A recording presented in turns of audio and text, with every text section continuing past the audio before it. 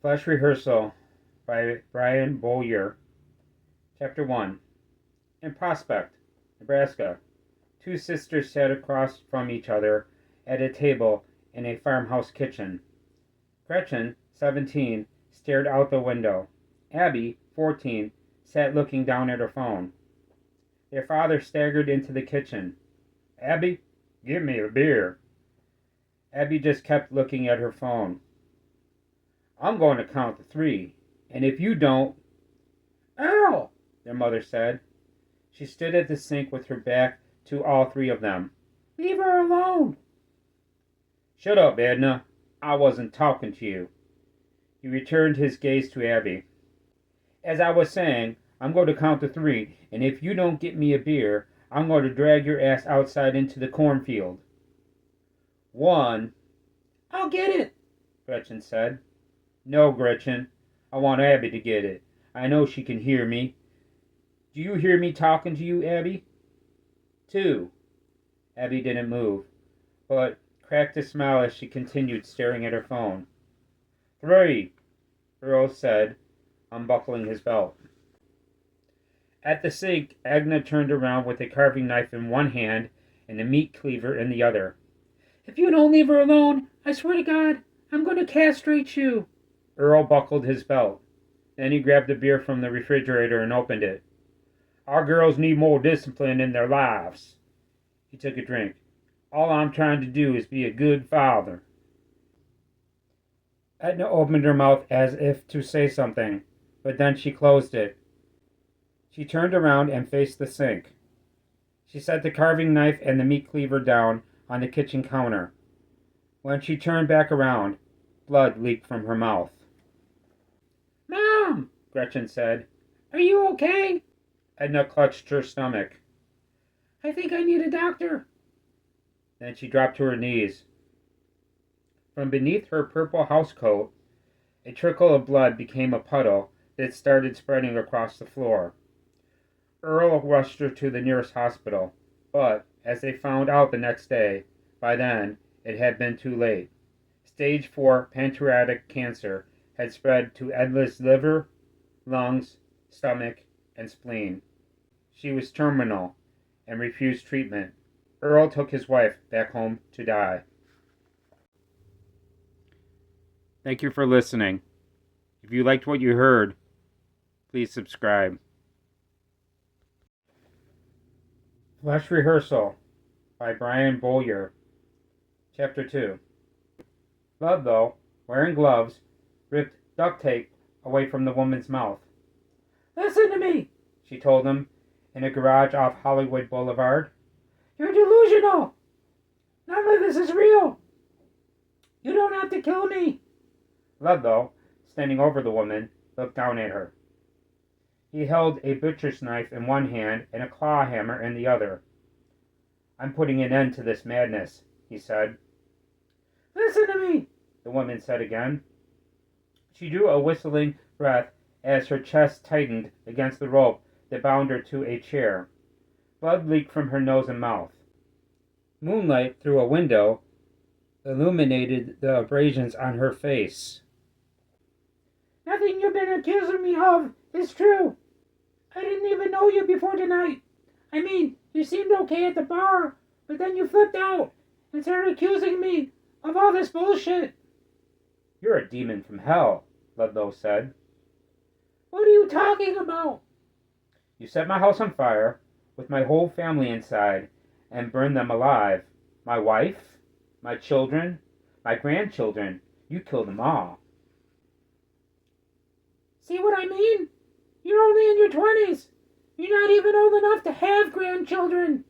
Ludlow, still holding the knife, set the hammer down and picked up a can of gasoline. "What are you doing?" the woman said. He tossed the knife aside. "I'm sending you back to hell, where you belong." He began soaking her clothes and hair with gasoline. "Wait!" The woman heaved against the rope around her chest and shook her head. "I have a little girl at home. My own mother's watching her right now." Tears formed in the corners of her eyes. "Please don't burn me." As Ludlow backed away, he emptied the can in a trail of gasoline leading to his captive. Then he tossed the can aside and produced a book of matches from his jacket's interior pocket. "Tell the devil I said hello." "No! Please! I'm begging you! Please don't burn me!" Ludlow struck a match. Then he set fire to the entire book of matches, and the whole thing flared up all at once. Smiling, he dropped it on the floor. A line of fire raced toward his captive. Flames engulfed her immediately. The woman screamed. Thank you for listening. If you liked what you heard, please subscribe. Flash Rehearsal by Brian Bowyer, Chapter 3. In Los Angeles, on her daughter's 18th birthday, Victoria, 38 years old, grabbed a violin case from the back of her car. Then she headed toward the mansion. Her two children, although Amelia was legally no longer a child, greeted her in the great room as soon as she stepped inside. Each stood beside a suitcase. Amelia's long, bone-white hair showed black at the roots. Jacob, 16, wore his black hair pulled back in a ponytail. As always, both wore all black clothing. They looked like two skeletons because they ate very little and went outside in daylight even less. Victoria smiled. "Halloween in August." "It's always Halloween in this house," Jacob said. Victoria handed Amelia the violin case. "Happy birthday!" Amelia opened the case. The violin was black. "Thanks, Mom." "You're welcome." "It's not exactly a Stradivarius, but I figured you could buy a better one later. If you can ever put your guitar down long enough. Besides, after today, you'll be able to afford any instrument you want." Amelia closed the violin case. Then she set it on the floor and grabbed her suitcase. "I'll play with it later. We have to go. Our flight will be leaving soon." Victoria drove them to the airport. Amelia and Jacob boarded a plane to Chicago. Thank you for listening. If you liked what you heard, please subscribe. Flash Rehearsal by Brian Bowyer, Chapter 4. After her first full shift of slinging lattes at a cafe within walking distance of where she now lived, Sarah opened the door and entered her latest apartment. The place was a dump, but at least it had four walls and a roof. There were undoubtedly some toothless meth heads out on the sidewalk who would consider this hellhole a luxury suite. She kicked her shoes off and plopped down on the torn, puke-yellow sofa. She had forgotten how exhausting it was to be on her feet for 8 hours straight. But that was okay. She knew she was lucky to have found a job at all without a car. Hell, she even knew she was lucky to even still be alive. At least she had beaten the heroin addiction again. For that, she was grateful. She had a 19-inch TV, but no cable. While debating whether to shower now or in the morning, someone pounded on her door. Who the fuck? She grabbed the .22 revolver hidden beneath the coffee table, got up, and went to the door.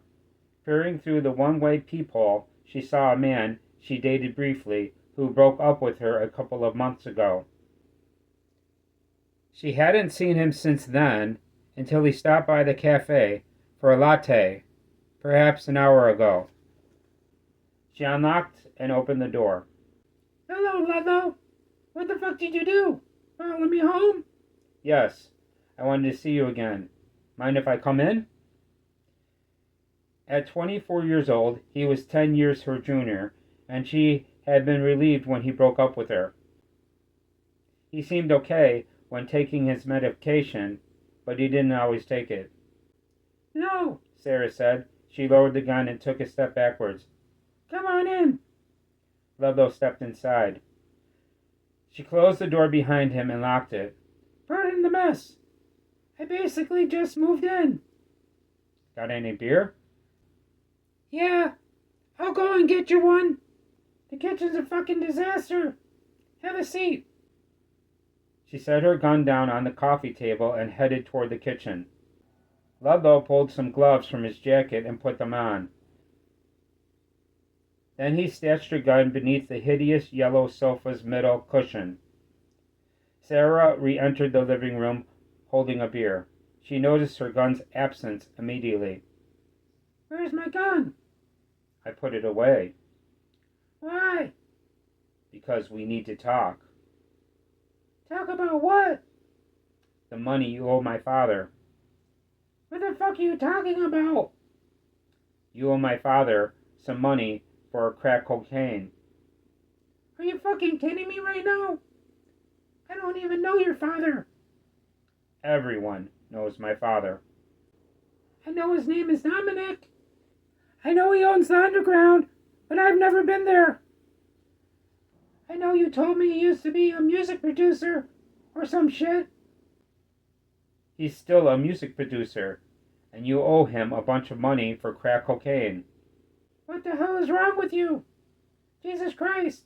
Ludlow, take your fucking Seroquel. I don't even smoke crack cocaine. He zapped her with a taser, and she went down. He put a hand over her mouth and dragged her into the bedroom. He found a t-shirt on the floor and gagged her with it. Then he tied her hands behind her back and her ankles to the post at the foot of the bed with more of her own clothes. I'll ungag you so we can talk, Ludlow said, producing a knife. But if you're too loud, I'll cut your fucking tongue out. He heard a noise to his left and detected motion from the corner of his eye. Turning his head, he saw the door of the bedroom closet shaking in its frame. Still holding the knife, he rose from Sarah's bed and approached the closet door.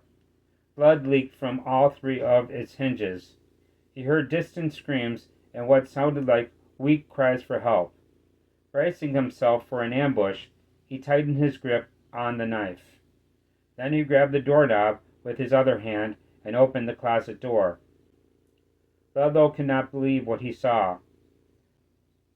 The bedroom closet was vast, much larger than the building looked from the outside. Torches lined the walls as far as he could see, and he saw a legion of monsters slaughtering naked humans. Staring at the carnage, he felt on the verge of passing out. Ludlow dropped to his knees and closed his eyes. Still on the bedroom floor, Ludlow opened his eyes, surprised to find himself, except for the gloves, totally naked. Holding the knife, he stood up and found his body covered in blood. Had a monster come out of the closet and stripped him naked? Was the blood that covered his body his own? He did not feel injured. Looking down, he saw no wounds on his flesh. The closet door was closed. He did not remember closing it. He opened the door and saw a regular closet. He also saw his clothes, neatly folded, on the floor beside his shoes. Then he looked over at Sarah's butchered remains on the bed. I'm a monster, Ludlow thought. I need to start taking my meds. He took a shower in Sarah's bathroom. Then he got dressed and left. Thank you for listening. If you liked what you heard, please subscribe. Flash Rehearsal by Brian Bowyer. Chapter 5.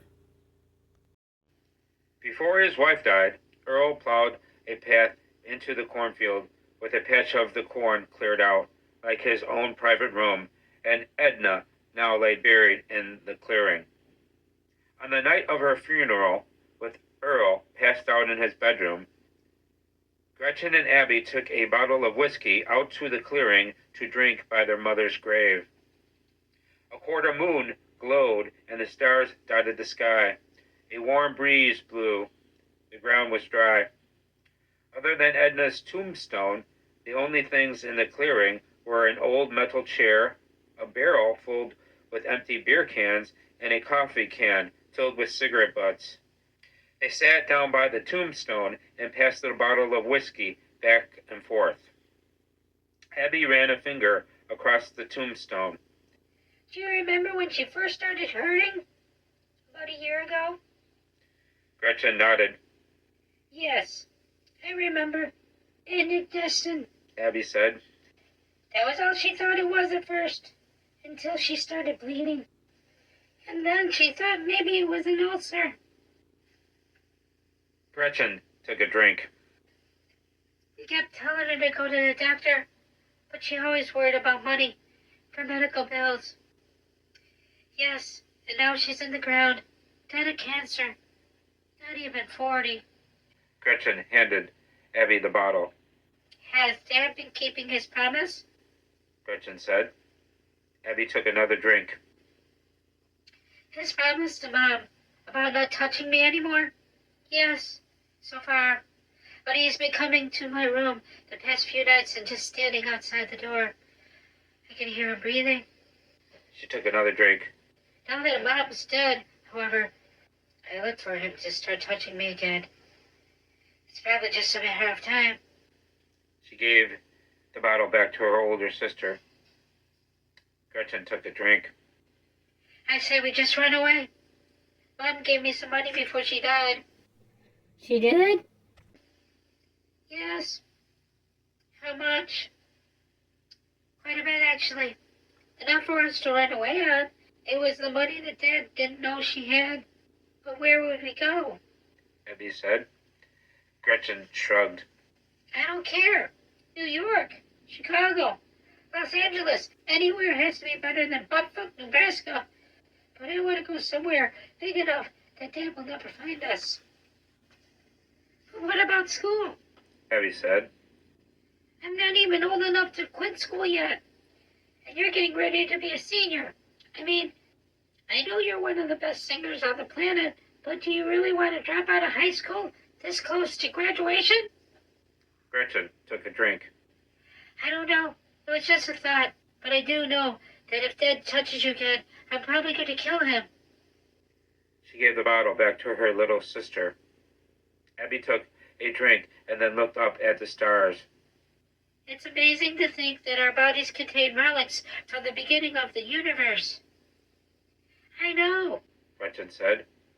Most of our hydrogen atoms formed over 13 billion years ago. Abby kept the bottle and leaned it against the tombstone. Then she took 2 cigarettes from a pack and handed one to her sister. Both lit up and smoked in silence momentarily, just looking at the stars and the moon. So how old were you anyways? Abby said. When Dad started touching you. Younger than you were when he started touching you. Oh, yeah? Yes. Gretchen said. He stopped touching me when he started touching you. All around them, at the edges of the clearings, corn stalks rustled in the breeze. They finished their cigarettes. Then Abby opened the bottle and took a drink. I was suicidal right before Mom's diagnosis. You were? Yes. But after we found out she was dying, I didn't want to kill myself and add to her grief. What about now? Gretchen said. Are you still suicidal? No, but that may change if Dad touches me again. Then let's just leave. Seriously. You mean everything to me. I don't know what I'd do if something happens to you. Abby shrugged. We'll see. They drank until the bottle was empty and then staggered back to the farmhouse. Thank you for listening. If you liked what you heard, please subscribe. Flesh Rehearsal by Brian Bowyer. Chapter 6. I'm Howard Bishop. Pleased to meet you. The lawyer gestured to the 2 chairs across from his desk. Have a seat. Amelia took the chair on the left, and Jacob sat down on her right. Bishop wore a gray suit with a white shirt and a maroon tie. Have a nice flight? The siblings wore black clothes and silver jewelry. Amelia's own white hair cascaded over her shoulders. Jacob wore his black hair in a ponytail. No, Amelia said. Jacob had panic attacks. Bishop looked at Jacob. Is that right? Yes. I'm never getting on an airplane again. First time in Chicago? Bishop asked them both. Amelia shook her head. Not mine. It is for me, Jacob said, and I won't be coming back. Sure you will, Bishop said. In 2 years, when you turn 18, to sign the papers. Jacob shrugged. We could all be dead in 2 years, but if I do come back, I'll definitely be driving. Bishop put his hands on the desk. How much have you two had to drink? Amelia cracked a smile. Not enough. You two smell like I could run my car on whatever's in your systems. What do? Sneak your own booze onto the plane? Yes, Jacob said. How do you get your booze, since you're underage? Amelia said. We have our ways. Does your mother buy it for you? Amelia shook her head. No, but she knows that we've been drinking since we were kids.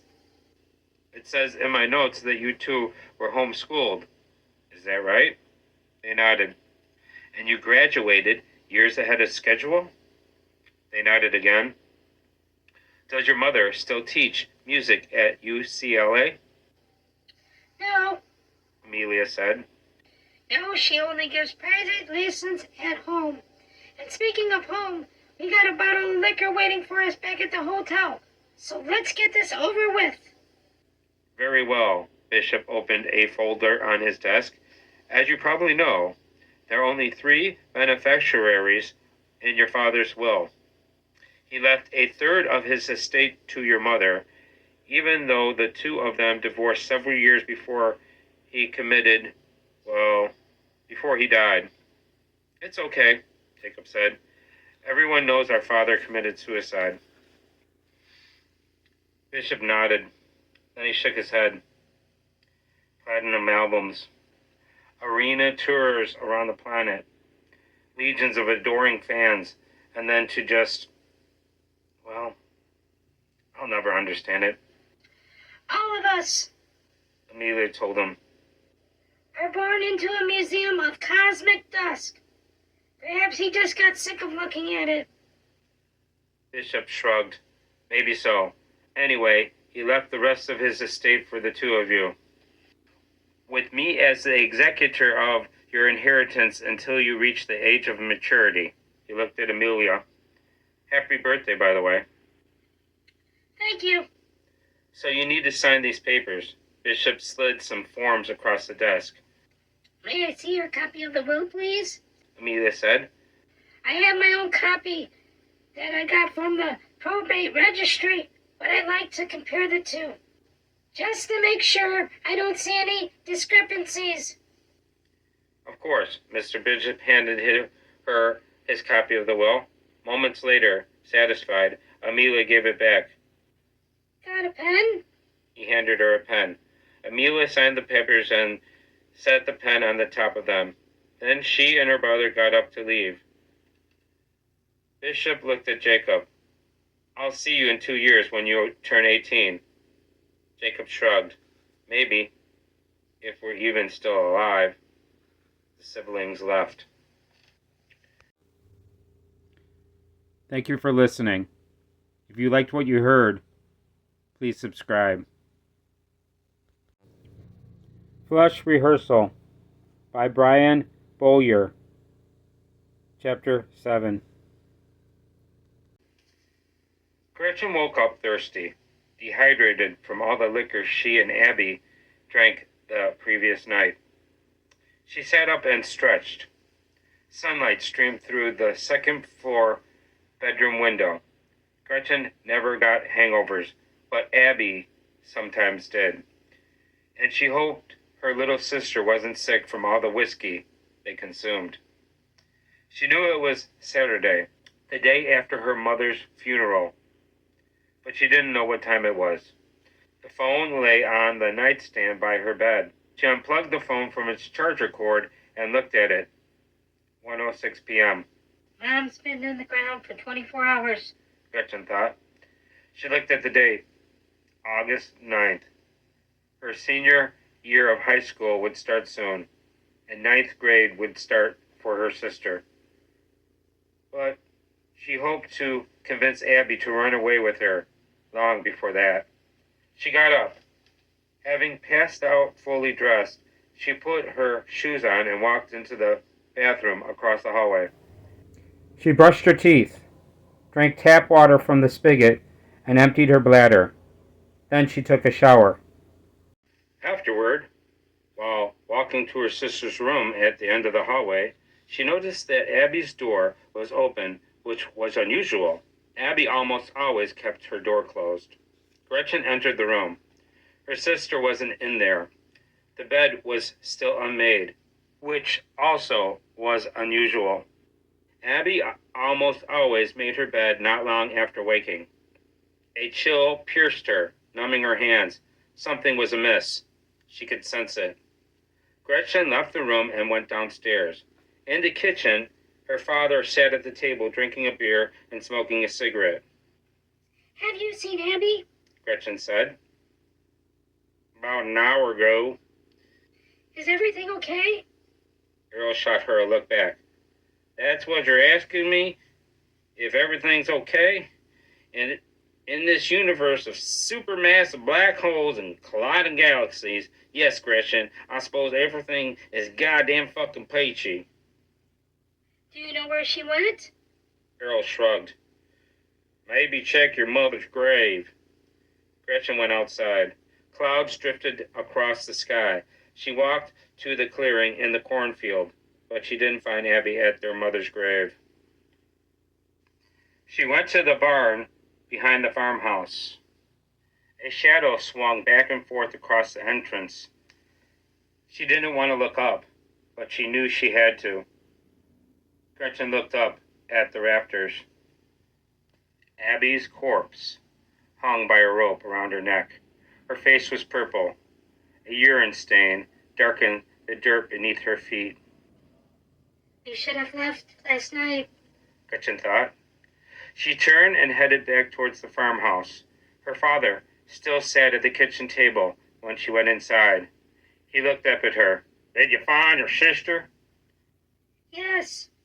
At your mother's grave? No. So where the hell is she? Abby's in the barn. In the barn? Yes. What the fuck is she doing in the barn? Just hanging. Gretchen said. Earl took a drink of beer. A handgun lay at the table next to his ashtray, which wasn't unusual. Her father took a gun with him even when he went into the bathroom. There were firearms scattered throughout the farmhouse, and as far as Gretchen knew, none of them were legally registered. Earl always purchased his guns on the black market. Now that your mother's dead, either you or your sister's gonna have to start cleaning up those goddamn dishes. Gretchen crossed the room to the kitchen sink. Both metal basins were filled with dirty dishes. Plates caked with dried-on spaghetti sauce. Bowls half full of milk and soggy cereal. Pots with old noodles stuck to the bottoms of them. A lot of silverware. Smudged coffee cups and several drinking glasses. A Glock 19 lay on the counter in front of the microwave. It was a gun, 9mm semi-automatic, that Gretchen had fired many times before. She picked it up and pulled back the slide. A bullet was already in the chamber. She leveled the gun and turned around to see if her father was looking at her. He was not. 12 years ago, when she was 5, he took her out back and started her on a bolt-action .22 rifle. By the time she was 6 years old, her bullet holes in targets made clusters she could cover with a thumb. Aiming the Glock at her father, Gretchen said. Abby's dead. Earl looked up at her. Is that right? Yes. Did you kill her? No. She killed herself. With a gun? No. With a rope. She's hanging in the barn as we speak. Abby killed herself because of you. Earl sipped his beer. And now you're going to kill me, Yes. Gretchen said. And then what will you do? I will wipe my fingerprints off the gun and put Abby's fingerprints on it and hit the road. Don't think she killed you before she committed suicide. Where will you go? Gretchen shrugged, keeping the pistol aimed at her father's face. I don't care. A big city, I guess. Anywhere has to be better than this place. Earl finished his beer. Mind if I smoke a cigarette before you shoot me? Gretchen shook her head. No. Go right ahead. His pack of cigarettes lay on the table next to his gun. He shook one out of the pack, pulled a lighter from his back pocket, and lit the cigarette. Then he set the lighter on the table next to the ashtray. So you're not going back to school? No. I don't blame you. I'm sure the schoolwork is boring to someone of your intelligence. We live in terrible times. The world is constantly at war. The atmosphere is a disaster. The environment is in shambles. We're smack dab in the middle of another great extinction. And don't even get me started on these goddamn kids these days. Jesus Christ. They're like rats, trapped in a mind-numbing gauntlet of computer games and endless social media. So no, I don't blame you a bit for quitting school. I just hope that you know that I tried my best to raise you and your sister a little differently. You raped us, Dad.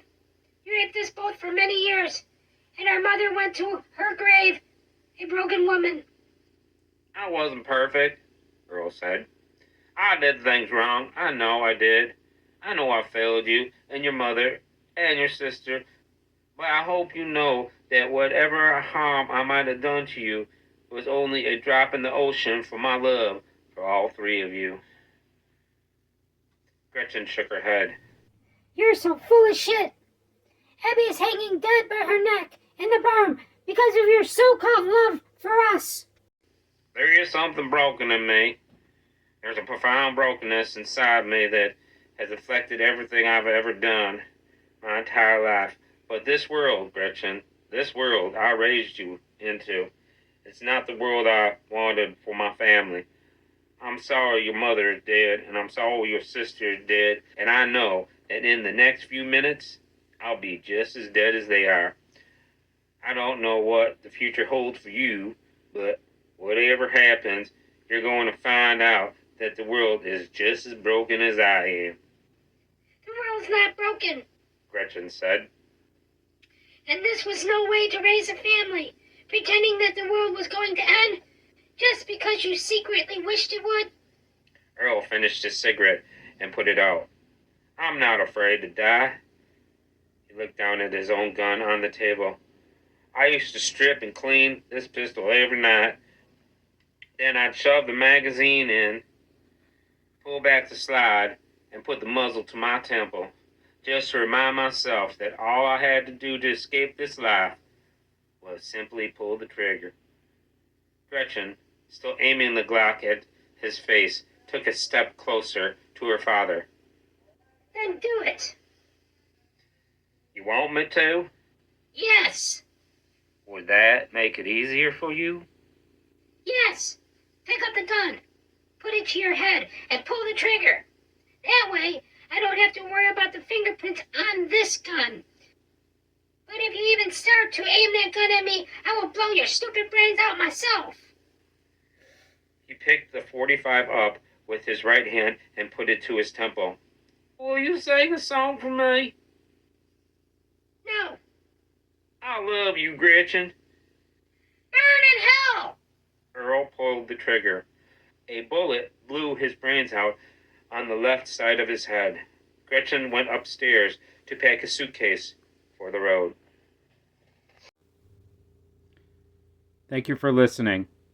If you liked what you heard, please subscribe. Flesh Rehearsal by Brian Bowyer. Chapter 8. Victoria, still naked on her bed in the mansion's second-floor master bedroom, lit a cigarette. Dominic, laying nude beside her, ran fingers through his hair. "Are you coming to the club tonight?" Probably not. He looked at her and smiled. "How did I know you were going to say that?" Perhaps I'm predictable. Victoria said. Maybe I'm too boring for you. "No, it's just that you never come to my club unless you're performing." She nudged him in the ribs. At least I perform for free. He faked a laugh. "Right, like you need my money." No, but I'm sure you pay all those other musicians who come and play in your club.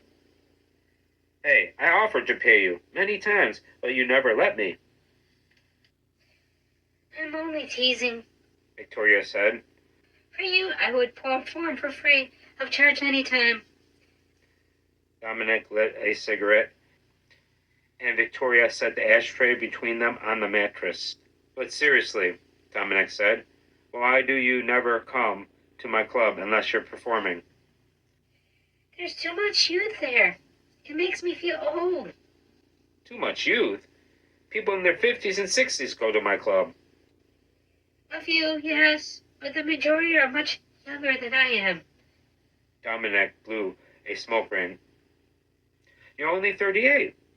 You're far from old. Hell, I'm 4 years older than you are." You don't look 42. Victoria flipped ashes into the ashtray. You look like you're still in your 20s. People often think that you and your son are brothers. "Speaking of whom," Dominic said, "he wanted me to ask you about piano lessons." She shot him a look. I thought Ludlow was a drummer. "He is, but now he wants to learn to play piano." Victoria shrugged. Okay, "So you'll do it?" sure. Dominic smiled. "Cool, I'll let him know. But you can't give him free lessons." He was adamant about that. Said it would make him feel weird. "He wants to pay the same as your other students." No problem. They finished their cigarettes in silence, then put them out. "So," Dominic said, "when are your kids coming back from Chicago?" I'm not sure. But I do know that Jacob had panic attacks on the flight there, so they're driving back. "They are?" Yes, Amelia bought a van. She sent a picture to my phone. Would you like to see it? "Sure." Victoria grabbed her phone and showed him the photo. "Jesus fucking Christ," Dominic said. I know, right? "That looks like something a serial killer would drive," That was the first thing I thought, too. Victoria said. "Amelia inherits millions and millions of dollars, and the first thing she buys is a beat-up van that looks like it's 20 or 30 years old? That's fucking hilarious." Yes, just to get them home. Knowing Amelia, she might set it on fire as soon as they get back. And when they do get back, at least Amelia is now legally old enough to enter your club. Jacob, however, is still underage. He shot her a sly grin. "Yeah? So what's your point?" I know they go to your club, and not just whenever I'm performing.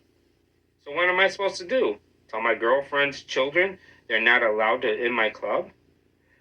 "They both have fake IDs, plus a lot of cops are on my payroll, so I'm not worried about a raid, and I hate the way that sounds. By the way, calling you my girlfriend, I hope I am able to one day call you my wife." Victoria smiled. Come on, let's take a shower. Thank you for listening. If you liked what you heard, please subscribe.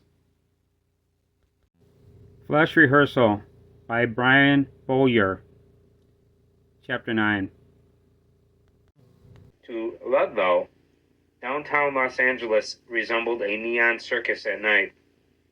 He parked near an old hotel and took off walking down Broadway.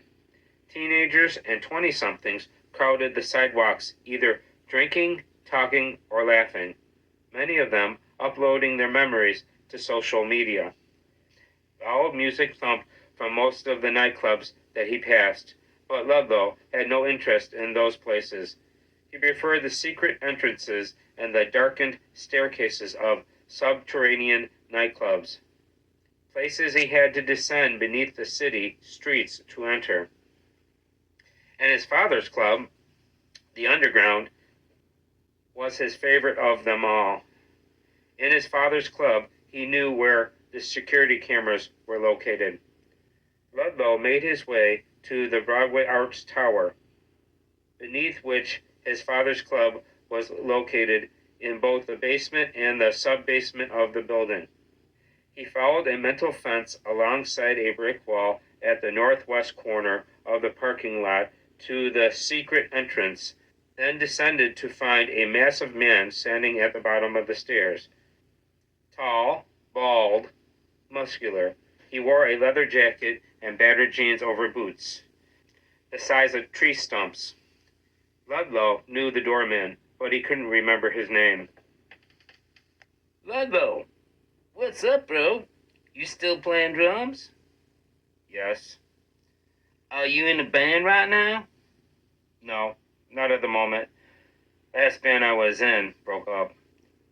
Listen, man, we've been jamming with a couple dudes and we still need a drummer. You should come and jam with us sometime. Cool. Might do that. You want my number? Sure. Ludlow took his phone out. The man told him some numbers, and Ludlow pretended to key them into his phone. Then he put his phone back in his pocket. Is my father here tonight? The doorman shrugged. Don't know. If he is, I ain't seen him. Ludlow nodded. Seriously, though, The man said. don't forget to call me. Ludlow nodded again. Then he went inside. Recessed lights glowed red in the halls of the dim hallway. He could hear voices down the hall and the repetitive bass of music in the distance. He turned left at a bend in the hall and encountered another large doorman, whose massive arms were crossed in defiance. The doorman's eyes lit up and smiled with recognition. Ludlow, what's up, man? How you been? Not bad. Have you seen my father tonight? Nope, haven't seen him. Ludlow nodded. Take it easy. He continued down the hall. The muffled bass opened up to a loudness of drum beats and guitar riffs as the hallway expanded into a cavern. A huge room filled with dark lights and metalwork that always evoked in Ludlow the feeling of a post-apocalyptic lair beneath the city. The place was packed. A dance floor occupied the center of the room, surrounded by tables and leather couches lining the walls. Several doors in the walls led to other long hallways and numerous private rooms of varying sizes. Ludlow made his way to the long mahogany bar and sat down on a leather stool and ordered a glass of whiskey. He had only taken 2 sips when the woman to his left looked at him and smiled. Hi, Ludlow. Like everyone else in the club, she had to yell to be heard. Do you remember me? He found her attractive. She had long brown hair, dark eyes, and wore a tight dress that accentuated her cleavage. She looked vaguely familiar. Of course, he said, but I'm really bad with names. I'm Haley. I used to date Shane. You and 1,000 others, he thought. Shane was the lead vocalist in the last band Ludlow played drums in. He smiled. It's good to see you again, Haley. Likewise. She took a drink from a cocktail glass with a little umbrella in it. I heard the band broke up. Yes, we did. What happened? Ludlow shrugged. Creative differences, I guess. I always thought you were the strength of the band. Oh, yeah? Yes, I mean, Shane's a pretty good singer, and the other guys are decent musicians, but I always thought your drumming was the strength of the band. Ludlow sipped his whiskey. Thanks. I appreciate it. Haley finished her drink. Want to get out of here? I've got some DMT. DMT? Yes. Have you ever done it? No, but I've heard of it. That's a psychedelic drug, right? Yes. It's nitrithamine. It's one of the most potent hallucinogens on the planet. I'm schizophrenic, Ludlow said. Doctors have told me I shouldn't take hallucinogens. DMT won't hurt you. Hell, it might even help you. Help me? Yes. Haley said. It's a naturally occurring chemical found in both plants and animals. It's used for ritual purposes and shamanic ceremonies. It's produced in the human brain or in our pineal glands. And small amounts are released when we are asleep. It's what gives us our crazy dreams. And trust me, a DM trip is better than any fucking dream you ever had. So it's kind of like LSD? Haley shook her head. Oh no, it's much better than that. Plus, an acid trip lasts for several hours. A DMT trip lasts only for about 10 or 15 minutes. You should smoke some with me. Ludlow finished his whiskey. Where at? We could go to my place. I only live 5 minutes away. I'm renting a house over on Maple Avenue. Ludlow shrugged. Okay. He stood up, and then Haley stood up too. I'm parked at a hotel down the street, Ludlow said. Okay. They left. She drove him to his car, and he followed her to a one-story house on Maple Avenue. A two-car garage was attached to the house. Both garage doors were down. The driveway was empty. Haley parked in front of the garage door nearest the house, and Ludlow parked beside her. They got out and went inside. Haley turned on a light. Nice place, Ludlow said, casting his gaze around the living room. The interior was clean. Thanks, Haley said. I'm splitting the rent with a friend. She's currently out of town. Make yourself at home. Ludlow sat down on the sofa. Haley left the room. She returned moments later with a glass pipe and joined him on the sofa. What's with the gloves? I'm a germaphobe, Ludlow said. Haley cocked her head. Will you be okay to share this pipe with me? Yes, it's just my hands. I have this morbid fear of getting flesh-eating bacteria on my hands. If I lose my hands, I won't be able to play drums. And if I can't play drums, I'll lose my fucking mind. Haley laughed. Dude, you've already lost your mind. But hopefully this DMT will help you find it. She put a sandwich baggie on the coffee table, pinched some white crystals from the baggie, and placed them in the pipe. After she lit the pipe, they passed it back and forth a couple of times. And then Ludlow entered another dimension. The fabric of reality became a kaleidoscope of bright colors and rapidly moving images, and he found himself surrounded by little entities of extremely high intelligence who communicated with him telepathically. Whatever the entities were, aliens, dwarfs, elves, machines with souls, he knew beyond all doubt that they were benevolent and only wanted to help him. They expressed that they had mastered many secrets of the universe, and they seemed not only eager but desperate to share their ethereal wisdom. Time passed.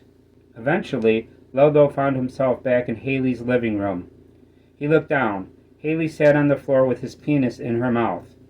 She took his throbbing erection all the way down to the base of the shaft, working her head up and down without even the slightest hint of a gag. She grabbed his hips and pulled him forward to shove even more of him into her mouth. The sensation was incredible. Unable to restrain himself, he exploded in her mouth. He thought she would pull away when the semen hit her tongue, but she did not.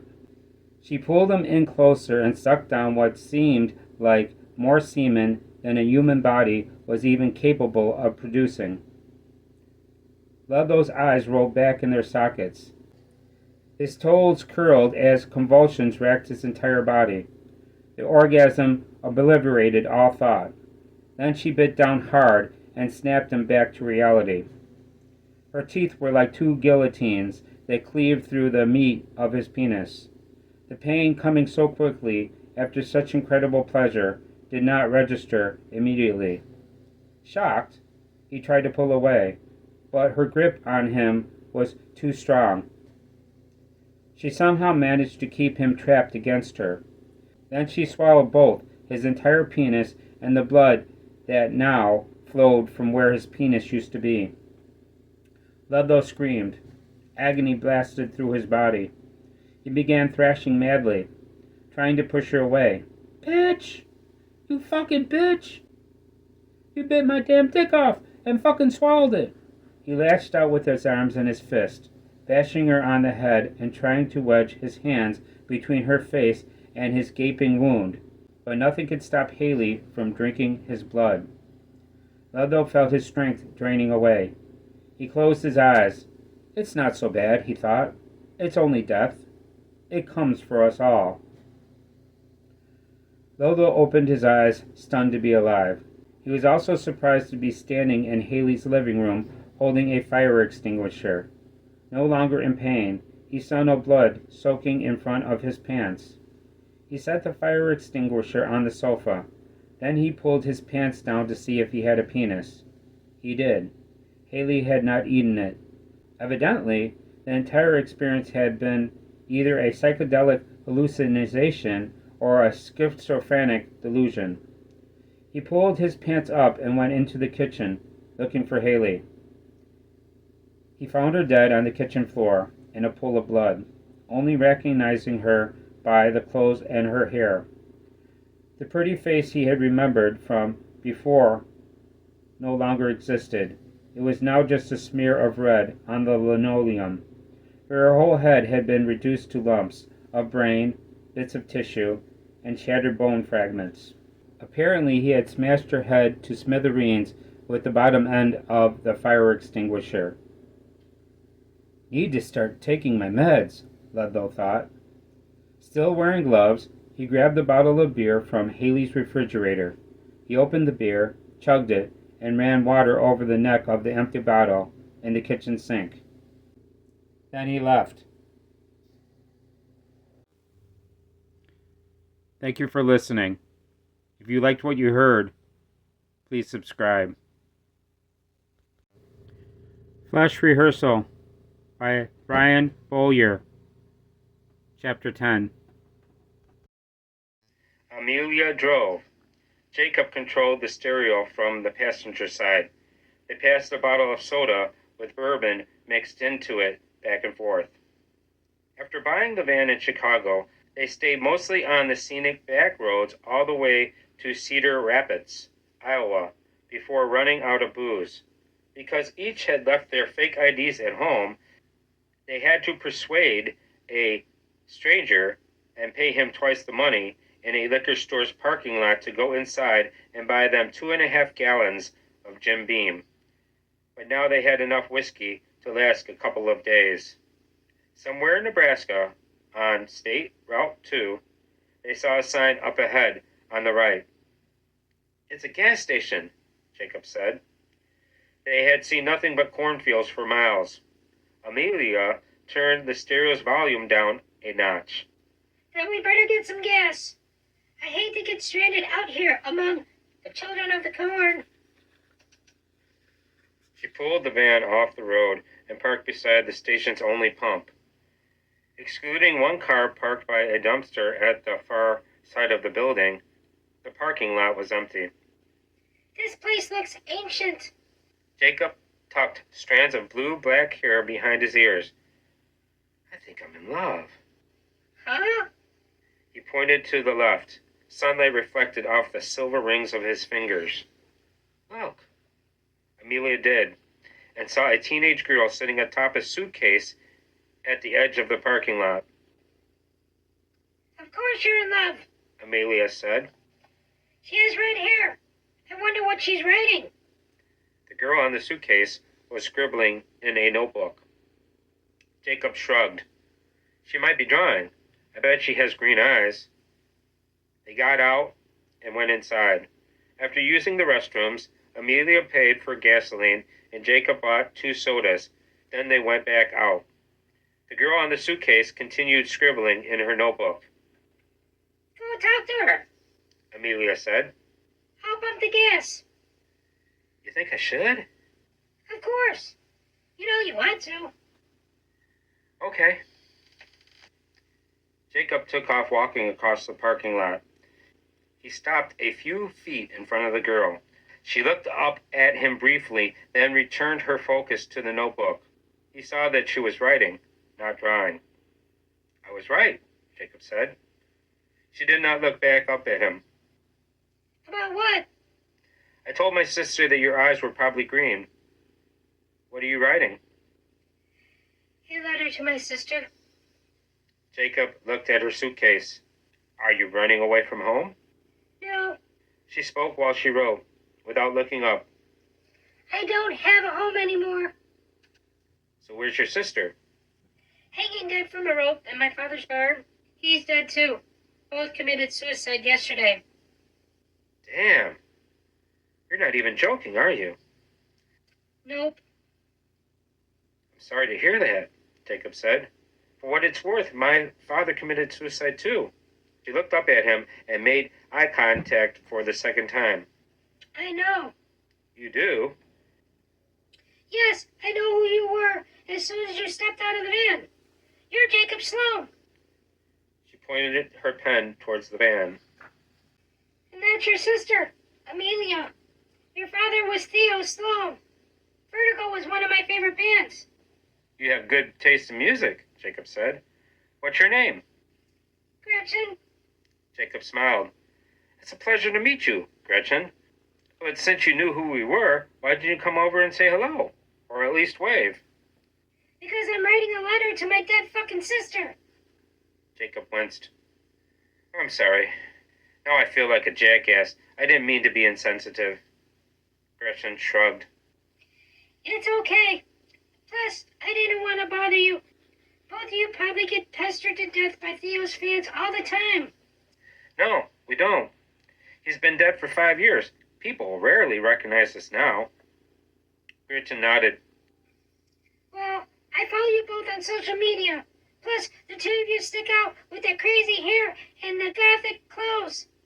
But it's hard to believe that it's been 5 years already. Although I know it has been. I was 12 years old when Theo died. So you're 17 now? Yes. 1 year older than me, Jacob said. I'm 16. So you were 11 when he died? Yes. I remember seeing Amelia at the memorial, but I don't remember seeing you. You were there? Gretchen shook her head. No, I watched it online. The memorial was in Chicago. Yes. He moved back to Chicago after Mom divorced him. The three of us stayed in L.A. Amelia flew to Chicago by herself for the memorial. She was 13. It was her first time on an airplane. Gretchen closed her notebook. The memorial was massive. There were so many people there. I remember like it was yesterday. That huge square of green lawn packed with mourners for your father. All those girls dressed in black outfits, weeping and holding photographs of Theo. Sad-faced guys in leather jackets, many of them crying. People were making altars and shrines out of everything. There were candles everywhere. Your father's death affected many people. Jacob nodded. Yes, it certainly did. What was he like as a father? Distant, very aloof, almost like a feline. I mean, we knew he loved us, but he was almost never there. And even when he was there, he wasn't really there. He was always somewhere else in his mind. Gretchen watched a tractor trailer go rushing by on the highway, and then she looked back up at Jacob. So what the fuck are you doing in Nebraska? Jacob glanced over at the van. His sister finished pumping gas, now sat behind the steering wheel. Amelia turned 18. She had to sign inheritance papers in Chicago. We took a plane there, but I don't like to fly, so we decided to drive back. That van? Gretchen said. It looks like something a serial killer would drive. Jacob smiled. I know. We bought it in Chicago. So you're headed back to LA now? Yes. Mind if I catch a ride? I'll pay for all the gas. My mother gave me some money before she died. Wait a second. Your mom's dead too? Yes. Did she commit suicide like your father and your sister? No, pancreatic cancer. She died a few days ago. Jacob shook his head. Damn. Sorry to hear that. Yeah, anyways, I called a cab to take me to the nearest bus station, but they said it would be at least an hour before I got here. Is LA where you're going? Gretchen shrugged. I hadn't decided yet. I was thinking either New York, Chicago, or Los Angeles. It doesn't really matter to me. I just want to move to a fucking city and start over. I guess you can ride with us, Jacob said. But we like to drink whiskey. Would that bother you? Gretchen smiled. No, I like to drink whiskey too. It may take us a couple of days to get there, though. We'll probably be stopping to stay in hotels whenever we get too drunk to drive. You okay with that? Absolutely. Gretchen stood up, still holding her notebook. She grabbed the suitcase with her other hand. I'm in no hurry. Cool, Jacob said. They took off towards the van across the parking lot.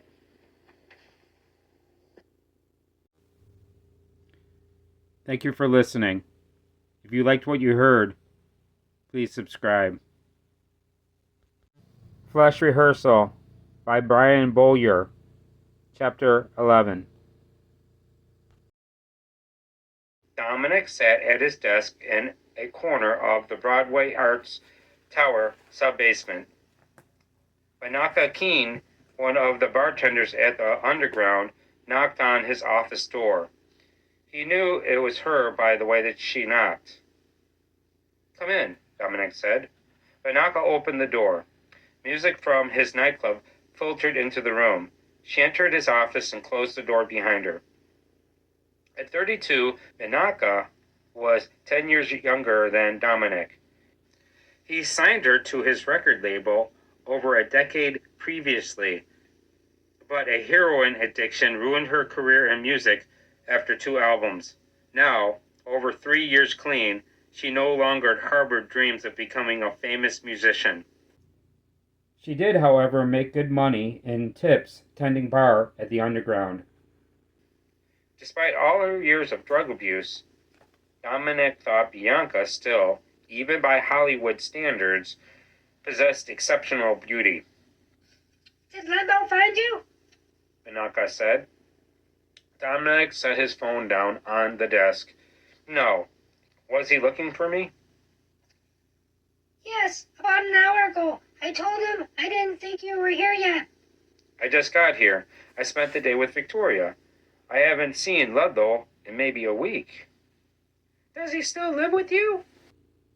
Not really. I mean, he still has a room at the house, but he almost never sleeps there. I think he stops by every day to take a shower. But I'm usually at Victoria's. Last time I talked to Ludlow, he told me he was staying at a place with no water or electricity. That's weird. Banaka said.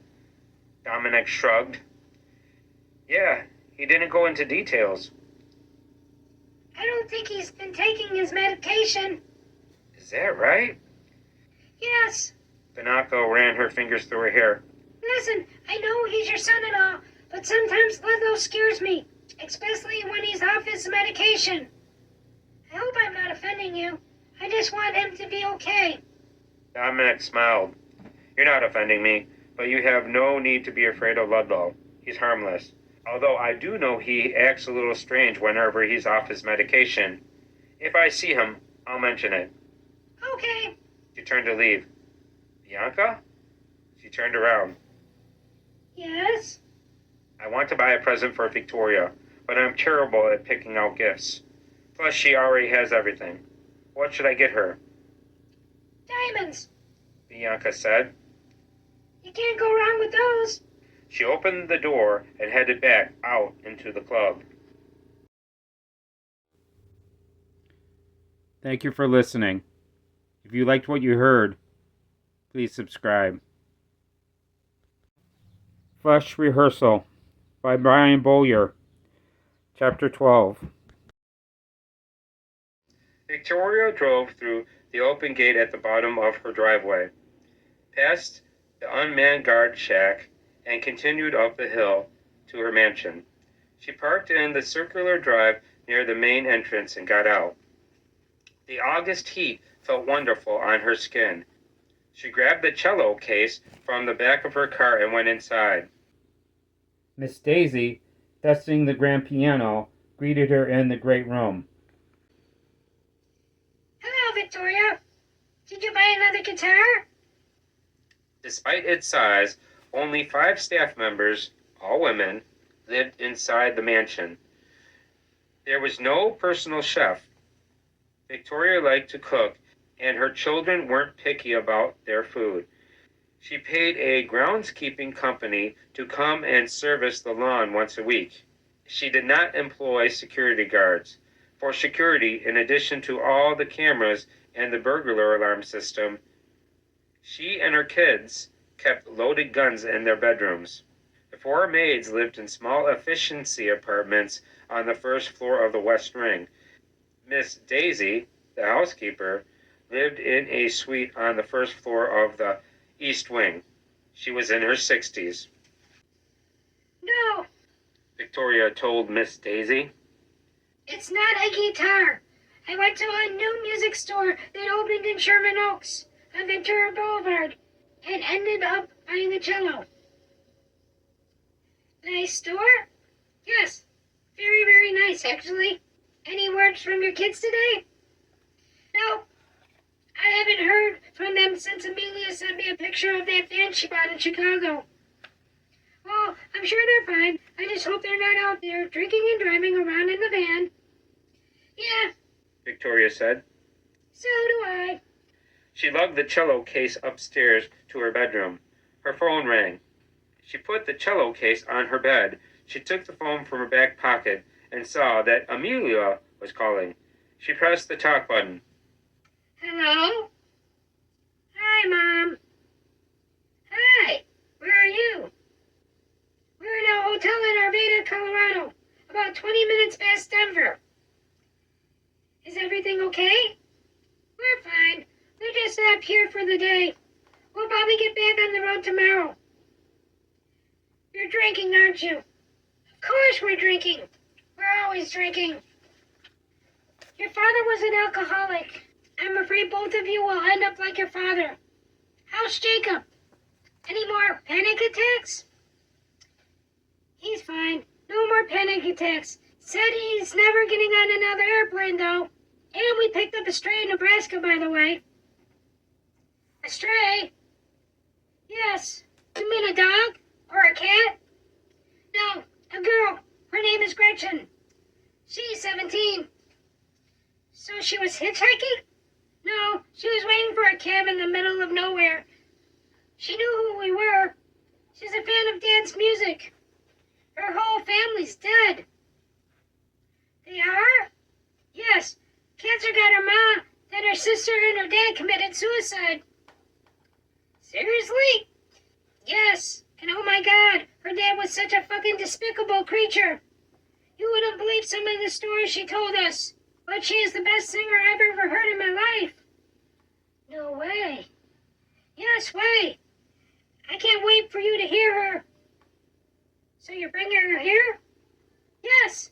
She only asked for a ride to LA, but we told her she could stay with us until she got on her feet.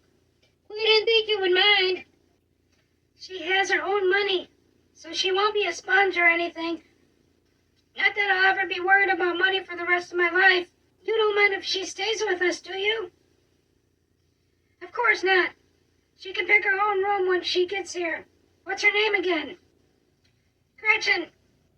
Gretchen. Right. Well, if Gretchen is as good of a singer as you say she is, maybe the three of you can start a band. We're definitely going to. Amelia said. We've already discussed it. We just need a drummer. Oh, and Jacob's madly in love with her, by the way. He is? Yes, I don't think he knows it yet, and I don't think Gretchen knows it either, but I know it. Jacob's in love. How old is she again? 17. Well, she's only 1 year older than he is, so that's not much of an age difference. And knowing Jacob, I'm guessing she has red hair. Of course, long red hair with bright green eyes. Smiling, Victoria shook her head. So when will you be home? Not sure. We bought an acoustic guitar a few miles back, so we're going to drink some whiskey and write some songs. Might be a couple days before we get there. Okay, just don't be drinking and driving. We won't. I love you. Victoria said. Tell Jacob I love him too. Thank you for listening. If you liked what you heard, please subscribe. Flush Rehearsal by Brian Bowyer, Chapter 13. Ludlow either woke up or came to, aware of the fact that he could barely tell the difference anymore. In the old, abandoned, rotten Victorian house with a headache, he could easily afford a decent place to stay, but spent most of his nights in this rat-infested dwelling to escape the madness of society. He stood up in the front room and looked around. Sunlight streamed through the holes in the boards over the window. Good morning, He heard a female say.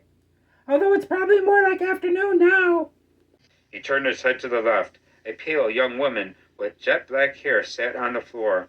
A sketchpad lay open on her lap. She held a pencil in her right hand. A candle burned in the coffee can beside her on the floor. Who the fuck are you? Ludlow said. I'm Raven. What's your name? What the fuck are you doing here? Didn't your mother teach you any manners? My mother's dead, So is mine. Raven said. I had to kill my mother. And you're lucky I didn't kill you in your sleep. Did you follow me here? No, of course not. Then why are you here? Still sketching, Raven shrugged. I crash here sometimes. It's a condemned house. You don't own this place. God, I'm such a dumbass. I should have just fucking killed you in your sleep. Yes, Ludlow said. Not killing me was a mistake, probably fatal. He pulled a snub-nosed .38 from the waistband of his jeans and aimed it at her. Stand up. She looked up and saw the gun. Seriously? Yes, stand the fuck up, right now. She closed her sketch bag and set it on the floor. Then she ran fingers through her hair and stood up. Drop the fucking pencil, Ludlow said. Huh? You heard me. Drop the fucking pencil or I'll put a bullet right between your goddamn eyes. She dropped the pencil on her sketch pad. It bounced once, then rolled onto the floor. Now come here, Ludlow said. She approached him. Stop, Ludlow said. That's close enough. Open your mouth. She did. Show me your teeth. She did. Just as I suspected, Ludlow said. You're one of them. Huh? Your teeth. You're one of them. So now you think I'm a vampire? Ludlow shook his head. No, not a vampire. I don't know what kind of creature you people are, but you're not human. You have horse teeth. Horse teeth? Yes, just like the others who's been following me around lately. I see them everywhere now. I wait for them to smile, and they all have oversized teeth, like a horse, just like you. Raven laughed. You think it's funny? Ludlow said. Dude, you're fucking stupid. My teeth are perfectly fine. No, they're not. They're inhuman. And I can spot your kind before I see you smile. By the way you walk. The way we walk. Yes, all of you walk while keeping your arms straight down by your sides, without allowing them to swing back and forth like a normal person. It isn't natural. And then, once you flash those damn horse teeth, well, that's when I know I have to kill you. I actually know some vampires, Raven said. Ludlow cocked his head. You do? Yes. Here in L.A.? Yes. Can you take me to meet them? Raven cracked a smile. Your bullets won't hurt the vampires, dumbass. Ludlow lowered the gun. Your teeth. What about them?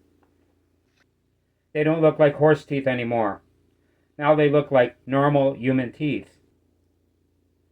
Because they are normal human teeth. I'm a normal human being.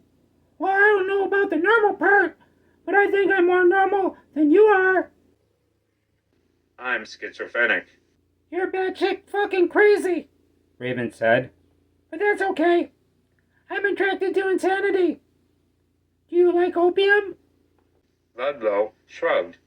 I don't know. I've never tried it. Want to smoke some? I guess. Why? Do you have some? Yes. I didn't think people smoked opium anymore. Most don't. These days, everyone's into heroin, but I don't like needles. She sat down and patted the floor beside her. Have a seat. Ludlow did. I've never seen opium before. You don't see it on the streets much. Like, almost never. Actually, I get it from the vampires. She pulled a cellophane pouch from her pocket of her jeans. In the pouch were little dark balls of what Ludlow assumed was opium paste. From another pocket, Raven pulled a lighter and a pipe. She put one of the balls in the pipe's bowl and extended the mouthpiece to Ludlow. Then she lit the paste with her lighter, and he inhaled. The burning opium smelled like hazelnut. The taste seemed a mixture of cinnamon and wildflowers. The smoke that filled his lungs, however, Ludlow would only call ambrosio. He could not get enough of it. They passed the pipe back and forth until Raven put it away, by which time Ludlow felt as if he were floating. So what do you think? Raven said. Ludlow leaned back on the floor, smiling dreamily. I think I was born to smoke opium. Raven lit a cigarette. Thomas D. Quincy called it the celestial drug. Ludlow nodded. That's not far from a perfect description. But who the fuck is Thomas D. Quincy? English essayist. He said opium was a cure for all human woes. He called it the secret of happiness that philosophers had argued about for ages. He said it communicates serenity to all of our human faculties, and that it introduces us to the most exquisite order and harmony. He also said that no one who experienced the divine luxuries of opium would ever again descend to the gross and mortal enjoyments of alcohol. I wouldn't go that far, Ludlow said, but it's definitely some good shit. You think he still smokes it? Of course not. Not in this realm anyway. Thomas D. Quincy's been dead for 200 years. Damn. People have been smoking opium for that long? Raven laughed. For much longer than that, actually.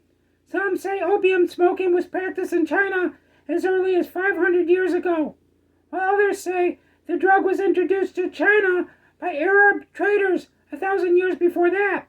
Archaeological discoveries in Cyprus have brought to light opium pipes dating to the Bronze Age. Homer wrote about opium in the Odyssey. It's older than any known god. Opium origins lie in the prehistoric mists of the Neolithic period. It was glorified in Egypt and Mesopotamia. The ancient Greeks smoked opium to get closer to their numerous gods.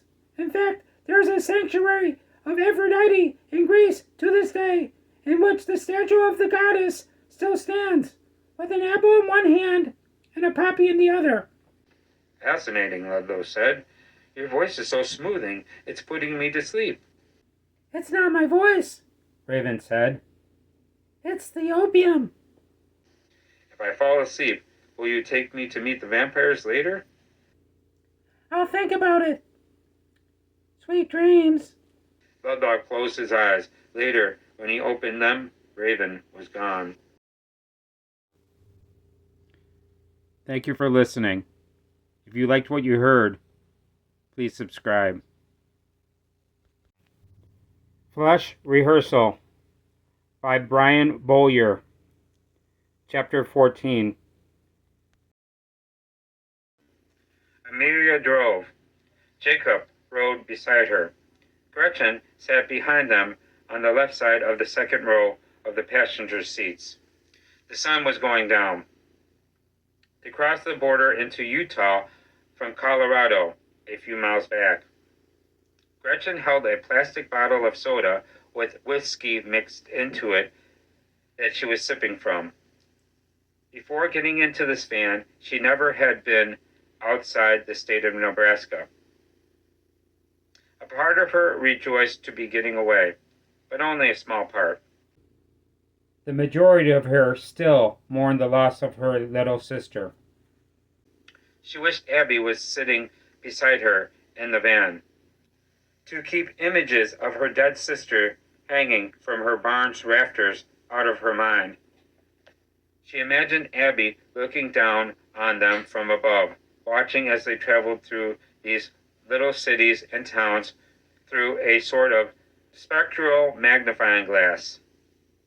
Maybe she could even zoom in and keep going down until she saw the tiniest grains of sand and specks of dust, all the way down to the molecules and atoms. Who knows? Perhaps ghosts could even see quarks and electrons. Behind the steering wheel, Amelia said, We need to get off the road before it gets dark. In the passenger seat, Jacob turned around and looked at Gretchen. We don't like drinking and driving after the sun goes down. Cops are more likely to pull you over at nighttime. They found a motel off the highway and got a room with 2 beds. The siblings put their suitcases on the floor in front of the bed nearest the window. I'll take this one. Amelia told Gretchen. Then she pointed to the bed nearest the bathroom. You can have that one. Gretchen put her suitcase next to the wall between her bed and the bathroom. Drinks? Jacob said. Music? He found a rock station on his phone and turned the volume up. Then he pulled a fresh bottle of bourbon from his suitcase and cracked it open. The siblings sat down on the side of their bed, facing Gretchen, who sat on the side of her bed, facing them. They drank. They took turns chasing the liquor with sips from a 20-ounce bottle of soda. On the station, they listened to 103.5, The Arrow, Utah's classic rock. A song ended, and the DJ reported on a story about the death of a little boy at Liberty Park in Salt Lake City earlier that day. Apparently, someone dropped a knife from the top of a Ferris wheel and it entered the boy's skull while he waited in line with his mother. The blade severed multiple arteries in his brain, killing him instantly. Damn, Jacob said. You have to be a fucked up son of a bitch to drop a knife from the top of a Ferris wheel. Maybe it was an accident. Amelia said. Gretchen shook her head. I doubt it. Probably some asshole who knew exactly what they were doing. Although odds of the knife landing just at the right angle to penetrate somebody's skull and brain are probably astronomical. They drank for about an hour, mainly talking about music and songwriting. At one point, Jacob looked at Gretchen. That letter you wrote to your sister. Yes? What about it? I think we should turn that letter into a song. Amelia nodded. I agree. We could turn that letter into an awesome song. Gretchen shrugged. I don't know. I actually feel a little weird showing you two that letter. Why? The siblings said in unison. Gretchen took a drink. I don't know. I guess because Abby said I thought you might find it stupid that I wrote a letter to my dead sister. Unless, of course, you believe in ghosts, like I do. Jacob smiled. Trust me, we don't think you're stupid. Not only do Amelia and I believe in ghosts, we know beyond a shadow of any doubt that ghosts are real. Is that right? Yes. Amelia said. Our mother's house is haunted. Gretchen nodded. The farmhouse I grew up in was haunted. Tell me more. The mansion is very old, Jacob said. It was originally built about 150 years ago. It's been expanded and renovated over the decades, of course, but we've read stories about the place being haunted for at least 100 years. It's one of the most well-known haunted houses in Los Angeles, which is the main reason our father bought it in the first place. So yeah, we've been surrounded by ghosts our entire lives. It's no big deal. Amelia looked at Gretchen. So what do you say? You want to try to turn that letter into a song? Gretchen took a drink. Let's do it. Cool. Amelia stood up. I'll go get the guitar.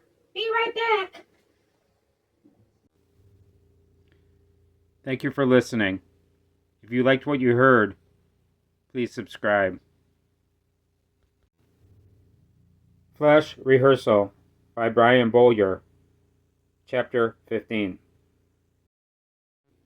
Dominic parked his car in front of Madame Isabel's palace and killed the engine. He had not come to the brothel to visit a prostitute, for Madame Isabella also sold jewelry out of the mansion. He got out. The August sun was blazing, but he wore a jacket nonetheless to conceal his shoulder rig.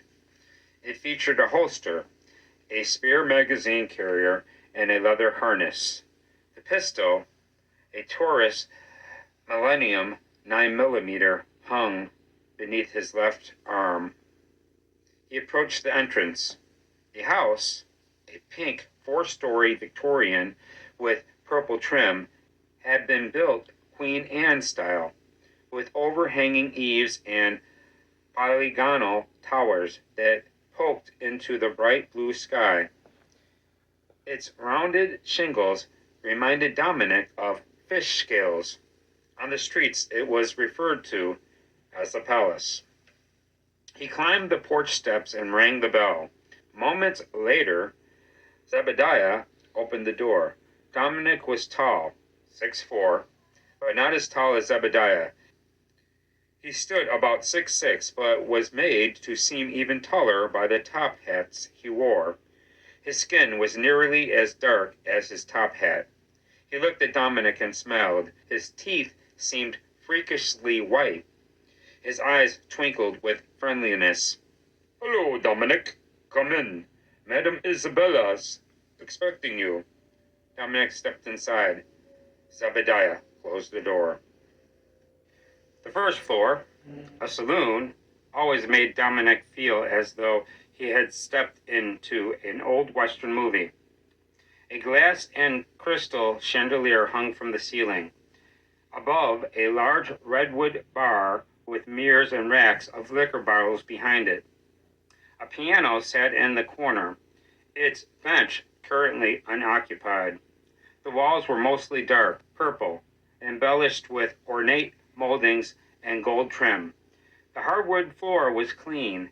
Back rooms for gaming with roulette wheels and blackjack tables were hidden behind closed doors. A spiral staircase led to the upper floors where the girls lived and worked. Dominic saw no afternoon customers in the saloon, but a few of the girls lounged around in skimpy dresses, sipping cocktails and talking to each other. Zebediah looked at Dominic. "You know Madame Isabel's office is, right?" "Yes, second floor." She told me to tell you to go on up. Dominic took the staircase up to the second floor. The door to Madame Isabella's office was open. He poked his head in. She sat behind her desk, atop which rested a jeweler's display case. She looked up at him and smiled. Hi, Dominic. Come on in. Close the door behind you.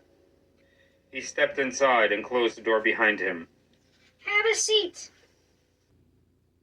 He sat down on one of the two upholstered chairs across from her desk.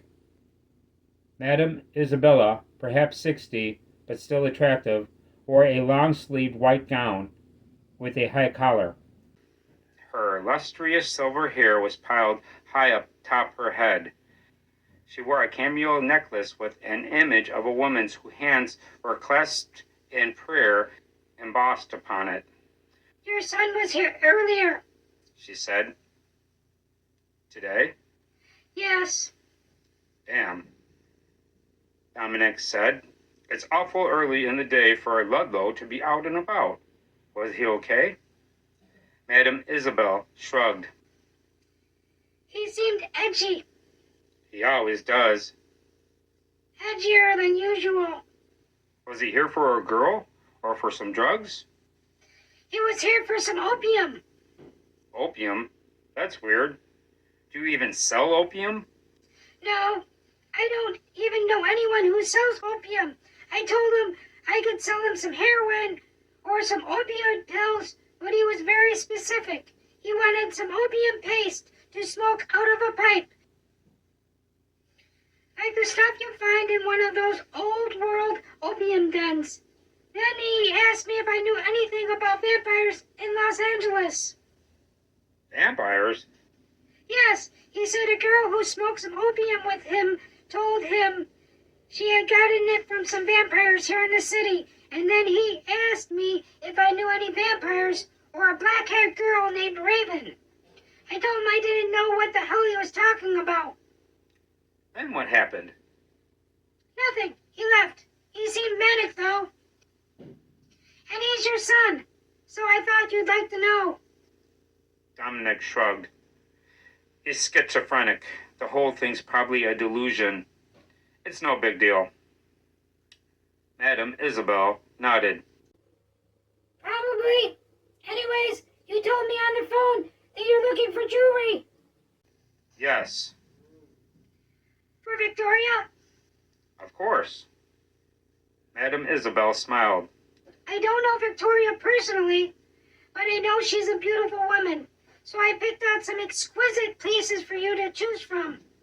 She opened the display case on her desk and spun it around to face Dominic. He looked down. A double heart pendant of pink diamonds on a silver chain caught his eye immediately. He picked it up. I like this. How much is it? She told him. He pulled a rubber-banded wad of cash from his jacket's inner pocket. I'll take it.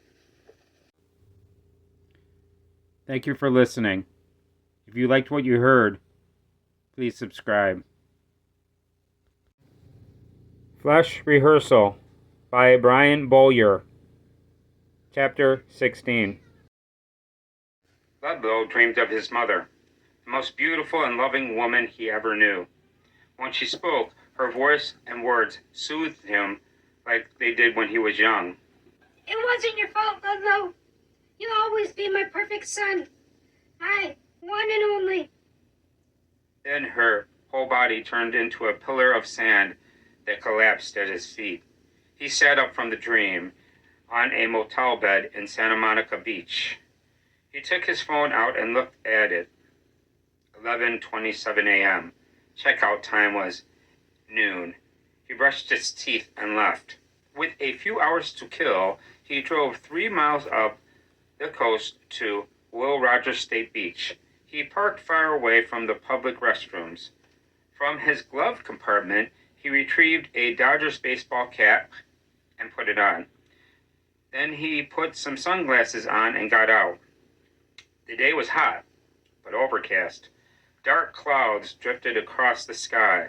He walked down to the beach. The ocean seemed to stretch into infinity.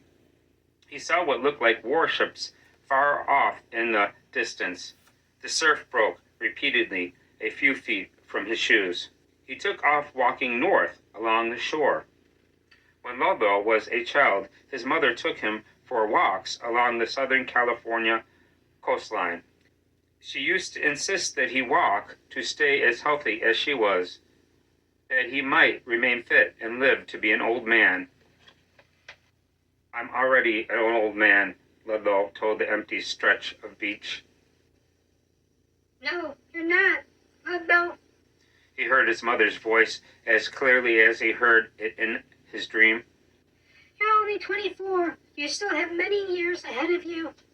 His mother had been dead for many years, but Ludlow had still not fully adjusted to being without her. After she died, walking without his mother had at first seemed impossible, with memories like ghosts stalking past every path they had ever taken.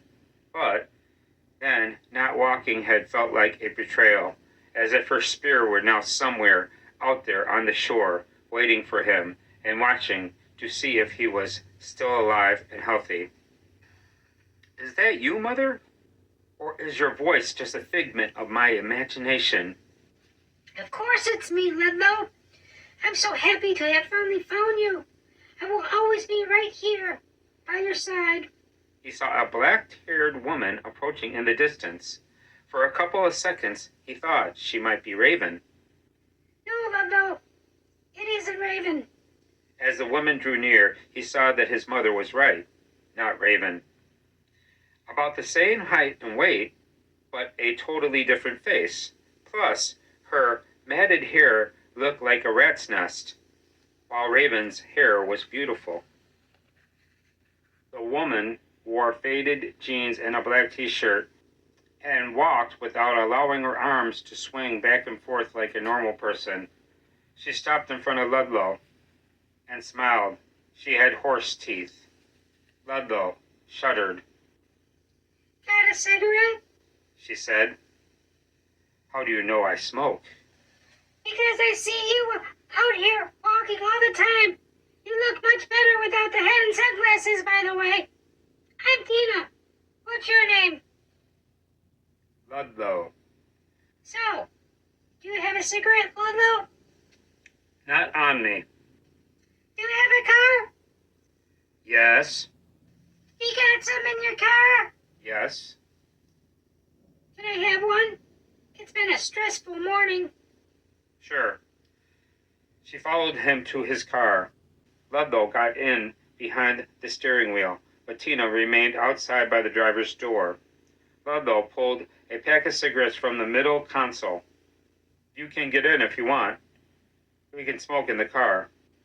Okay. She walked around the back of the car and got in on the passenger side. They smoked in silence. Up close, Tina looked much younger. Do you live around here? Ludlow said. Yes. And try to drive. My parents' house. 5 minutes away. I don't stay there much, though. My dad's a fucking prick. And my mom lets him get away with it. How old are you? 17. Were you down there looking to score? Score? Yes, down there on the beach. Were you looking for heroin? Oh. Ludlow pulled off his cap, checked his hair in the rear view mirror, and put it back on. No, but I would like to find some opium, if you know anybody. Tina laughed, and he saw that she no longer had horse teeth. Now she just had normal human teeth. Evidently, the teenage girl was a shapeshifter. I don't know shit about opium, Tina said. but I can score some heroin not too far from here. Oh, yeah? Yes, I normally just get it down there on the beach, but I didn't see any dealers out today. Probably the weather. Looks like it's going to rain. Do you like heroin? Ludlow shrugged. It's okay. He took a last drag off his cigarette and flipped it out the window. I like opium better, but heroin's not bad. You want to shoot some? I'll buy if you drive. Sure. Ludlow started the engine, and Tina guided him to a small house with an untrimmed yard, half concealed by palm trees. He parked behind a black car in the driveway. Be right back, Tina said. She got out and went inside. Rain was falling when she got back in the car. She held a brown paper bag that she had managed to keep from getting wet. Ludlow put the car in reverse and backed out of the driveway. What's in the bag? 2 clean needles. They're brand new. Plus a bottle of water, a spoon, and a couple of rubber tubes to tie your arms off. The heron's in my pocket. Where do you want to go? Ludlow put the car on the road. I know a place. He drove them to an area, several square blocks of old, mostly empty, manufacturing facilities. He stopped in front of a building about 50 feet tall that sprawled across 2 acres of cracked blacktop. The gate's locked, Tina said, referring to the chain and padlock that appeared to secure the property gate to the gate post. No, it's not. Ludlow turned around. From the back, he grabbed a pair of gloves and put them on. I cut the lock with bolt cutters a while ago. He got out in the rain, approached the property gate, and removed the chain. After rolling open the gate, he got back in the car and drove through. He got out again, closed the gate, and put the chain in place. Then he drove them around to the back of the abandoned factory, parking in front of a rolled-up door for delivery trucks that was closed. He killed the engine. From his glove compartment, he retrieved one of the most indestructible flashlights on the market. Nice flashlight, Tina said. Ludlow nodded. Military tactical, like the special forces use. It's so bright you can temporarily blind someone by shining it in their face. They got out. The rain had tapered to a drizzle. They entered the factory through a standard-sized metal door beside the delivery roll-up. Faint light through dirt-filmed windows high above illuminated a cavernous interior.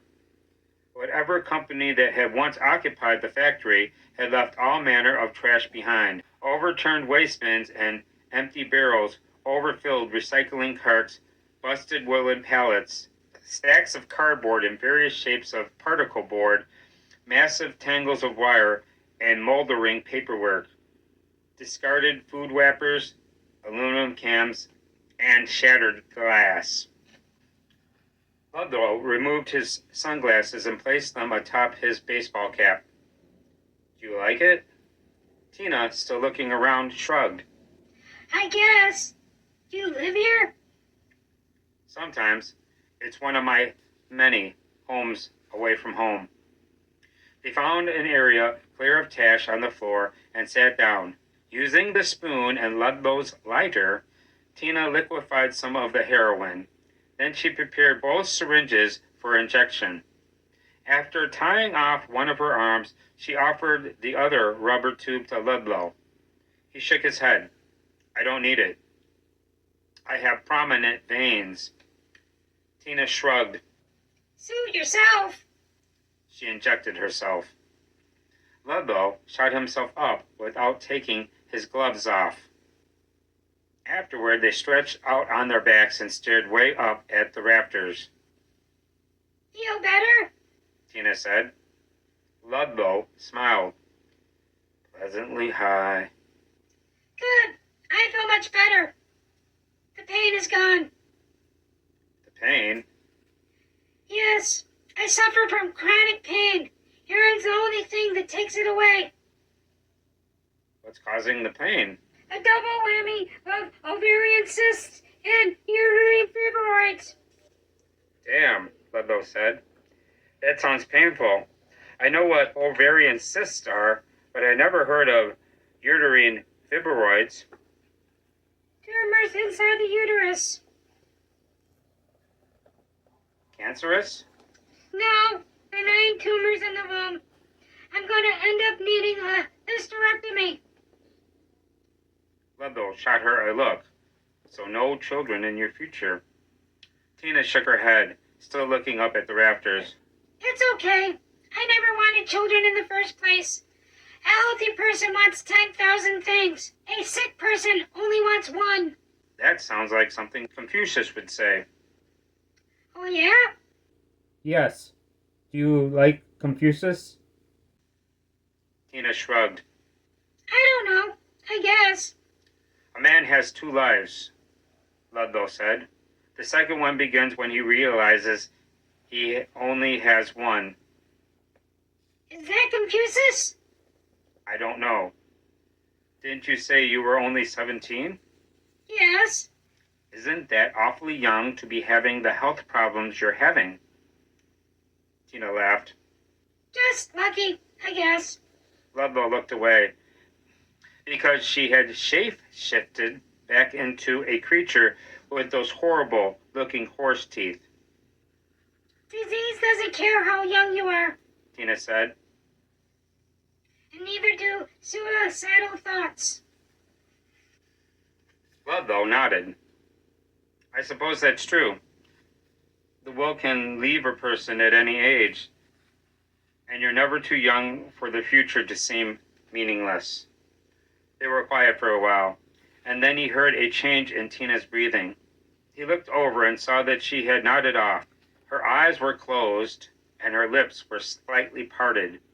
He reached over with a gloved hand and opened her lips some more. Her teeth were normal again. In sleep, she no longer looked like a monster. Ludlow checked his phone. With plenty of time to kill, he closed his eyes. He did not drift off to sleep. Instead, he relaxed and listened to the rats clawing through the abandoned factory. The concrete floor soon became uncomfortable. He opened his eyes and stood up. Tina was gone. He looked around, but he didn't see her anywhere. Curiously, he had not heard her get up and walk away. Had he fallen asleep and been unaware of it?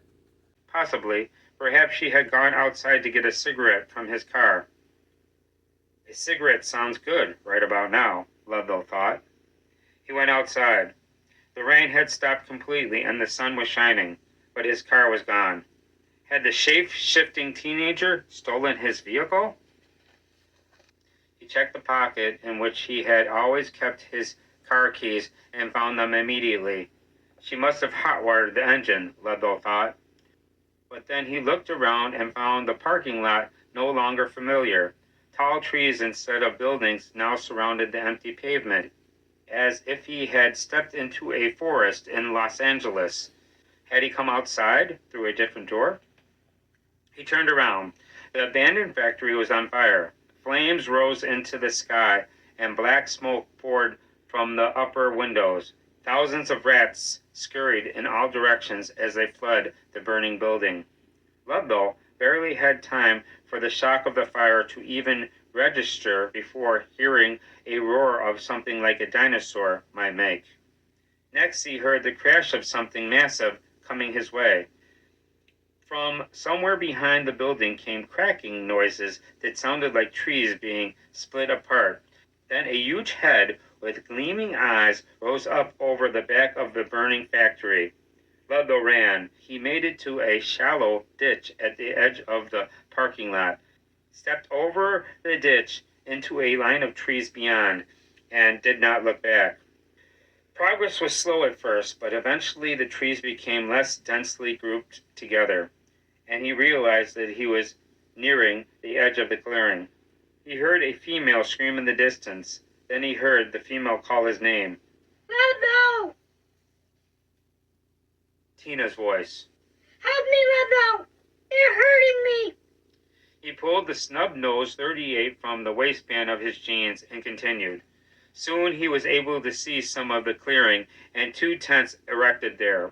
As he reached the clearing's edge, he saw 3 more tents. The 5 tents were grouped around the remnants of a campfire. A few bright red embers still smoldered in the pile of gray ashes. Tina screamed and called his name again. Ludlow proceeded into the clearing.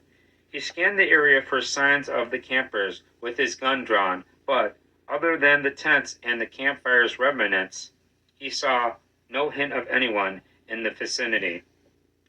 Was Tina being tortured in one of the tents? Probably. Ludlow checked the tents. All 5 were empty. He saw no sleeping bags or other camping supplies whatsoever in any of them. He retreated to the center of the clearing. Then he craned his head around and scanned the clearing's entire perimeter. "Tina!" he yelled. "Tina! Where are you?" There was no response. He remained silent and waited, just listening. He heard a crunching sound to his left, as if someone or something in the woods had stepped on a stick. Then a man and a woman with double-barreled shotguns pointed right at him emerged from the woods into the clearing. As they approached him, Ludlow kept his own gun aimed at the ground to avoid being blasted to smithereens. The man was tall, overweight, and wore denim overalls. The woman was skinny, with long hair, and wore a filthy cowboy hat. Each had the dead-eyed look of people hooked on crack or crystal meth. Drop the gun, pretty boy, The woman said. Ludlow dropped his gun on the ground. The woman smiled. Most of her teeth were missing. Now kick it aside. Ludlow kicked the gun maybe 3 or 4 feet to his right. Where's Tina? The man laughed. Most of his teeth were missing too. Was that her name? Tina? Ludlow nodded. Tina's dead, pretty boy. The woman said. And if you don't do exactly what we say, you'll be just as goddamn dead as she is. We got a cabin back there in the woods, and you're coming with us. Our friends are waiting for us there. The best thing you can hope for is a good old-fashioned gang rape. But if you don't do exactly what we say, we'll start in with the torture. You know what I'm talking about? Ludlow did not respond. I'm talking about hammers and knives. The woman said.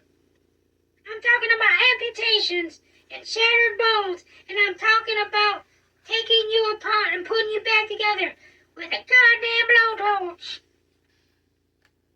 Eyeing the shotguns pointed at him, Ludlow thought about committing suicide by lunging at the man and the woman. Before he could do that, however, they all 3 heard rustling sounds coming from behind the trees.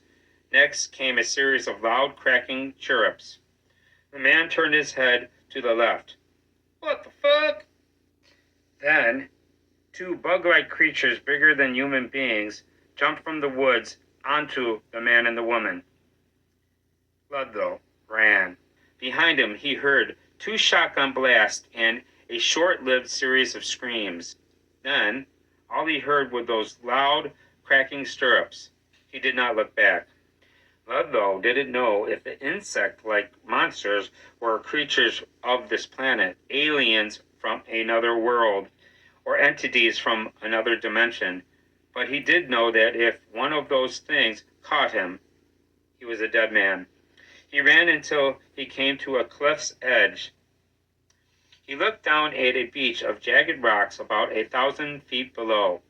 Beyond the stones lay the vast Pacific Ocean. Behind him, he heard more of those now familiar chirrups. He turned around. Perhaps a dozen of the bug-like creatures formed a line maybe 15 feet away and were slowly approaching. Ludlow wished he had thought to pick his gun up off the ground before fleeing here to the cliff's edge. Not to shoot at the monsters, but simply to blow his brains out before they could rip him apart or eat him alive. He turned back around. Warships were gathered in the distance far out on the Pacific. He looked down. Jagged rocks awaited him 1,000 feet below. Ludlow closed his eyes and jumped. He fell for a long time, waiting to hit the bottom, but he never did. At some point, he no longer seemed to be falling, but only floating. He opened his eyes, surprised to be staring up at the rafters from the floor of the abandoned factory. Apparently the fire and everything after had only happened in his imagination. He turned his head. Beside him, on the floor, Tina was dead. All that remained of her face was some matted, bloody pulp, and he recognized her by the clothes and her hair. Her skull had been caved in. He saw part of a jaw. Most of her teeth had been knocked out. The handle of his tactical flashlight had been shoved into her brain. The other end was sticking out of her right eye socket. He stood up, fully dressed. There was blood on his shirt, but not much. Most of Tina's blood was on the floor, and the gloves he still wore. His shirt was black, so the blood wasn't noticeable. The gloves were no big deal. He always kept spare gloves in his car. He would throw the bloody gloves out the window somewhere down the road. He took his phone out and looked at it. With 26 minutes to reach his destination, Ludlow left. Thank you for listening. If you liked what you heard, please subscribe. Flash Rehearsal by Brian Bowyer, Chapter 17. The doorbell rang. Miss Daisy, polishing countertops in the kitchen, looked up at a video surveillance screen mounted above the refrigerator. A young man wearing a baseball cap and sunglasses stood at the mansion's main entrance. Probably Ludlow, Miss Daisy thought. Her employer, Victoria, had told her that Dominic's son would be stopping by for his first piano lesson. Miss Daisy liked Dominic. She thought he was good for Victoria. And she knew that Victoria's children liked Dominic a whole lot too. They also liked his son, but Ludlow sometimes gave Miss Daisy the creeps.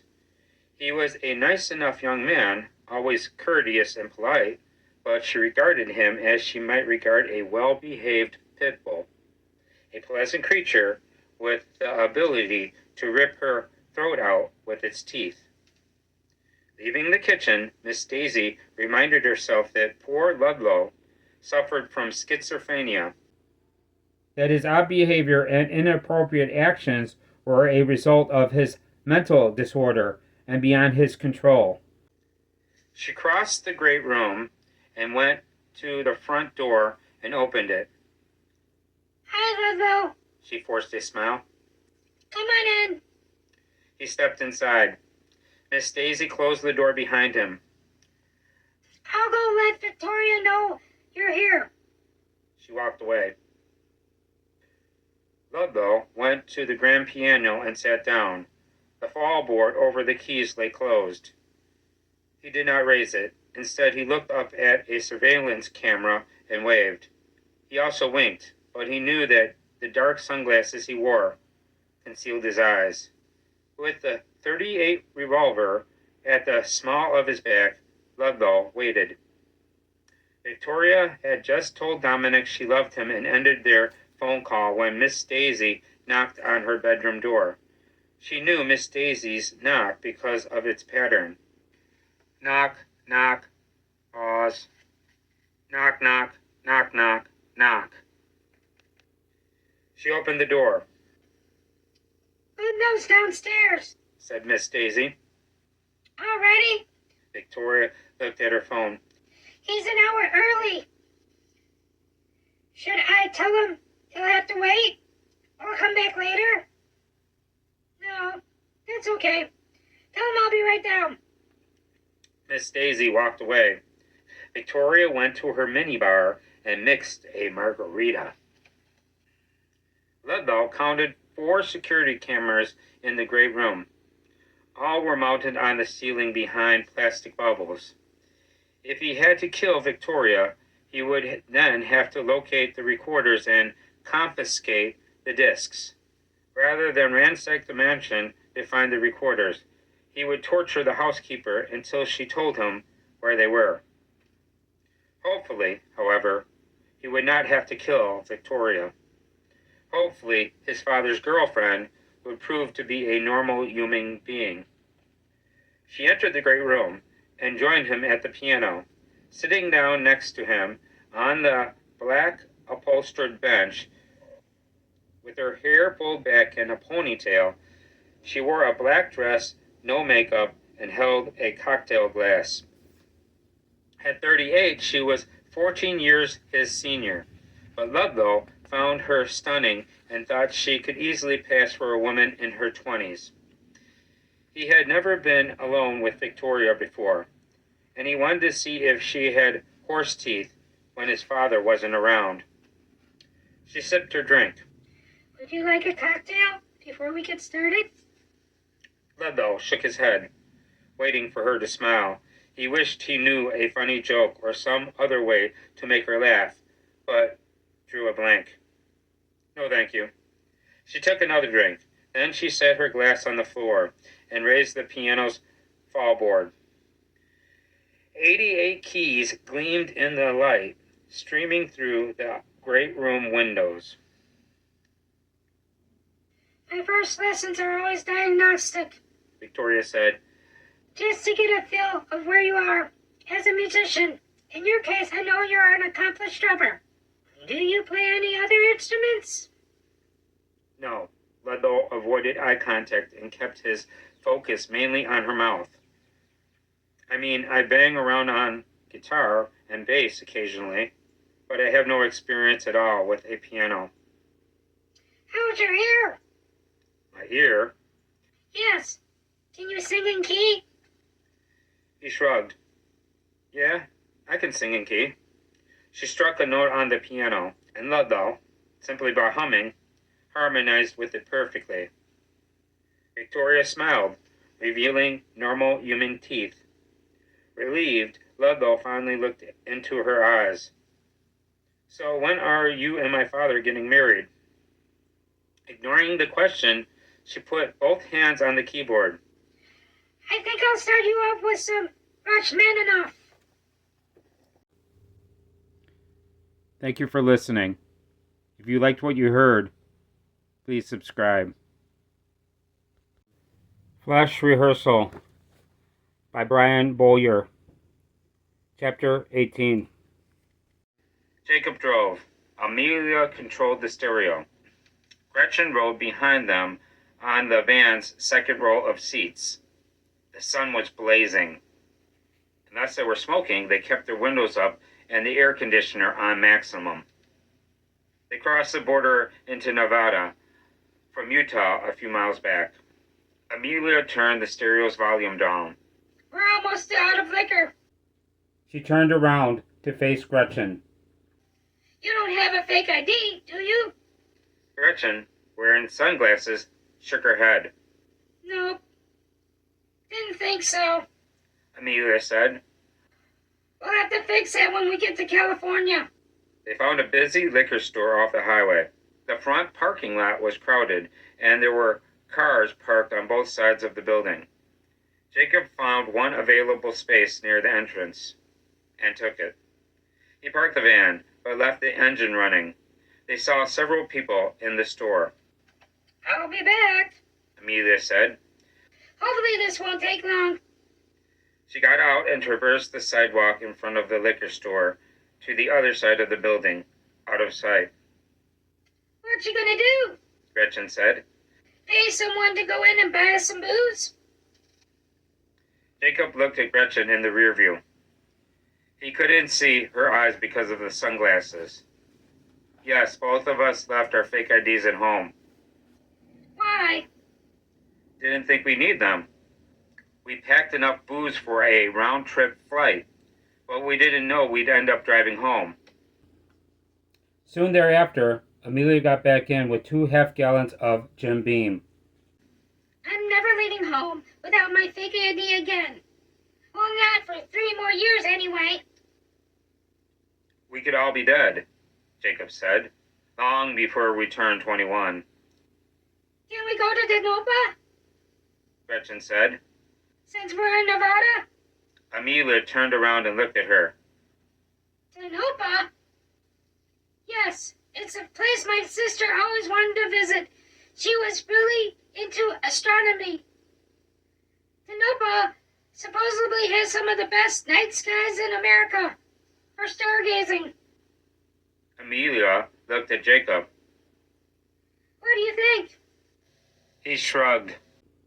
Doesn't matter to me. I mean, I just assumed we'd take the highway down to I-15, get a room in Vegas, and then head back to California tomorrow. but I'm in no hurry. Are you? No, Amelia grabbed her phone from her back pocket. I've never heard of Tamopa, though. I'll look it up. Jacob cracked the driver's side window and lit a cigarette. Damn! Amelia said. Tanopa sounds awesome. They have a fucking clown museum there. And yes, it says here that because it's so far from the bright lights of any major city, Tanopa's night skies are among the best in the nation for stargazing. It also says there's a lot of places to go off-roading and even some nearby ghost towns to visit. Where is it? Jacob said. Halfway between Vegas and Reno. Amelia keyed something into her phone. From where we are, it's about 3 hours west. And it's only noon right now. We could be there long before the sun sets. Are there any hotels in Tonopah? Jacob said. Amelia shrugged. I'm sure there are. Gretchen said. Let's just stop somewhere and buy a tent. I'll pay for it. How do we get there? Jacob said. Amelia kept looking at her phone. We take the highway down to a town called Eli. And then we'll take Route 6 for 2.5 hours all the way to Denopa. It's a straight shot west, pretty much. Well, southwest. Cool, Jacob said. They left.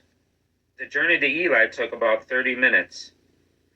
At a camping supply store, they bought 3 sleeping bags, a fast-pitched tent, a can of lighter fluid, and 2 4-pack bundles of campfire roasting logs. At a gas station, while Jacob filled the tank, the girls went inside to use the restroom. While in the store, Amelia bought plenty of soda to chase the whiskey, and several snacks. Gretchen bought bottles of water in case of an emergency. Back in the van, Amelia asked her brother. Need me to drive? Jacob started the engine. Nah, I'm good. Amelia turned around and looked at Gretchen. What about you? Do you want to ride up front for a while? I can ride back there. Gretchen shook her head. Nope. I like it back here. Okay. Amelia turned the radio on. The station was playing classic rock. She left the volume low. Then Jacob put the van on Route 6, and they headed west towards Tonopah. They initially passed several cars heading in the opposite direction. Then the traffic became almost non-existent. They saw a no gas for 167 miles sign. But they had already expected that due to their research. They knew that U.S. Route 6 was one of the longest highways in America, and that this particular stretch was one of the loneliest. To the rhythm of the road, mountain, valley, mountain, valley. They drank whiskey and listened to music. The landscape was dusty and brown, and they occasionally saw bleached skulls lying by the sides of the road. Desert cows grazed on sagebrush at several cattle ranches as they passed. They went up and down national forests without a glimpse of a single tree, and through a railroad valley with no signs of a train or any tracks. They passed an oil refinery with only one oil derrick pumping away. About halfway along, they came upon a slow-moving truck with a load marked radioactive. Figures. Amelia said. First company we've seen for miles, and it's fucking toxic. Jacob passed the truck. Then they sped away from it. They entered strange territory. They saw what looked like chunks of lava scattered by the road, and off to the right was what appeared to be a field of black lava. When they passed a signpost for Lunar Crater, Amelia said, This place really does look like a meteor impact field. I know, Jacob said. It's like we're in a bowl surrounded by mounds of dirt, Those mounds of dirt Gretchen said. are probably heaved up hills from the meteorite hit. They passed a dust hazard sign, and soon after they finally entered Tonopah. They saw the Tonopah Speedway and small airport, and a multiple restroom plaza with a crowded parking lot. Too many people. Gretchen said. Let's go find a place to camp in the hills. Amelia took a drink of Jim Beam. Good idea. Jacob drove them up into the hills. He found a little clearing surrounded by creosote bushes and parked the van next to a Joshua tree. Is this okay? Perfect. Gretchen said. They got out, and the sun glared down from a cloudless sky. God damn, it's hot. Amelia said. Gretchen said. I'll set up the tent. Jacob shot her a look. You know how? Yes, Dad used to take Emmy and me camping all the time. Gretchen set the tent up in the center of the clearing, but they left their sleeping bags in the van. Then they all three sat on the ground and took a few shots of whiskey. Should have brought some long chairs, Jacob said. Jesus Christ, how fucking hot is it? Amelia looked at her phone.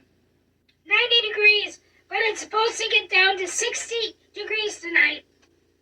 Jacob looked at his phone. It's not even 4 o'clock yet. I say we get a room and come back tonight. But Gretchen just set the tent up. Amelia said. I'm not worried about that cheap-ass tent. Gretchen said. I wasn't planning on taking it with us when we leave anyways. Let's just get a room and leave it here. Think it will be okay? Jacob said. Until we get back? Gretchen shrugged. Should be. If it's gone, we'll still have our sleeping bags. But what if somebody's in it? Amelia said. Gretchen pulled a Glock 19 from the waistband of her jeans at the small of her back and held it up. Then we'll ask them to leave. Nice gun, Jacob said. I have one just like that in my bedroom. Oh, yeah?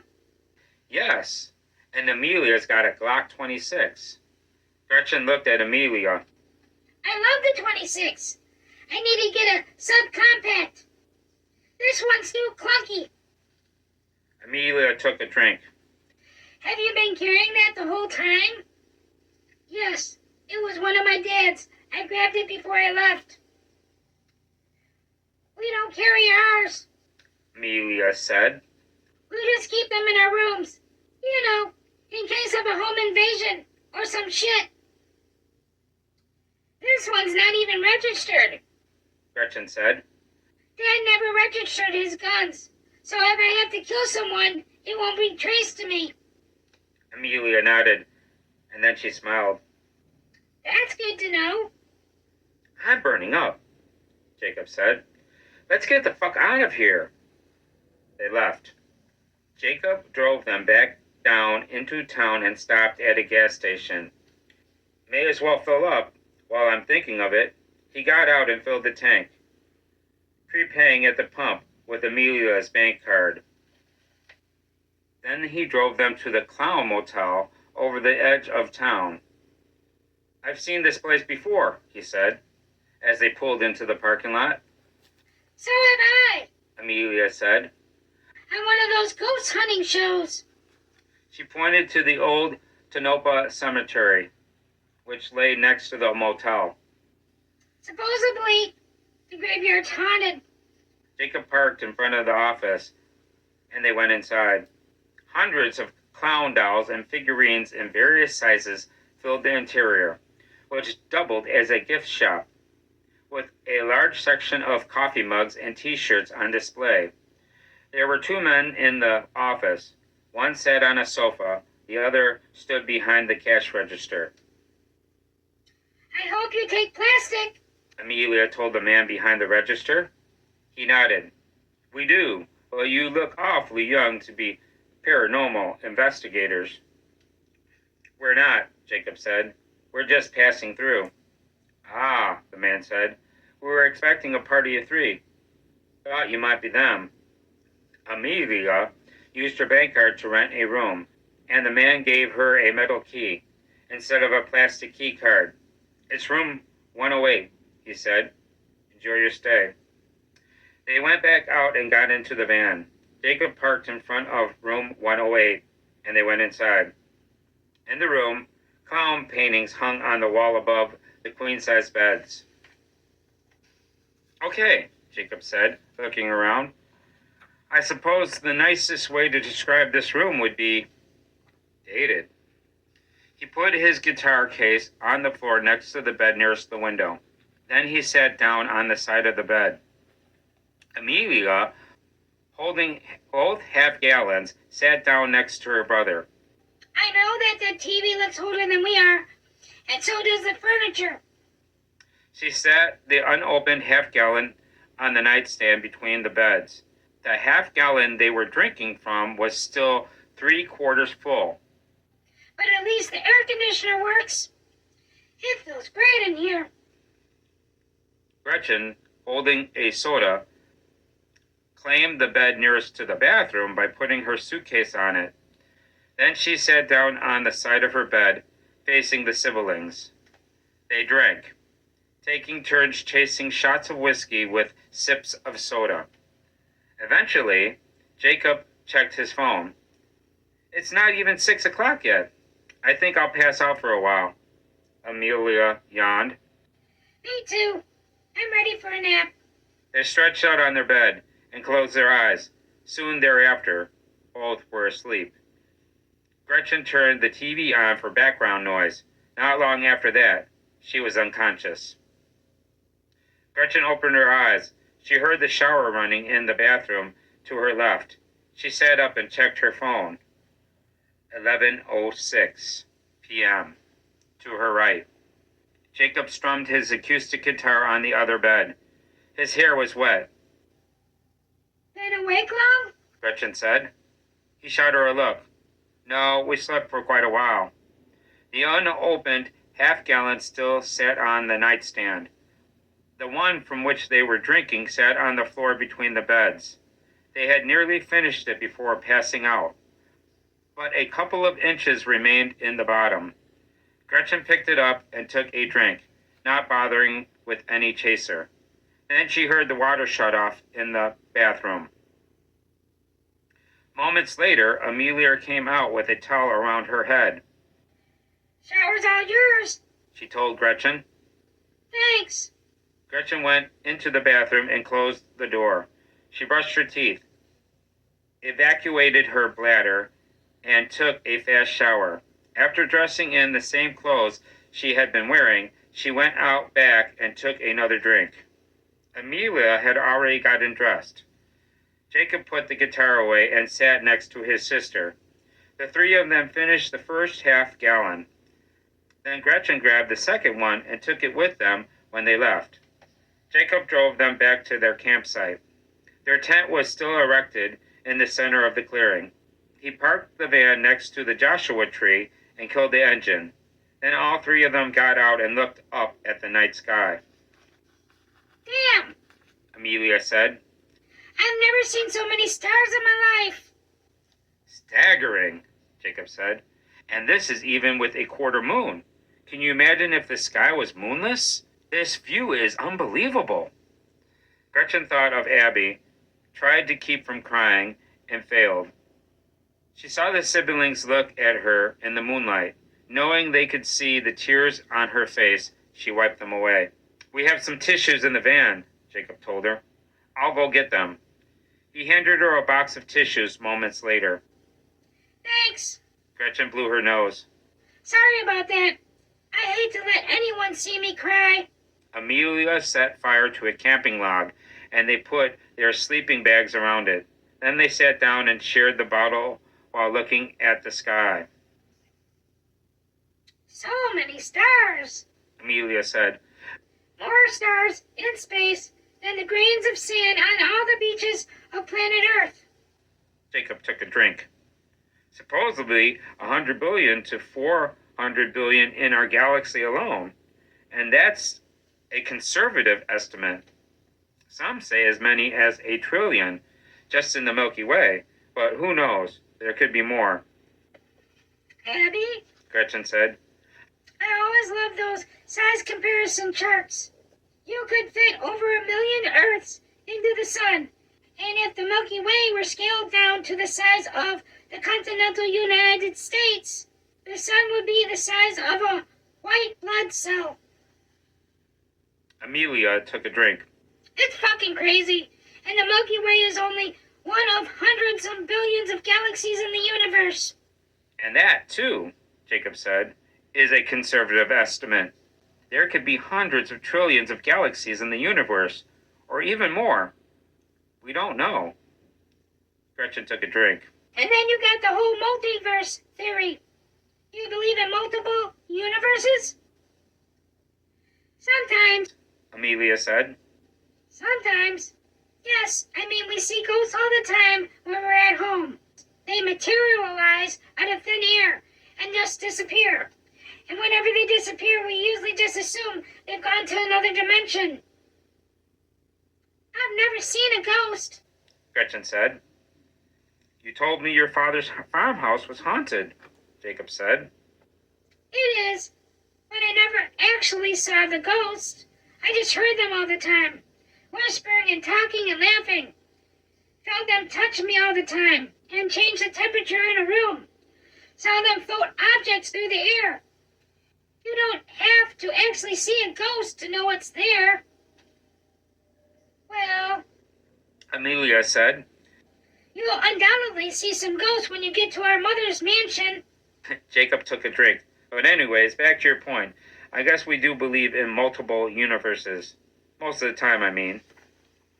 Parallel worlds, alternate realities, other dimensions. All of those could be part of the multiverse, right? Gretchen shrugged. I guess. There are many competing multiverse theories. Of course, but the craziest I ever heard was Abby's favorite theory. Amelia took a drink. What was it? That every black hole leads to another universe. Gretchen looked up at the sky. Now, just think about that for a second. Hundreds of billions of galaxies in the universe. And at the center of each one is a supermassive black hole. Go through any one of those black holes and you'll get to another universe with hundreds of billions of galaxies. And at the center of each one is a supermassive black hole. Go through any one of those black holes and you'll get to another universe with hundreds of billions of galaxies. And at the center of each one is a supermassive black hole. Go through any one of those black holes and you'll get another universe with hundreds of billions of galaxies. And it just keeps going like that forever. Factuals, Jacob said. Gretchen took a drink. Exactly. Amelia said. We should write a song. Jacob stood up. I'll grab the guitar. And he turned around and headed toward the van. Thank you for listening. If you liked what you heard, please subscribe. Flesh Rehearsal by Brian Bowyer. Chapter 19. On a hot night in August, Raven walked, headed to the place where an obscure rock band was playing. She wanted to score some opium, and someone told her vampires might be there. She came to a part of town where an earthquake had knocked houses down, leaving open-air basements in the ground with nothing on top of them. In the moonlight, the whole area looked like a neighborhood that consisted of only fenced-off swimming pools. She walked on. Fog covered everything. Tendrils of mist reached for the moon with spectral hands that withered and disappeared. Eventually, she came to some military-style barracks made of cinder blocks painted white. The land surrounding the encampment was a cemetery. She looked around and saw the sloping grounds dotted with hundreds of crosses and other grave markers. Apparently, the living and the dead came from all over the city to stay here. Some of the buildings were connected, and she went inside one. The interior had been converted into small rooms and tiny apartments for a lot of people. Raven saw junkies shooting up and meth heads smoking ice just about everywhere she looked. She heard live music and followed the noise to a large room filled mostly with teenagers.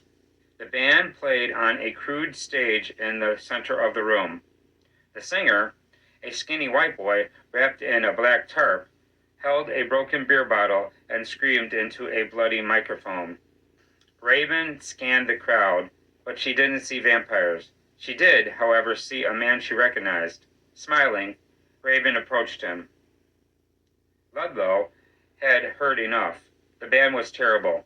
Even worse, he was surrounded by people with horse teeth. He decided to leave. Then he felt a hand on his arm and heard a female say his name. Ludlow! He turned his head and saw a familiar face. Hi, Raven. She smiled, and he was pleased to see that she had normal human teeth. Are you a little old for this crowd?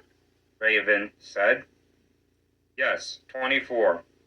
But you kids make me feel more like 64. Raven put a hand on her hip. I'm not a kid. I'm 17, going on fucking 70. Got any opium? Ludlow said. No, I do have some ecstasy pills, though. Do you like ecstasy? Ludlow shrugged. It's okay. Raven pulled her phone out and looked at it. Almost midnight. I don't fight until 3 a.m. You want to hang out for a bit? I'll give you some ecstasy pills if you drive me to my flight in a couple of hours. Ludlow ran his fingers through his hair. He wished it were possible to wear gloves everywhere he went, without looking conspicuous. So what are you? He said. A fucking prize fighter or some shit? Yes, Where are you fighting? Alameda Street. An after-hours club in a warehouse district. What is the name of the club? Delirium 328. Do you know where that is? Yes, it's near my father's club. Oh, yeah? Yes, my father owns the underground. Dominic Kincaid? Yes. You know my father? No, but I know who he is. So will you give me a ride? Sure. They left. Ludlow drove them deep into the cemetery. He parked his car next to a tree by a row of tombstones. Turning the headlights off, he left the engine running. Raven gave him 2 yellow pills, and he swallowed them. 30 minutes later, Ludlow said, The X is kicking in. Good stuff, huh? Yes. Raven lit a cigarette and cracked her window. It's from the Netherlands. Ludlow retrieved a pint bottle from beneath the driver's seat. He uncapped it and took a drink. What is that? Raven said. Vodka. Do you want some? She shook her head. No, thanks. I don't like to drink before a fight. Maybe later. Maybe. Ludlow took another drink. Then he capped the bottle and put it away. So, Raven said. they found another of the lobotomizer's victims staggering naked on Hollywood Boulevard today. Huh? Yeah, she's lucky the people who found her didn't gang rape her and kill her like some of the others. What the fuck are you talking about? Raven shot him a look. The lobotomizer. Haven't you heard about him? No. Damn, dude. Where the hell have you been for the past few weeks? Ludlow shrugged. In my head, mostly.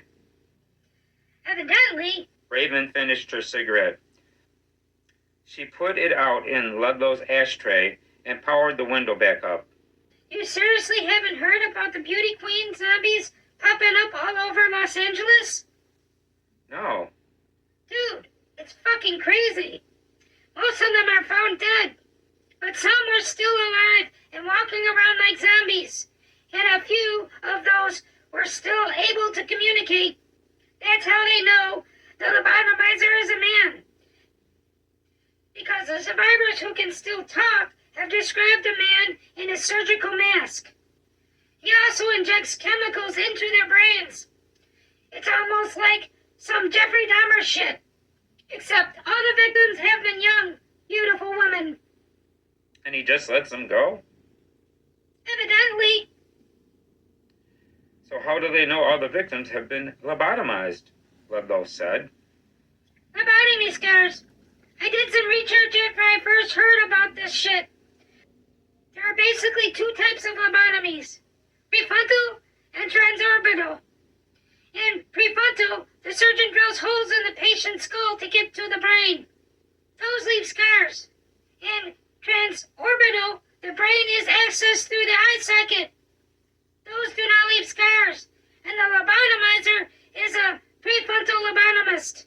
He leaves scars. Plus, they found out during autopsies and brain x-rays of the survivors that all the women's frontal lobes have been removed. Ludlow grabbed his bottle, uncapped it, and took a drink. Once upon a time, lobotomies were performed on schizophrenics. Raven smiled. I think you're safe. He only likes beautiful women. Yes, but you're not safe. You're a young, beautiful woman. You may be exactly what he's looking for. Dude, I'm a fighter. I won't be so easy to abduct. Anyone can be abducted, Ludlow said. So just be careful. I would hate for something bad to happen to you. I will. You feel like taking a walk? I'm sick of sitting here. Sure. They got out and walked around the cemetery for a while. Then he drove her to the club at 2 a.m. because she wanted to get there early. The parking lot was packed, but he found a spot along the edge facing the street, in front of the building. You coming in? Raven said. Sure. He killed the engine. They got out and approached the building. A sign reading Delirium 328 flashed in crimson lights above the entrance. Big warehouse, Ludlow said. Yeah, but it's not a warehouse anymore. Now it's basically just a fight club. There's a bar in every bar, though, and they never stop serving alcohol. Is this your first time here? Yes. Raven smiled. You're gonna love it. A massive doorman with scars on his face greeted them at the entrance. Hi, Raven. Good luck tonight. Thanks. The doorman looked at Ludlow. $20 entry fee. Ludlow gave him a $100 bill. Keep the change. The doorman nodded. Your generosity will be rewarded. Give me your hand. Ludlow did. The doorman stamped it. Drinks are on the house. Come on. Raven told Ludlow. He followed her inside. The place was packed. White lights illuminated a vast interior so crowded it seemed to Ludlow all the people climbed on each other. He saw multiple boxing rings, and battles were being waged in most of them. Men fighting men, women fighting women, even women fighting men in some of them. Loud spectators surrounded the combatants. Ludlow expected the owners kept members of the police force on their payroll just to remain in operation. There's more privacy upstairs. Raven yelled. Follow me. She led him to a staircase, and he followed her up to the second floor. Far fewer boxing rings occupied the second level. Ludlow only counted 4, but battles were being waged in all of them. They didn't stop to watch the fights, however. Raven led him to another set of stairs, and he followed her up to the third floor. A bouncer with a machine gun greeted them at the top. Scars marked his face. He wore cartridge belts loaded with extra ammunition around his waist and both shoulders. "Hello, Raven. Who's your friend?" He's not my friend. Raven said. This is my brother. The bouncer nodded. "Good luck tonight." Thanks. Raven looked at Ludlow and pointed to the right. Bar's that way. Come on. As she led him towards the bar, Ludlow looked around. The lights were not as bright on the third floor, and the ceiling was lower. He only saw one boxing ring, currently unoccupied. The clientele, too, looked different up on this floor. Most of the men wore suits and black tuxedos. The women wore beautiful dresses and evening gowns. Ludlow sat down at the bar. Raven took his seat on the stool to his left. The bartender, a large man with scars on his face, immediately handed Raven a bottle of water. "Good luck tonight, Raven. Who's your friend?" She opened the bottle and chugged about half the water. He is not my friend. This is my brother. The bartender smiled at Ludlow. Most of his teeth were gone. His remaining teeth were not rotten, so missing teeth had apparently been knocked out of his skull. "What can I get you?" "Vodka martini." The bartender walked away to mix the drink. Ludlow turned to Raven. "Why are you telling these people I'm your brother?" Because they know that I only date girls. They would never believe me if I told them you were my husband. "Why are you lying to them in the first place?" Raven shrugged. You'll see. They don't just let anyone up here on the third floor. The bartender returned with Ludlow's drink. He set a napkin down on the bar in front of Ludlow and put his cocktail glass on top of it. Ludlow pulled some cash from his pocket. "How much do I owe you?" "No charge." "Huh?" The bartender pointed at Ludlow's hand. "That stamp means your drinks are on the house." Ludlow, still soaring on the X, had forgotten all about his hand being stamped. He gave the man $100 bill. "Keep them coming." "Absolutely." The bartender walked off to serve other customers. Raven finished her water.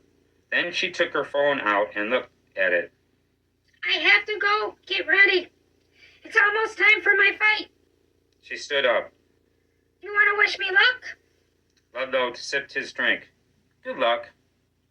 Thanks. If I never see you again, it was nice knowing you. Likewise. Raven walked away. Ludlow watched her cross the room. Two men joined her near a door. One of them opened it. Then Raven went through the doorway and disappeared from view. 15 minutes later, a man with a cordless microphone stepped into the ring.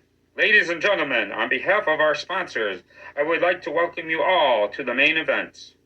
The audience applauded. "As most of you know, tonight's main event will be a death match, which means the challenger owes one of our sponsors a sum of money they are unable to repay. To begin clearing the debt, the challenger must first defeat our current reigning champion. To erase the debt completely, the new champion must then successfully defend their title in future death matches until the debt has been repaid. Tonight's challenger has been brought to you all the way from somewhere in Oregon. We'll call him Challenger Alexander. Ladies and gentlemen, please welcome Challenger Alexander to the ring." The audience cheered as two large men holding shotguns forced a man with his hands behind his back into the boxing ring. Ludlow looked closely and saw that the man was wearing handcuffs. The challenger wasn't quite as large as the two men with the shotguns, but he certainly looked capable of beating Raven to death without breaking a sweat. One of the men uncuffed the challenger in the corner of the ring. Then both men climbed outside the ropes and kept their guns aimed at the challenger.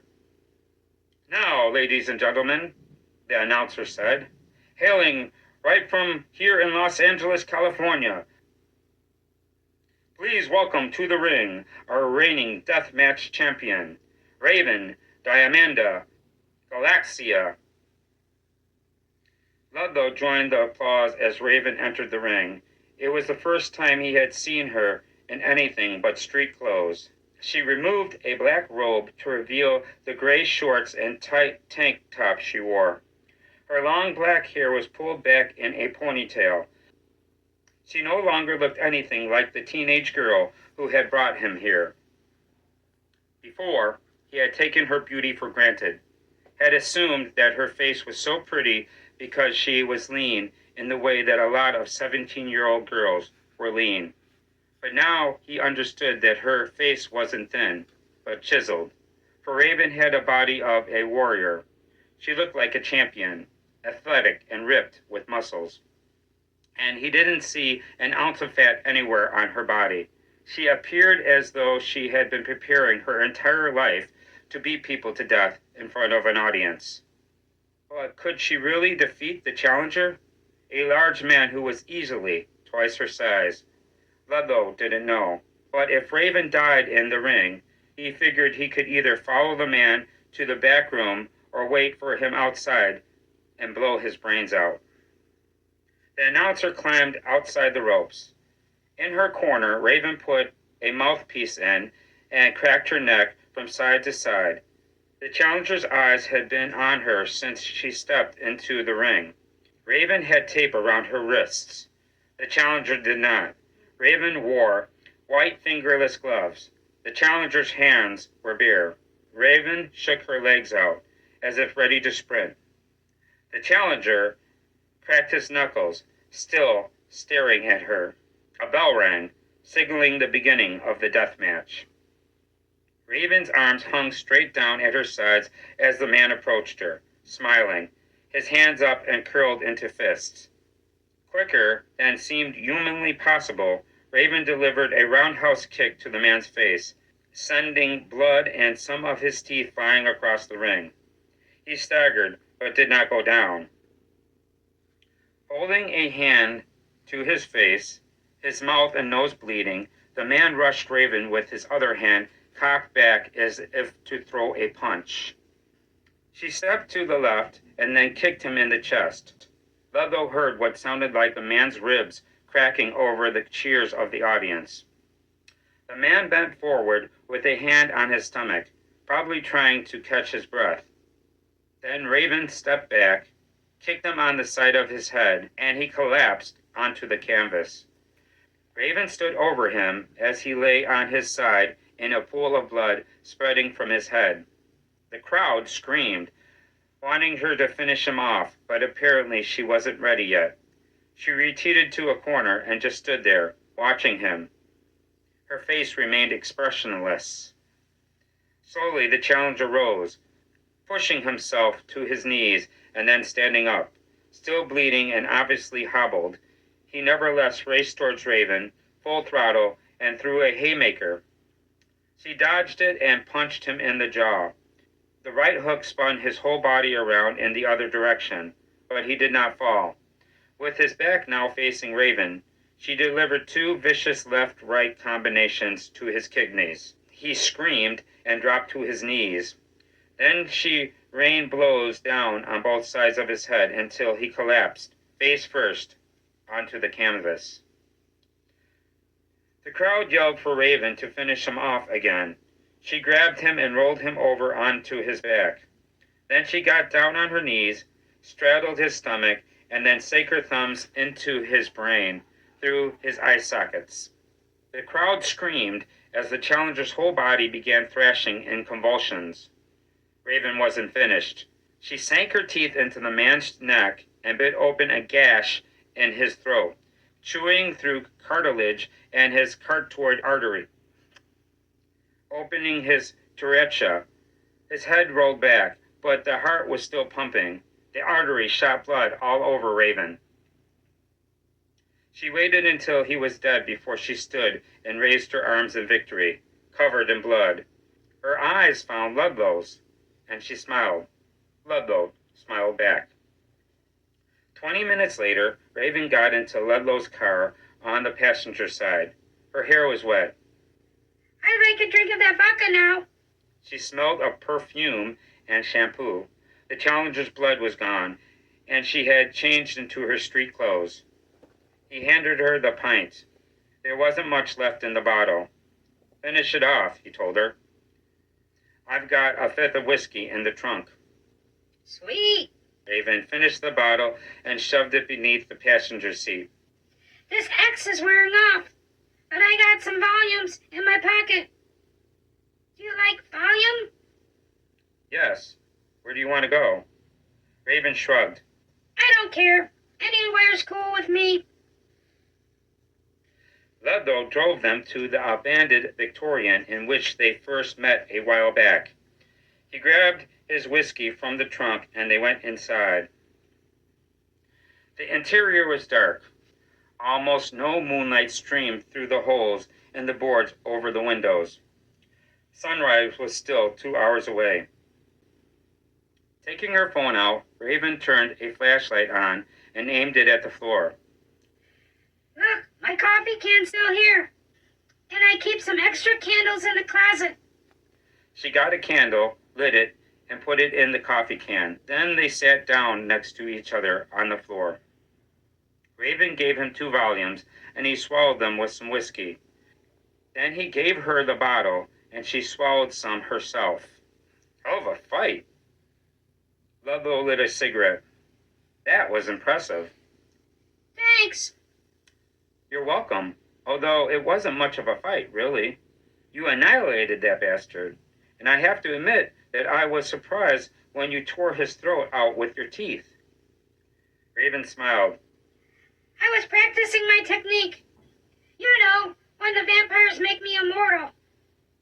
Do you think they will? Raven lit a cigarette. Make me immortal? No, of course not. Nothing lives forever.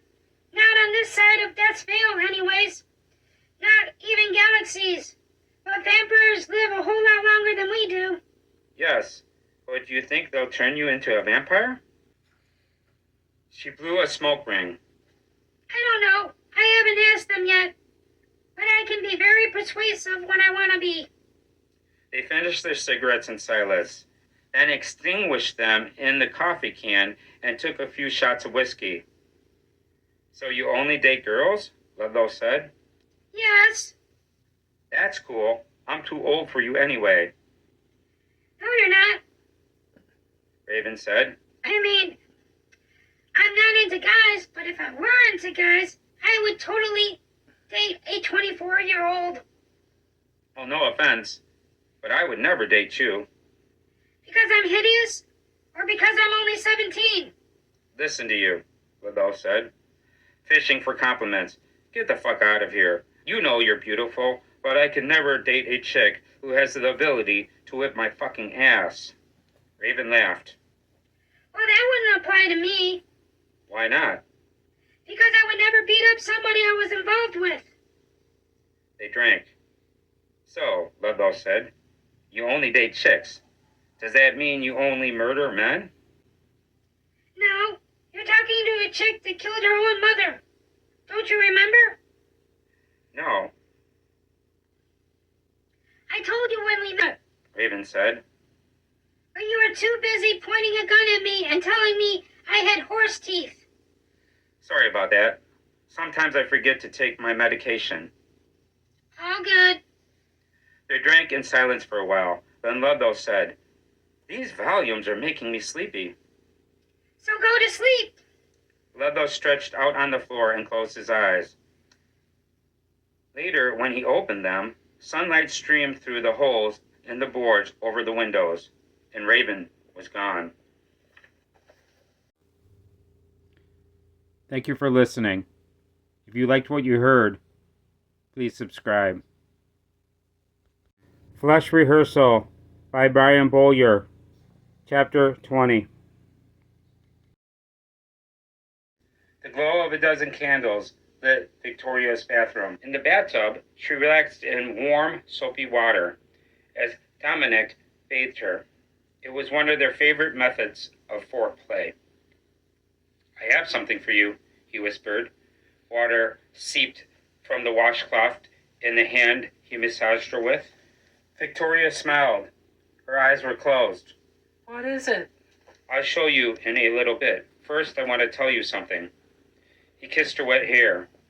Water trickled down her cheek in diamond droplets and glided down her neck. I know you never wanted to be married again, even before Theo killed himself, and I never wanted to get married again after my wife's unsolved homicide. And I'm not asking you to marry me, even though I would love nothing more than for you to be my wife. But I do believe that you and I were meant to be together. So I brought you this necklace to signify how your heart is entwined with mine. She opened her eyes and saw the double heart pendant of pink diamonds on a silver chain he was holding. Oh my God, Dominic, it's beautiful. So you like it? Yes, I love it, and I love you too. He smiled. I love you more. Let me get out, Victoria said, and you can put it on me. She emerged from the bathtub, dried off, and then stood in front of the mirror. Dominic, standing behind her, lifted her hair and clasped the chain at the back of her neck. The entwined pink diamond hearts dangled between her lilac-scented breasts. He cupped one breast in his hand and used his thumb to stroke her nipple until it hardened. I would have said yes, by the way, Victoria said. Oh, yeah? Yes, if you asked me to marry you, I would have said yes. Dominic kissed her neck. Then he kissed her shoulder and looked into her eyes in the mirror. Still clutching her breast, he retrieved a diamond ring from his pocket of his jeans with the other hand and held it up. Will you marry me? She turned around and looked at him, smiling. She drew a finger down his cheek to the bone of his jaw, then raised up on her toes and kissed his lips. Of course I'll marry you. Dominic put the ring on her finger. It's a perfect fit, Victoria said, still smiling. Just like you. She took his hand and led him to her bedroom. Thank you for listening. If you liked what you heard, please subscribe. Flash Rehearsal by Brian Bowyer, Chapter 21. They left Tanopa at noon. Jacob drove them west across Nevada.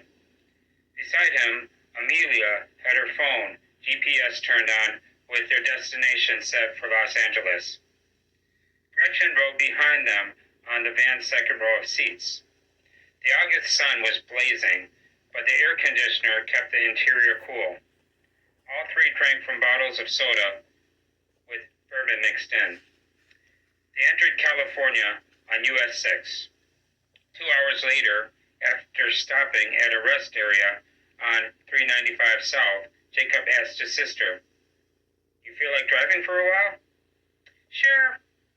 Amelia spent the next 4 hours, including 3 more stops, driving them the rest of the way to Los Angeles. They arrived shortly past 6 p.m. Damn, Gretchen said. This city is fucking massive. In the passenger seat, Jacob turned around and looked at her. It really is. We take it for granted, of course, because we grew up here, but whenever we come back from somewhere else, it always hits me just how big this city is. Gretchen took a drink. Are you sure your mother's okay with me staying at her mansion for a while? Yes, Amelia said. I told her a lot about you, and she said that you can stay for as long as you like. She's also looking forward to hearing you sing. But before we go home and unpack, we first need to get you a fake ID. Amelia drove them to a house in Burbank. The single-story house looked well-maintained. A white picket fence surrounded the house. On the fence's gate, a blue plaque declared, in calligraphic white letters, Jack and Jill's Place. Jack and Jill, Gretchen said. Yes, Amelia parked in the driveway and killed the engine. Probably not their real names, but it's what they go by. Come on. All three got out of the van and approached the front entrance. 7 garden gnomes stood on the lawn, along with their bird bath and a miniature windmill. A sign on the door read, "Wizards Welcome." Jacob rang the doorbell. Moments later, Jill opened the door. She was in her 30s. A cigarette dangled from her lips. "Hi, kids. Who's your friend?" "This is Gretchen," Jacob said. "She needs a fake ID." Jill nodded. Then she backed up and stepped to the side. "Come on in." They did.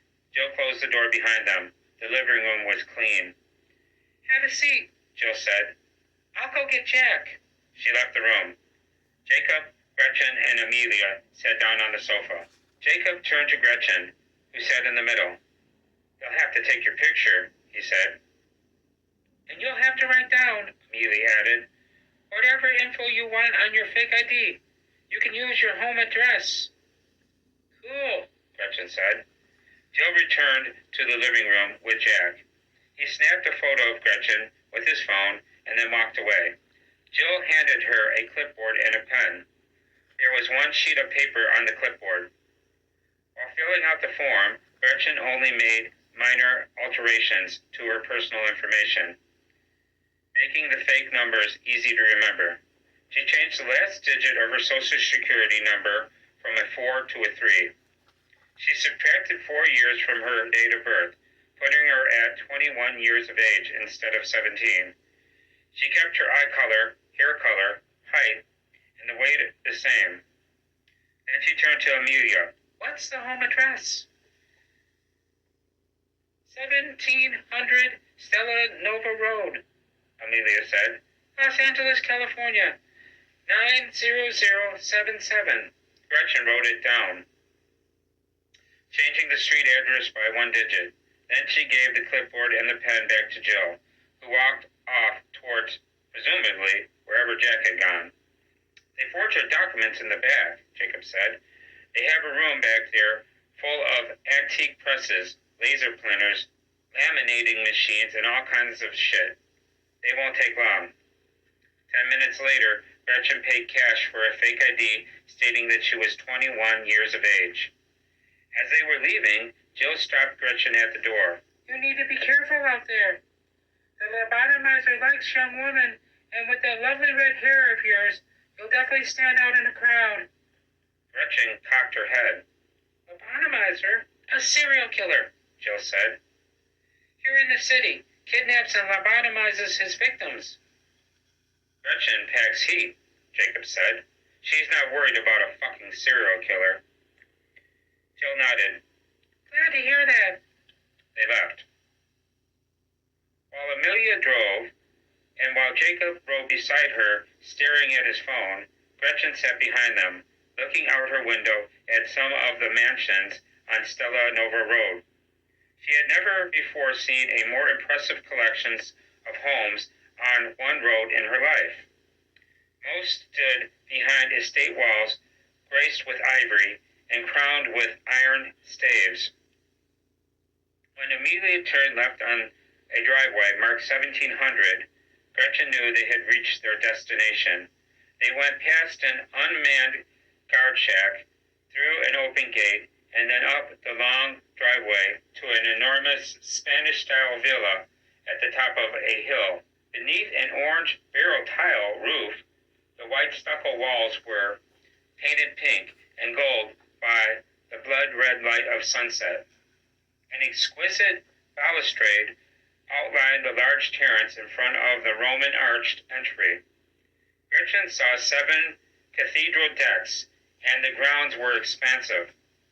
Phoenix palms and all manners of ferns surrounded the mansion. Immaculate flowers graced lawns as smooth as putting greens.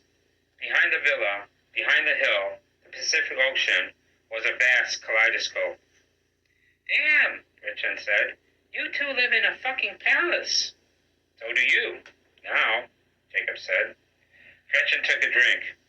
"You never know. Your mom might hate me on sight and tell me to leave." Amelia parked in the cellular drive near the main entrance and killed the engine. "Nonsense. She said you can have any spare room you want." They got out. Jacob grabbed his suitcase and the acoustic guitar. Amelia grabbed her suitcase and a fresh bottle of Jim Beam.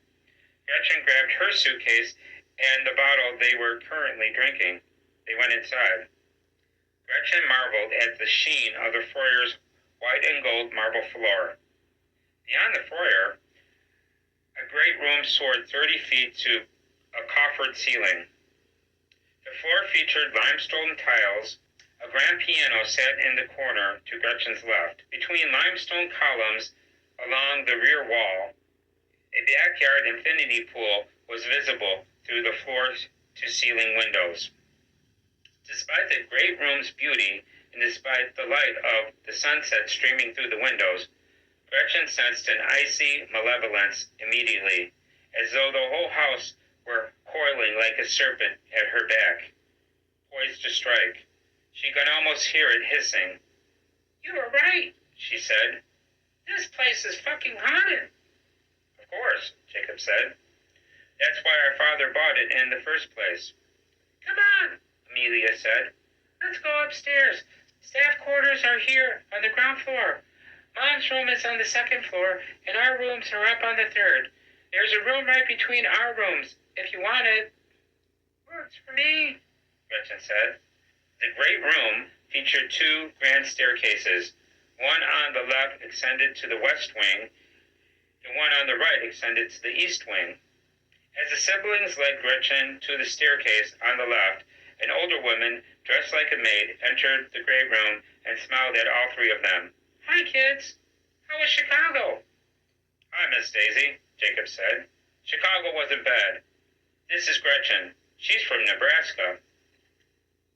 Still smiling, Miss Daisy nodded. "Yes, Victoria told me you were bringing home a guest." She looked at Gretchen. "It's a pleasure to meet you." Gretchen returned Miss Daisy's smile. "Likewise." "Speaking of Mom," Amelia said, "is she here right now?" Miss Daisy shook her head. "No, she left a little while ago with Dominic. They said they were going shopping for a..." After a moment's silence, Jacob said, "Shopping for what?" Blushing, Miss Daisy shrugged. "I don't know if I'm supposed to say anything." Amelia said, "Shopping for a wedding dress?" Reluctantly, Miss Daisy nodded. Amelia smiled. "It's okay. Mom already told us they were getting married.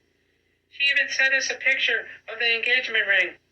"Oh, well, thank goodness," Miss Daisy said, obviously relieved. "I would hate to be the one to spoil the surprise." She headed toward the piano with a feather duster. "You kids let me know if you need anything." Gretchen followed the siblings up the stairs. Thank you for listening. If you liked what you heard, please subscribe. Flash Rehearsal by Brian Bowyer, Chapter 22.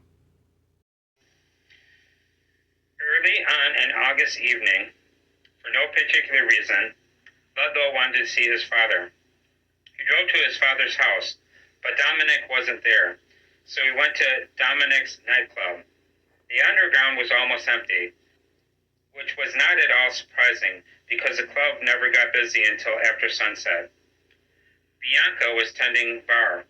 "Hi, Ludlow. What can I get you?" "Beer, I guess." He sat down on a stool. "I'm looking for my father." Bianca got him a beer. "Dominic isn't here." "He's not?" "No, he's probably with Victoria. He told me last night they were getting married." Ludlow's eyes widened. "They are?" "Yes." "When's the date?" Bianca shrugged. "He didn't say. The only thing he mentioned was the engagement." "Holy shit." Ludlow downed about half his beer. "Victoria's going to be my fucking stepmom?" Bianca cocked her head. "Is that a problem?" "No, I don't guess it's a problem. It just seems weird to me, is all. And her kids are going to be my step-siblings?" "I thought you liked Jacob and Amelia." "I do." Ludlow finished his beer. "It's just a lot to take in. I think I need to go for a walk, or some shit. Will you sell me some liquor for the road?" "Sure. What do you want?" "Doesn't matter." And put it in something I can walk around with, if you have anything. Bianca held up a bottle of water she was drinking. I can empty this and fill it with vodka. Perfect. She emptied the bottle, filled it with vodka, and handed it to Ludlow. Thanks. He gave her $100 bill. Tell my father I said hello. Bianca nodded. If I see him. Ludlow left. He walked for quite a while, wanting the evening air and the vodka to obliterate all negativity from his thoughts, and they mostly did. Moreover, it seemed as if the city itself were conspiring to lift his spirits. Traffic was minimal. The streets were bathed equally in the right amount of shadows and light. A lot of people on the sidewalks were smiling, and none of them had horse teeth. He walked without direction, relishing the evening air and light. Palm trees lined the street beneath a sky quickly fading to amber. He went from the sidewalk to a stretch of white rock and then down onto some sand, missing his mother as much as ever. Walking on the beach always made Ludlow miss his mother. He smelled the aromas of barbecue and seafood. Music from numerous bars and restaurants lining the boardwalk floated through the air. A woman selling transparent, helium-filled balloons with colorful glow sticks in them sped by on rollerblades. A young man with long hair tied back in a ponytail approached him. He wore camouflage shorts and a tie-dye shirt. Smiling, he batted his eyelashes. Hi, sexy. Ludlow just looked at him. The man did not have horse teeth. We're starting soon, the young man said, handing Ludlow a flyer. It was purple, with a single word stamped across it in bright pink letters, Jubilee. We're playing all night, right here on the beach.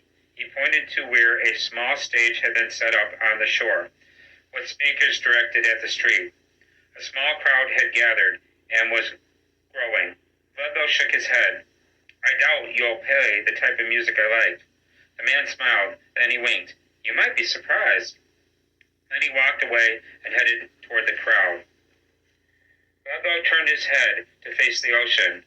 Its surface was turning shades of purple in the fading light. He found a spot beneath a palm tree and sat down. He sipped vodka and watched the beach fill with people. They quickly became just silhouettes in the dusk, basically faceless, with very little to distinguish any one of them from another. Ludlow thought of his mother and remembered her bringing him to this exact stretch of beach when he was 5 years old. How long ago had that been? 19 years, Ludlow said aloud. He frowned as if there had been a miscalculation, but there had not. 19 years. Jesus Christ. Time is flying, and it seems to accelerate the older I get. Straight ahead, the waves advanced and retreated. To his right, a sound technician checked levels on a PA system mixing board. About half the crowd cheered, ready for the music. Ludlow knew the band was going to be loud. He just hoped their songs didn't make him want to puke. Hello, Ludlow. He recognized Raisin's voice immediately.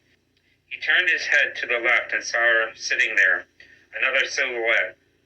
Her long black hair, unbound, hung down over her knees, which were drawn up to her chest. She was smoking a cigarette. Jubilee sucks, she told him. Trust me, you won't like their music. So what the fuck are you doing here? Trying to score some pussy? Raven laughed. Something like that. Actually, I was looking for the vampires. I'm trying to score some immortality. Why the fuck would the vampires be at a Jubilee show? They wouldn't. I was just walking around. I only came down here because I saw you sitting beneath this palm tree. I recognized your hoodie. Ludlow took a drink. Got any opium? No, but I have some morphine pills. Would you like morphine? I guess. I only took it once, a long time ago. Haven't seen it since. Where the hell did you get morphine pills? Some girl I know. She gets them from her grandmother. Oh, yeah? Yes, her grandmother has terminal illness. Cancer, I think. She steals from her dying grandmother to get high? No, her grandmother just gives them to her. I don't believe it. Raven shrugged. That's what she told me. Her grandmother's dying? She's in terminal pain? Why the hell would she give away her painkillers? Raven blew a smoke ring. Maybe she's a misogynist. Or maybe the pain's the only thing she has left. The girl, Ludlow took a drink, the granddaughter, why does she give the morphine to you? She doesn't. She sells them to me. But she sells them to me for almost nothing because she's in love with me. Are you in love with her? Raven finished her cigarette. Sipped it aside. No, I hope to fall in love, but she's not the one for me. I've been waiting for the right girl my entire life. Jubilee took the stage. Before they started playing, Ludlow stood up. Let's get out of here. Raven stood up too. Works for me. They took off walking. Night was falling. All of the street lamps, posted equidistantly along the boulevard, were aglow. Where's your car? Raven said. Left it at my father's club. Should we get it? No, I've got a room at the Highlight. It's closer. Twin beds, too, so you can crash if you want to. Cool, Ludlow said. They stopped at a liquor store on the way to Raven's room and went inside. Ludlow looked at Raven. You feel like drinking vodka tonight, or whiskey? Vodka, Raven said. Ludlow bought a half a gallon of vodka and 2 packs of cigarettes. Then they went to the Highland Motel a few blocks up the street. Raven was staying in room 108. They went inside. The television was already on. Raven turned a light on and locked the door behind them. Home sweet home, she said. I rented it for a week. The room was decorated in a beach theme, with pink walls, yellow plaster shells, and paintings of dunes overlooking bodies of water. That's my bed, Raven said, pointing to the one nearest to the bathroom. Then she indicated the bed next to the window. So you can have this one. The wide front window looked out onto the parking lot. If Ludlow's car had been outside the room instead of still parked at the underground, and if his headlights had been turned on, they would have been shining through the gap between the curtains. Raven sat down on one of the chairs at the table by the window. Ludlow sat down on the other. She pulled a baggie of pills from her pocket and gave him 2. These are morphine? Ludlow said. Yes. Take them both? Yes. 2 won't kill you. Should I crush them up and snort them? Or just eat them? Whatever you want, Raven said. But I just eat them. I mean, I snort cocaine, of course, but when it comes to pills, I'd rather just eat them. I don't like putting stuff up my nose. Ludlow shrugged. Then he swallowed the 2 pills with a shot of vodka from the half-gallon. Raven followed suit. I take it you're not fighting tonight, Ludlow said. No, not tonight. We can smoke in here, by the way. We can? Yes, they're non-smoking rooms, but I know the manager, and she doesn't give a fuck. I'll get an ashtray. Raven got up and went to the bathroom. When she returned, she set a plastic cup with water in the bottom of it on the table and sat back down. They took a few drinks of vodka, then each lit a cigarette. So what do you do for fun? Ludlow said. When you're not fighting or taking drugs. Raven smiled. You left out exercising. Yeah, well, you obviously work out. That's a given. What else do you like to do? I like to draw. That's awesome. Yeah, I'm really into art. And literature, too. I love to read and write. I suck at drawing, Ludlow said. And I love to read, but I can't write to save my life. What do you write about? Raven shrugged. Just whatever. Gloomy poetry, horror fiction, lesbian erotica, stuff like that. All that dark stuff, though, definitely. Ludlow took a drink. Maybe your stuff will be published one day. Maybe. I mainly just write for my own amusement, though, and therapy. She took a drink. So what about you? What do you like to do when you're not being delusional and hallucinating people with horse teeth? Music, mainly. Oh, yeah? Yes, I'm a musician. That's cool. What do you do? Sing? Play guitar? Drums. I mean, I can sing, but I don't consider myself a singer. and I can play a little guitar, but I'm not very good. Drums are what I'm good at. I'm a drummer. Are you in a band? Not at the moment. Oh, but I'm also taking piano lessons. Nice. I like piano music. Sometimes I listen to Beethoven after a fight. His sonatas relax me. What's freaking me out, Ludlow said, is that my piano teacher is about to become my stepmom. For real? Yes, I just found out about an hour ago. So why is it freaking you out? I don't know. I guess I just thought my father would never get married again. I told you my mother was murdered, right? No, you told me she was dead, but now she died. Did you kill her? No. So who did? Don't know. Unsolved homicide. And why did you kill your mother anyways? Long story, Raven said. I don't feel like talking about it, but it helps me sleep to know that she deserved it. Ludlow took a drink. You probably heard of my piano teacher, by the way, or my father's fiancée, or our future stepmom, whatever the fuck you want to call her. She's kind of famous. What's her name? Victoria Sloan. Raven's eyes widened. Victoria Sloan used to be married to Theo Sloan of Vertigo before he killed himself. That's her. Raven cracked a smile. I'm friends with her children. Seriously? Yes, Jacob and Amelia. They live in their palace up on Stella Nova Road. They throw parties there all the time. Jacob's a year younger than me. Amelia's 1 year older. Ludlow nodded. They're going to be my step-siblings. Raven took a drink. They're killer fucking musicians.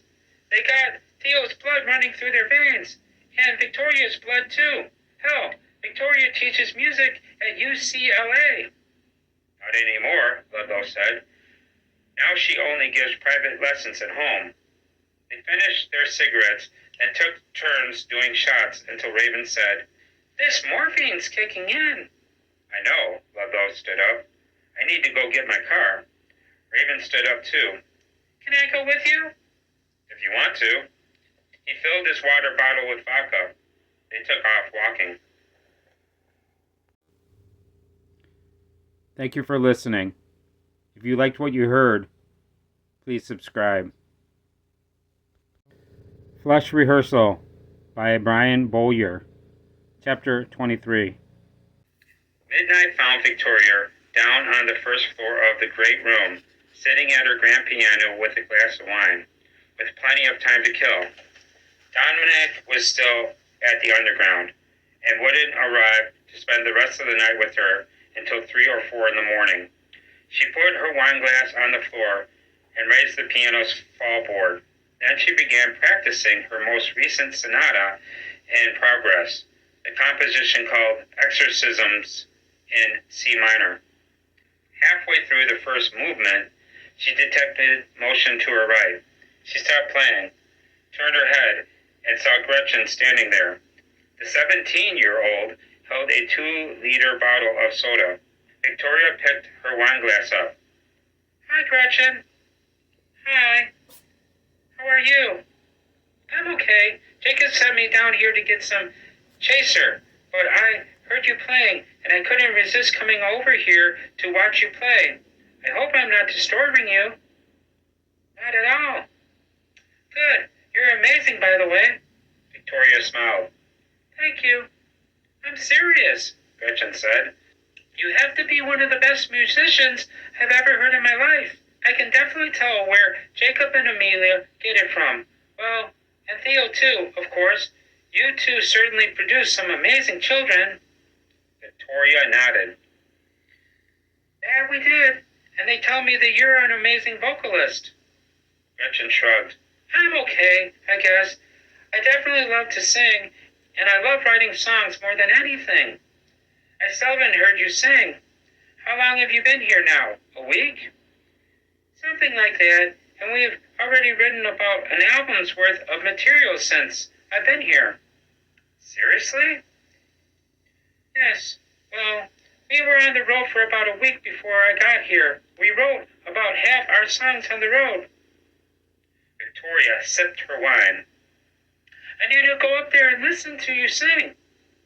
So come on up, Gretchen said. Right now? Sure, if you want to. We're working on our stuff right now. Unplugged, though. They're just playing on 2 acoustics, and I'm not singing through a microphone, but you can still get a sense where we are musically. Victoria finished her wine and closed the piano's fall board. Then she set her wine glass on the floor and stood up. Let's do it. They took the staircase on the left up to the West Wing's 3rd floor. There were 8 suites on the 3rd floor, 4 in the East Wing and 4 on the West. The doors of the suites lined the left side of the hallway. The first door they passed, Amelia's door, was closed. The next door was closed, and Victoria pointed to it. Miss Daisy told me that's your room now. How do you like it? I love it, Gretchen said. Thank you so much for letting me stay here. Victoria smiled.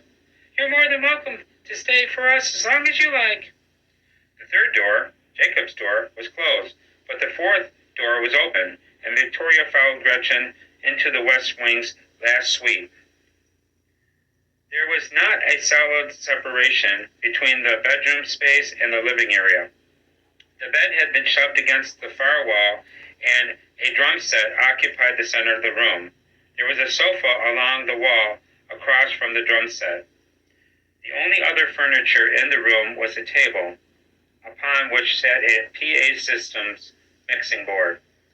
With a chair in front of it, electric guitars, bass guitars, amplifiers, microphones, laptop computers, effects processors, and speaker cabinets filled the majority of the suite's available space.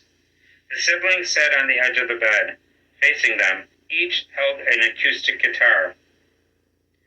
I thought you got lost, Jacob told Gretchen. Is this new? Victoria asked her children, indicating the double bass drum set. Yes, Amelia said. We ordered it online. Now we just have to find a drummer.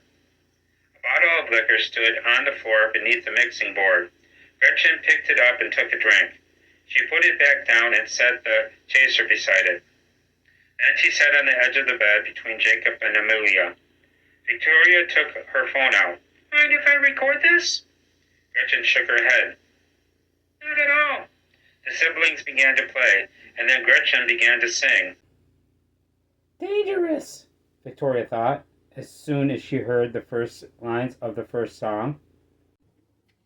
Come and look at pictures of this little girl I keep locked up inside my heart with chains upon her feet. Gretchen's voice was stunning, and the melody was haunting. By the time they got to the chorus, Victoria couldn't remember the last time lyrics moved her so much. At the song's conclusion, they launched into another one, and then another, and then the next. Their music was unlike anything Victoria had ever heard. It was chaotic, but the chaos was harmonious and controlled. She thought of 1,000 beautiful women beating her into submission with their hair. A part of her wanted to curl up like a fetus on the floor as if to keep from shattering into pieces, or as to simply hold onto the music. As she listened to Gretchen's voice go up and down and all around the lyrics, Victoria felt like she was standing on the edge of a steep cliff or a tall building where the beauty of the view doesn't come without potential for danger. As a child, she had been afraid of ledges, fearing that the view itself would appear to be an ocean of beauty or a safety net that could trick her into leaping to her death. That was how Victoria had always felt about a small number of bands that she considered dangerous. She was half afraid of falling into their music and somehow losing herself. Those bands were rare, but listening to Gretchen and her children perform these early versions of their songs, she knew they had the potential to be one of those transcendent bands. When they finally stopped playing, Victoria stopped recording and put her phone away. Her children looked bored, but Gretchen stared at her expectantly. So, Gretchen said, did you like it? Victoria nodded. I did. I'll play the songs for Dominic. Gretchen cocked her head. Your fiancé? Yes. He doesn't do much producing these days, but that's because he rarely gets excited about the music he hears. After he hears your stuff, he may want to get into the studio right away. Amelia said, We still need to find a drummer. Victoria shrugged. So ask Letho. He's not playing with anyone right now. Amelia said, Letho's fucking old. He's 24, Victoria said. He's only 6 years older than you are. Gretchen looked at Amelia. Letho, that's Dominic's son, right? Amelia nodded. Yes, he's insane. He's about to become our stepbrother. Jacob put down his guitar. Letho's crazy, but the son of a bitch can definitely play some drums. He got up and headed for the bottle of whiskey. Thank you for listening. If you liked what you heard, please subscribe. Flash Rehearsal by Brian Bowyer, Chapter 24. Dominic was seated at his desk in the underground when he heard Bianca's familiar knock at his office door. He put his phone down and looked up. Come in. She opened the door. It was after midnight. Music from the club filtered through. She stepped inside and closed the door behind her. Do you have a minute? Sure. He gestured toward the chair across from his desk. Have a seat. Bianca sat down. Listen, I hate to bother you, but I'm having some problems at home, and I could really use some help right about now. Do you need some money? Oh, no, nothing like that. I make plenty of money here. So what's the problem? Well, you know my mother's staying with me right now, right? Yes, you told me. I don't remember all the details, though. Sorry, I have a lot going on at the moment. What exactly happened? Wasn't she in an accident or something? She fell off a ladder and broke her hip. Damn. Yes, my father died a few years back. Motorcycle crash. Do you remember that? Dominic nodded. I went to the funeral. Oh yeah, that's right. Anyways, Mom's been on her own since he died, and the gutters hadn't been cleaned in a couple of years. With autumn on the way, she wanted to climb up on the roof and clean the old leaves from the gutters. She fell off the top of the ladder before she made it to the roof. Do you need me to go and clean the gutters? I'd be happy to do that for you. Bianca shook her head. No, thanks. I already cleaned the gutters myself. I appreciate it, though. I just wish Mom had asked me to do it before she got on that damn ladder. So she broke her hip? Did they have to replace it? Yes, and now she's staying at my house to recover from surgery. So what's the problem? They prescribed her Oxycontin for the pain, and Mom's one of those people who hates to take medication unless it's absolutely necessary. So she gave me the pills and told me to throw them away. Oh no, Dominic said, putting two and two together. You're a heroin addict. Yes. And the Oxycontin is basically synthetic heroin. Right. You didn't throw the pills away. No. How many did you take? I went through the entire bottle in about a week, and there are no refills. Now I'm on the verge of a full-blown relapse. Can you help me? Of course. Who's covering for you right now? Felicia. She's finishing my shift. I told her I was going home. I'm afraid I'm going to buy heroin from the first dealer I see. Okay, don't go home. And don't go back to the floor. Just stay here in my office. I'll be back as soon as I can. Dominic left and headed for Madame Isabel's palace. He phoned her on the way and told her he was coming over. He arrived at midnight and parked amongst the slew of vehicles in front of the pink and purple four-story Victorian. Zebediah greeted him at the door. He appeared to be 7 feet tall beneath the top hat that he wore. When he smiled, his teeth seemed shockingly white. Hello, Dominic. Come on in. He stepped into the first floor saloon. The place was packed. Numerous people drank at the Redwood Bar. Others drank, talked, and laughed at the many tables. An old man played piano in the corner while half-naked working girls walked around talking, laughing, and flirting with customers. You can go on up. Zebediah said. She's expecting you. Dominic ascended the spiral staircase to Madame Isabel's office on the second floor. The door was open. He knocked anyway. Seated at her desk, she looked up at him. Her silver hair was piled atop her head. She wore a red dress and a cameo necklace with an image of a cross embossed upon it. Hi, Dominic. Congratulations, by the way. I heard you're getting married. Thanks. You're here to buy some more jewelry for Victoria? No, I need something for heroin withdrawal. Isabel frowned. For Ludlow? No, for one of my bartenders. She's been clean for 3 years, but she's on the verge of a relapse, so I need something fast. Isabel nodded. Then she got up. Be right back. She left her office and then returned minutes later with a bottle of pills. Subsidone! She told Dominic, handing the bottle. It's like methadone, but with less chance of addiction. 30-day supply. She can find the directions online. Thanks. Dominic paid cash for the pills and then drove back to the underground. Bianca was still in his office when he returned. Subsidone, he said, handing her the bottle. Thanks. She opened the bottle and put a pill in her mouth and swallowed it. Did you drive here? Dominic said. No, I don't get my license back for another 6 months.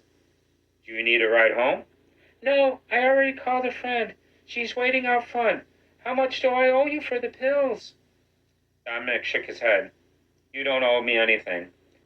She smiled, but appeared to be ready to cry. Thank you so much. You're a lifesaver. He nodded.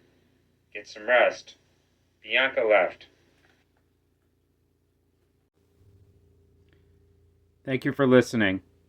If you liked what you heard, please subscribe. Flash Rehearsal by Brian Bowyer. Chapter 25. Gretchen woke up.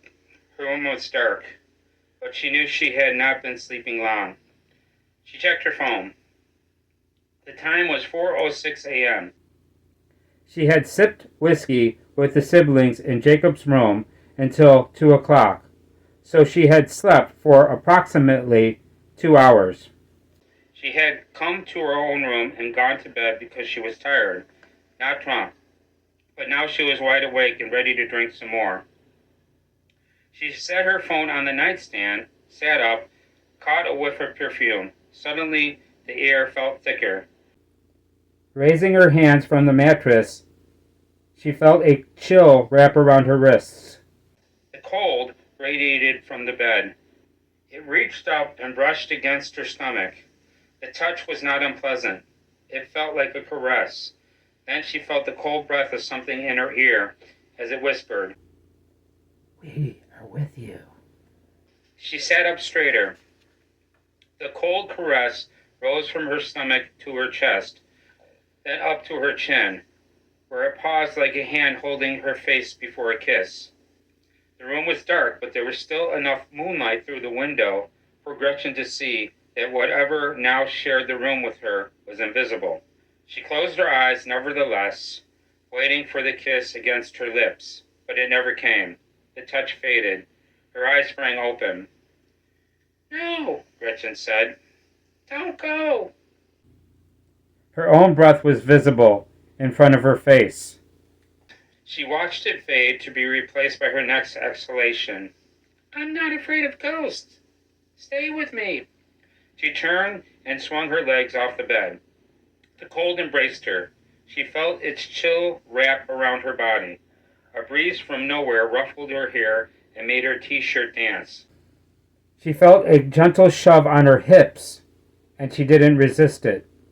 She got up and began moving around the room as if in tandem with a partner. Then she felt that cold breath on her ear again as something with a female's voice whispered, "Sing for me." "Abby, is that you?" "No, I'm Marlo. Sing for me. I'd love to hear you sing." Gretchen felt hands on her shoulders, followed by a brush against her neck that swept her hair to the side. She laughed and felt more hands, numerous hands. They ran fingers up and down her back and encircled her legs. She became unbalanced and thought she might fall, but more hands steadied her by the arms, and she stood still. She heard more voices too, multiple voices, men, women, and children, all whispering together to form an incomprehensible pandemonium. "How many of you are there?" Gretchen said. She turned and headed towards the bathroom. An unseen presence grabbed her shirt and pulled. Another clutched her by the hair. All around her, invisible hands with icy fingers tried to hold her back and slow her movement. She felt like she was walking underwater.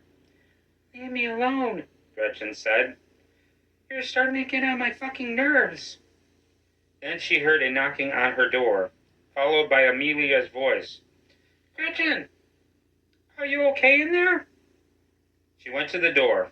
Before she opened it, she turned a light on and spun around. The bedroom suite was empty. Smiling, she turned back around and opened the door. Amelia stood in the hallway, holding a bottle of whiskey.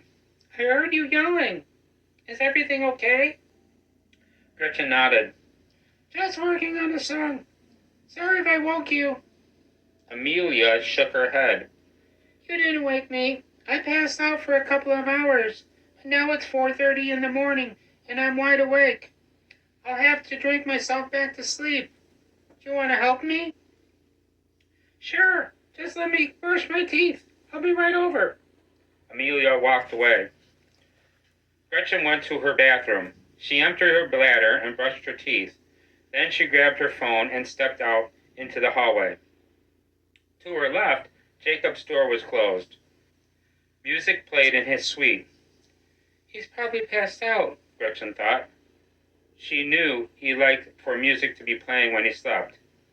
To her right, Amelia's door was open, and she entered the suite. Amelia lay on her bed. Gretchen closed the door and joined her. They drank in silence momentarily, passing the bottle back and forth. Then Amelia said, "Have you fucked my brother yet?" Gretchen shook her head. "No. What are you asking me that for?" "Because Jacob's in love with you." "Get the fuck out of here." "I'm serious. You can't tell?" "No." "Wow," Amelia said. "You must be fucking clueless. My brother is totally in love with you." Gretchen shrugged. "Sorry about his luck." "You don't like him?" "Of course I like him. It's not that. Jacob's an awesome guy, but I don't have sex with guys." "You don't?" "No, I'm only into chicks." "Holy shit." Amelia took a drink. "I had no idea." Gretchen shot her a look. "And you call me clueless?" "No, I mean, I didn't get that vibe from you at all. I had no idea that you only had sex with chicks." Gretchen put her hand on Amelia's leg. "Well, now you know. And speaking of which, I haven't had sex in a while. And you're a smoking hot chick. So, do you want to have sex with me?" "No." Gretchen pulled her hand back. "You don't find me attractive?" "I didn't say that. Jesus Christ, Gretchen. You're damn beautiful. It's not that." "You don't have sex with girls?" "I didn't say that either. I mean, I never have, but I might. I don't know. But it doesn't matter because my brother's in love with you." "So, He doesn't have to know. Amelia shook her head. Trust me, he would know. Jacob and I can't keep things from each other. Let me hit that whiskey. Gretchen said. Amelia handed her the bottle. Gretchen took a drink and gave the bottle back. Plus, we're in a band together. Amelia said. So we'll definitely shouldn't fuck. Gretchen nodded. You're right. Those relationships never end well. Amelia grabbed the remote. She turned on the TV and flipped to a news channel. On the screen, two newscasters were discussing the lobotomizers' reign of terror in Los Angeles. They drank, passing the bottle back and forth, and talked mainly about music. Amelia fell asleep first. Gretchen didn't go back to her room. Instead, she closed her eyes and fell asleep beside Amelia. Thank you for listening. If you liked what you heard, please subscribe. Flesh Rehearsal by Brian Bowyer, Chapter 26. On the last day of August, a Sunday, Victoria went to Dominic's house on Mulholland Drive. It wasn't that far from her own home on Stella Nova Road. In the vastness of Los Angeles, they lived in the same zip code, 90077. Dominic's nightclub was always closed on Sundays, but because tomorrow was Labor Day, the Underground wouldn't open again until Tuesday, September 2nd. Victoria looked forward to having her fiancé all to herself for the next 2 days. Well, after all of his guests go home later, She thought, because today Dominic was hosting what he called a small get-together at his house a day before the holiday. I wouldn't call this get-together small. Victoria thought.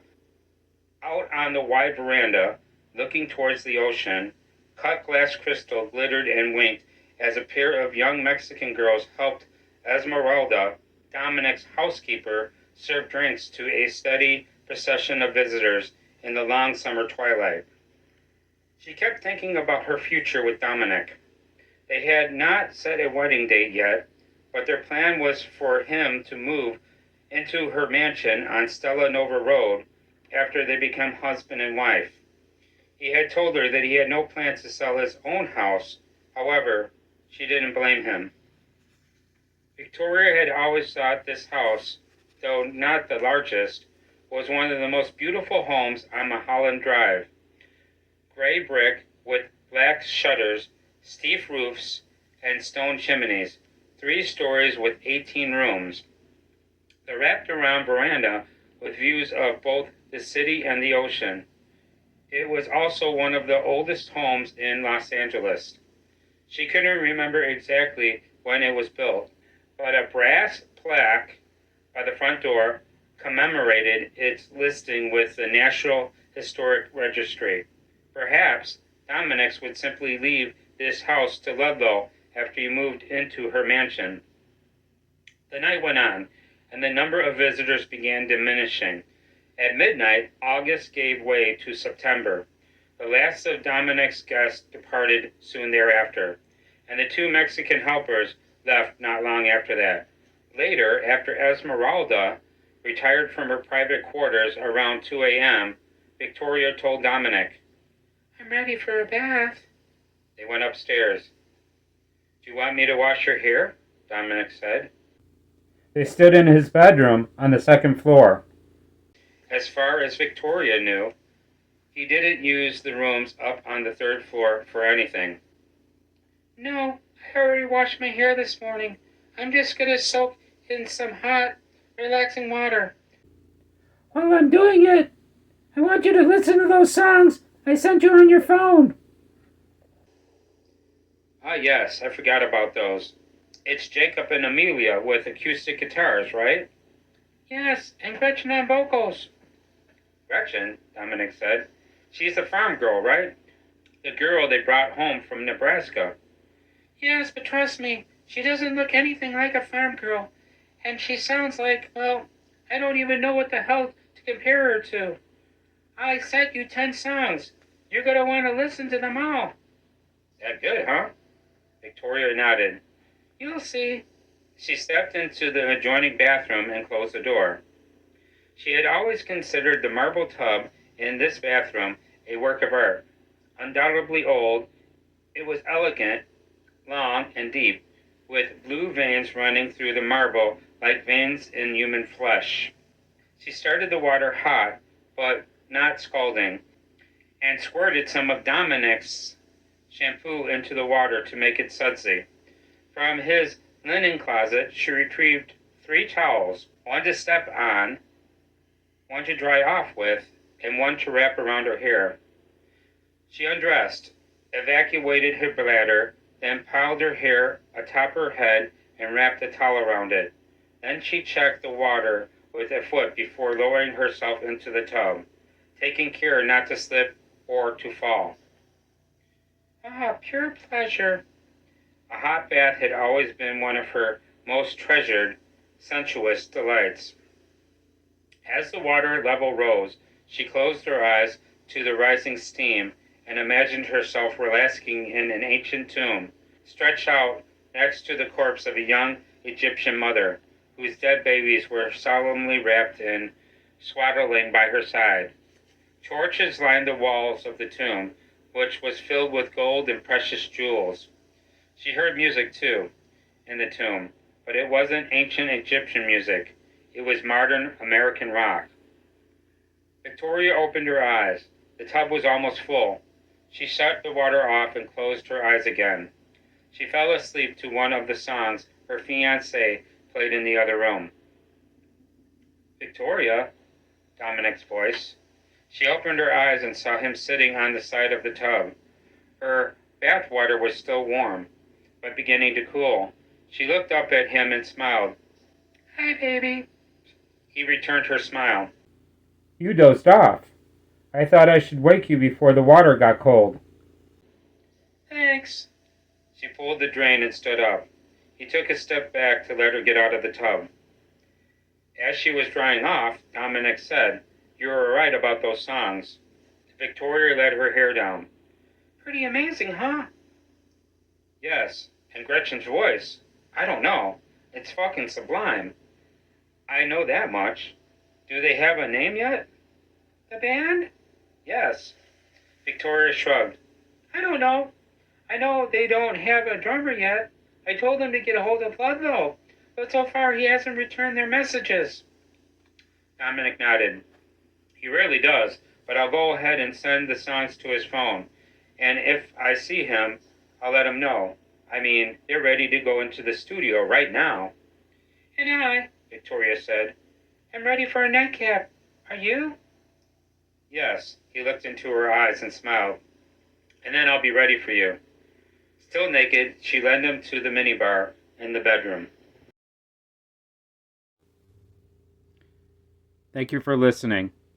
If you liked what you heard, please subscribe. Flesh Rehearsal by Brian Bowyer, Chapter 27. At the Highlight Motel, the screen of room 108's TVs shadowed Ludlow as he sipped whiskey at the table by the window. Through the gap between the curtains, he saw his car parked outside in the front of the door, and the night beyond. Raven slept in the bed nearest the bathroom, passed out on morphine and alcohol. She wasn't fighting tonight, but he watched her kill yet another opponent in the boxing ring the night before. She ripped the man's throat out with her teeth. He had lost track of the days, but he was pretty sure this was either the 5th or the 6th night at the motel. He did know, however, thanks to his phone, that they were now in the month of September. If they decided to rent the room for another week, Ludlow already told Raven he would pay for it. On the TV, set to a news station, a newscaster delivered the usual horror show: war in the Middle East, a school shooting in Minnesota, abductions and decapitations down in Mexico. Leaving the TV on, he stood up. He grabbed a half-filled water bottle of straight vodka and stepped outside. Before he closed the door, he made sure he still had a key card in his back pocket. Then he checked his car to see if the doors were still locked, and took off walking. The night was warm. He walked aimlessly and soon found himself in an old industrial district. He passed old factories and mills, undoubtedly full of machinery that had not been touched in many years. A lot of the buildings were old row houses of rotting wood and brick crumbling into ruin. He heard voices and laughter in front of a dilapidated warehouse. He turned his head in that direction. He saw 3 men standing around a fire in a barrel on the parking lot's potholed pavement. He approached them. They were dressed in the tattered rags of homeless people. All 3 looked at him and smiled. In the firelight, he saw that all 3 were missing teeth, but none of them had horse teeth. One took a drink from a jug of wine before handing it to another. Suddenly, from seemingly out of nowhere, a delivery truck braked to a stop 6 feet to Ludlow's left. 2 men with machine guns jumped out and pointed them at Ludlow. His own gun, the snub-nosed .38, was loaded with hollow-point bullets at the small of his back. But there was no way he could retrieve it and kill the 2 men before they killed him with automatic gunfire. One of the men had blonde hair. The other was a brunette. Then a 3rd man, presumably the driver, with bright red hair, came around from the other side of the truck and aimed a revolver at Ludlow's face. "In the back of the damn truck," the redhead ordered. Ludlow climbed into the back of the delivery truck. The blonde and the brunette, with their machine guns pointed at Ludlow, climbed into the back of the truck with him. The redhead slammed the door shut. Soon thereafter, the truck was moving. The ride did not last long. There were no windows in the back of the truck. Neither the blonde nor the brunette said a word, so Ludlow never said anything either. The truck stopped, and Ludlow heard the engine shut off. Moments later, the redhead opened the door, and they all got out. The blonde and the brunette kept their machine guns aimed at Ludlow. They had brought him to a huge burning building. The air was thick with smoke. He heard people screaming inside the building. At first, his vision was blurry. Then his eyes adjusted to the brightness of the flames, and he could see clearly. A line of fire raced across the Los Angeles Hospital for the Criminally Insane sign above the main entrance. What the fuck?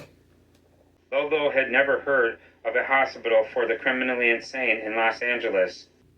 A fireball ascended off the roof into the night sky. The explosion caught the blonde, the brunette, and the redhead by surprise, causing all 3 to step back. Broken glass landed on the asphalt at their feet. The blonde and the brunette kept their machine guns aimed at Ludlow. However, as he listened to the hum of his now possibly inflamed eardrums, muffled the sounds of the chaos all around them. Another explosion knocked a team of fire responders over, and they dropped a massive hose they had all been holding. It thrashed on the parking lot like a giant anaconda, striking a police officer and slamming him against a cop car. Half a dozen firefighters tackled the hose and wrestled it under control. "Those explosions," the redhead said, "means the flames have reached the boiler room." He turned to Ludlow. "Our leader is in that building. We're going inside to get him, and your dumb ass is coming with us." Ludlow nodded. The blonde and the brunette kept their guns on him as all 3 followed the redhead to the main entrance. None of the cops or firefighters tried to stop them from going inside. The burning building was being evacuated when they entered. First responders were helping both hospital employees and patients. Inmates toward the exit when the hallway ceiling collapsed to the left, crushing 4 firefighters. "This way," the redhead said. pointing to the right. The two gunmen forced Ludlow to follow the redhead down a hallway. As fumes of black smoke and hot air swirled around them, Ludlow imagined they were taking him to a dragon's lair. Over the fire's growl, he heard the crackling and snapping of timber as the building's foundation weakened. The hallway ended, and they stepped into a cavernous room with an abandoned reception desk. "This place is divided," the redhead said, waving smoke away from his face, "into 4 color-coded wards: yellow, purple, orange, and red. Our leader's in the red ward. Follow me." A thunderous boom crashed down from the roof as he led them to a set of doors next to a keypad. Ludlow looked up fast enough to see a section of the ceiling buckle downward. A black shower of debris fell and buried the reception desk. Then a dark cloud shot through the room and covered them in soup. The redhead entered a code into the keypad, opening the double doors. After he stepped through, the two gunmen and Ludlow followed him into another room. The smoke thinned out, but the room was ablaze. Orange and yellow flames climbed the walls, and the nurse's station was on fire. Ludlow counted 4 corpses on the floor, but none of those women died of thermal injuries or smoke inhalation. All 4 had died from blunt force trauma to the head. He knew they were women only because they were naked. Their faces had been beaten to unrecognizable pulp. "This way," the redhead said, then headed towards a hallway behind the nurse's station. The two gunmen and Ludlow followed him down the hall. All doors on both sides had been forced open. Some had even been torn off their hinges. In the first room they passed, Ludlow saw the corpse of an inmate in the remnants of a torn open, blood-soaked straitjacket, sitting upright on the bed, with its back against the wall, facing him. It had been decapitated.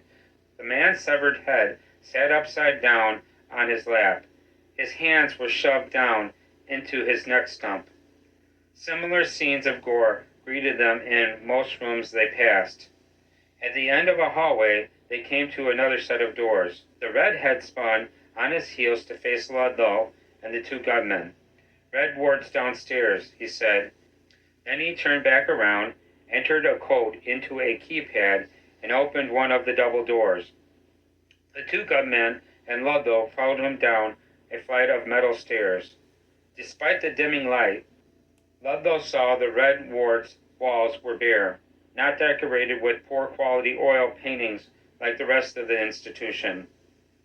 The floor was concrete. The walls were cinder block. He thought the place looked like a dungeon. He heard more of the ceiling collapse somewhere overhead.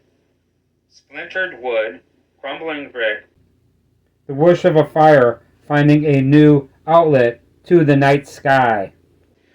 For a second, he thought the whole hospital might come crashing down on top of them.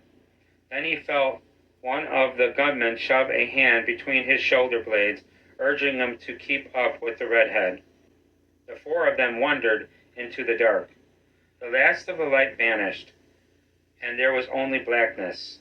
The floor beneath Ludlow's feet became something he couldn't see, but still believed in. He simply had faith that it was there, and that he would not fall into a hole with each footstep. Like he had faith that he would not crash into a concrete wall when he drove around a curve in his car.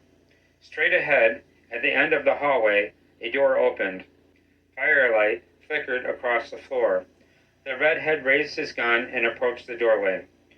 The two gunmen forced Ludlow to follow him through. He looked up. Flames had eaten away much of the ceiling, giving them plenty of light, but bringing the fire closer.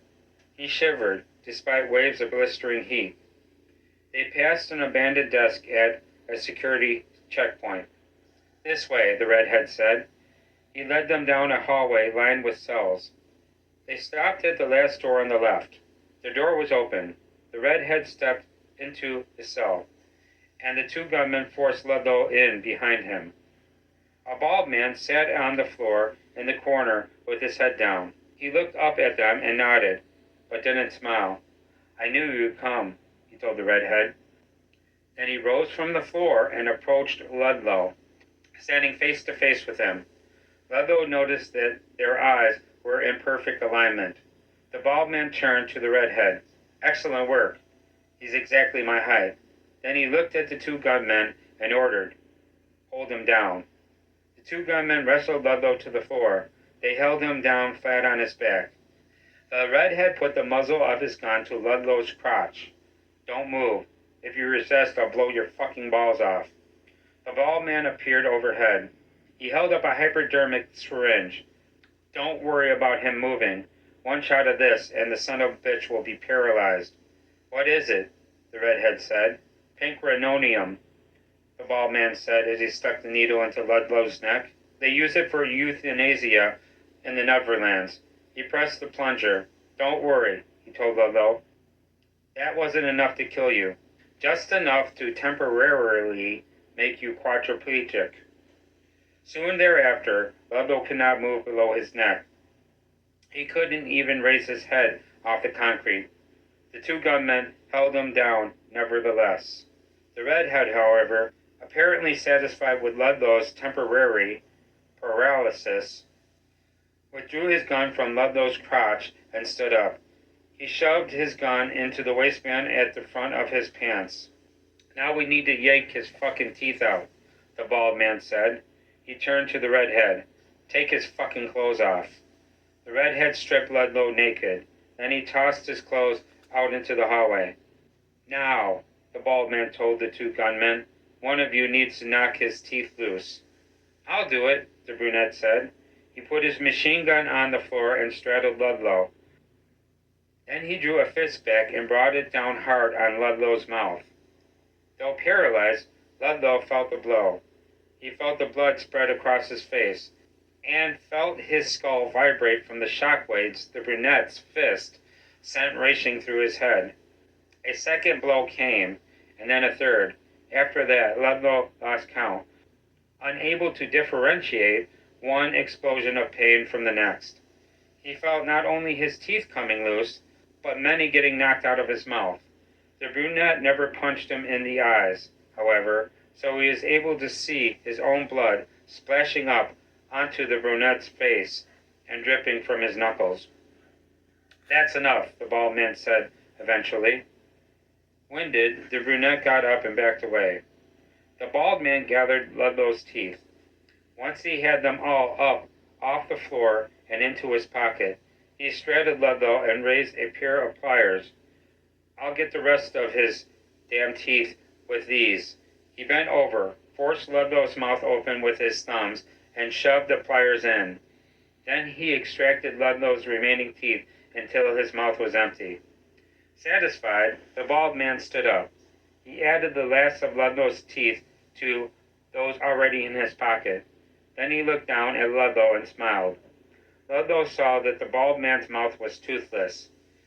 "Pulled my own teeth out this morning," the bald man said, "with these same pliers." He tossed the pliers aside. "I got my teeth right here in this cup, actually." He grabbed a cup, held it up, and shook it. Ludlow heard the bald man's teeth rattle inside the cup.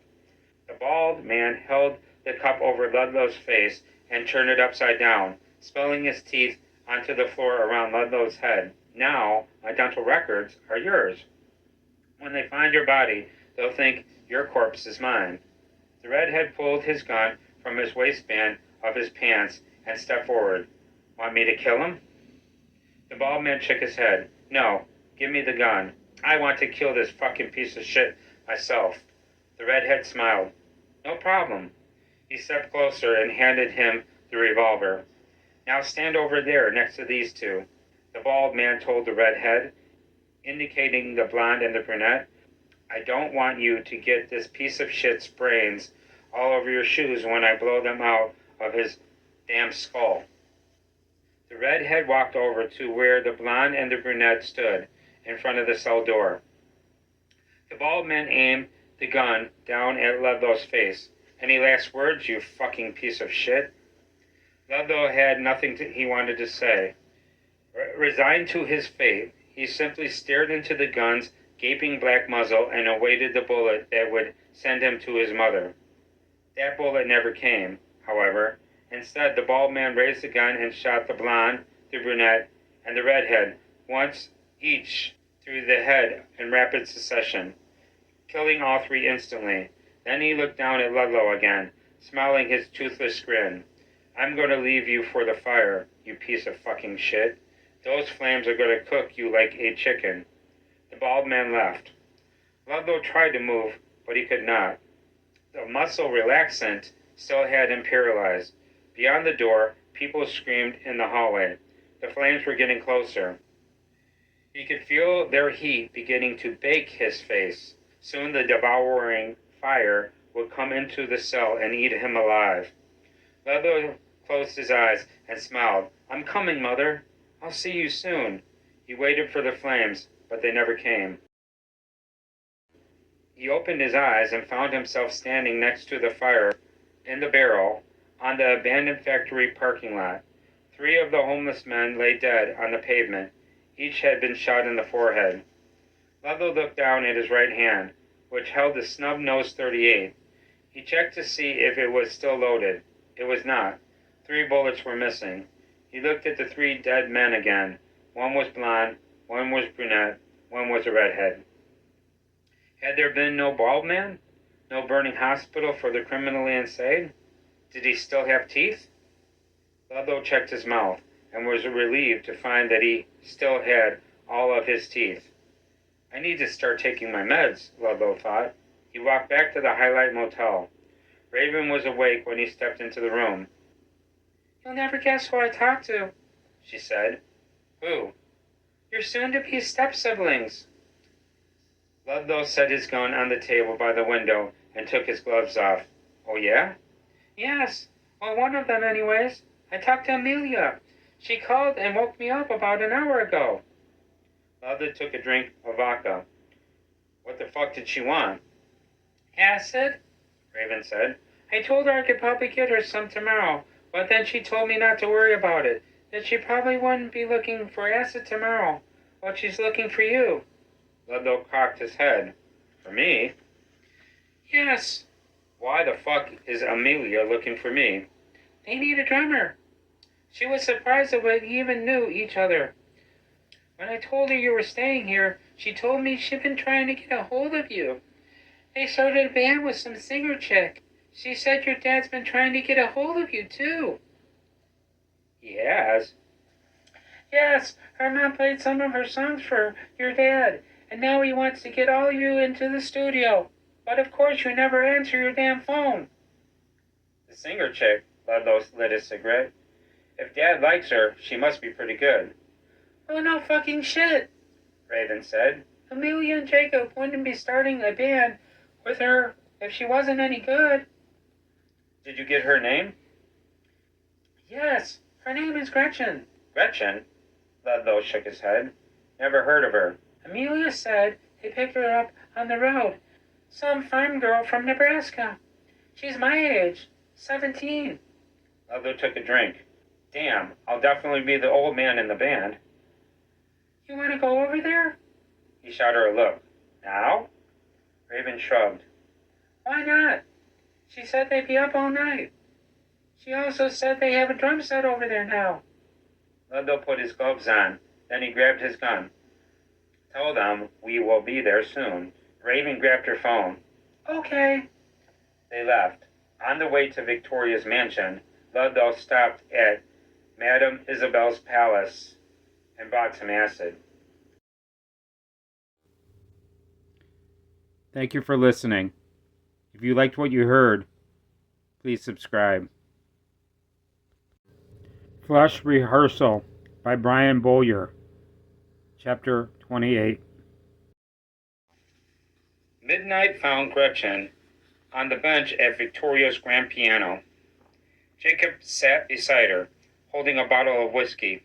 Amelia stood behind them with an acoustic guitar strapped on. She had told Gretchen that Ludlow was bringing a friend named Raven over, so the 3 of them worked on a new song down in the great room, awaiting their arrival. Victoria was spending the night at Dominic's house on Mulholland.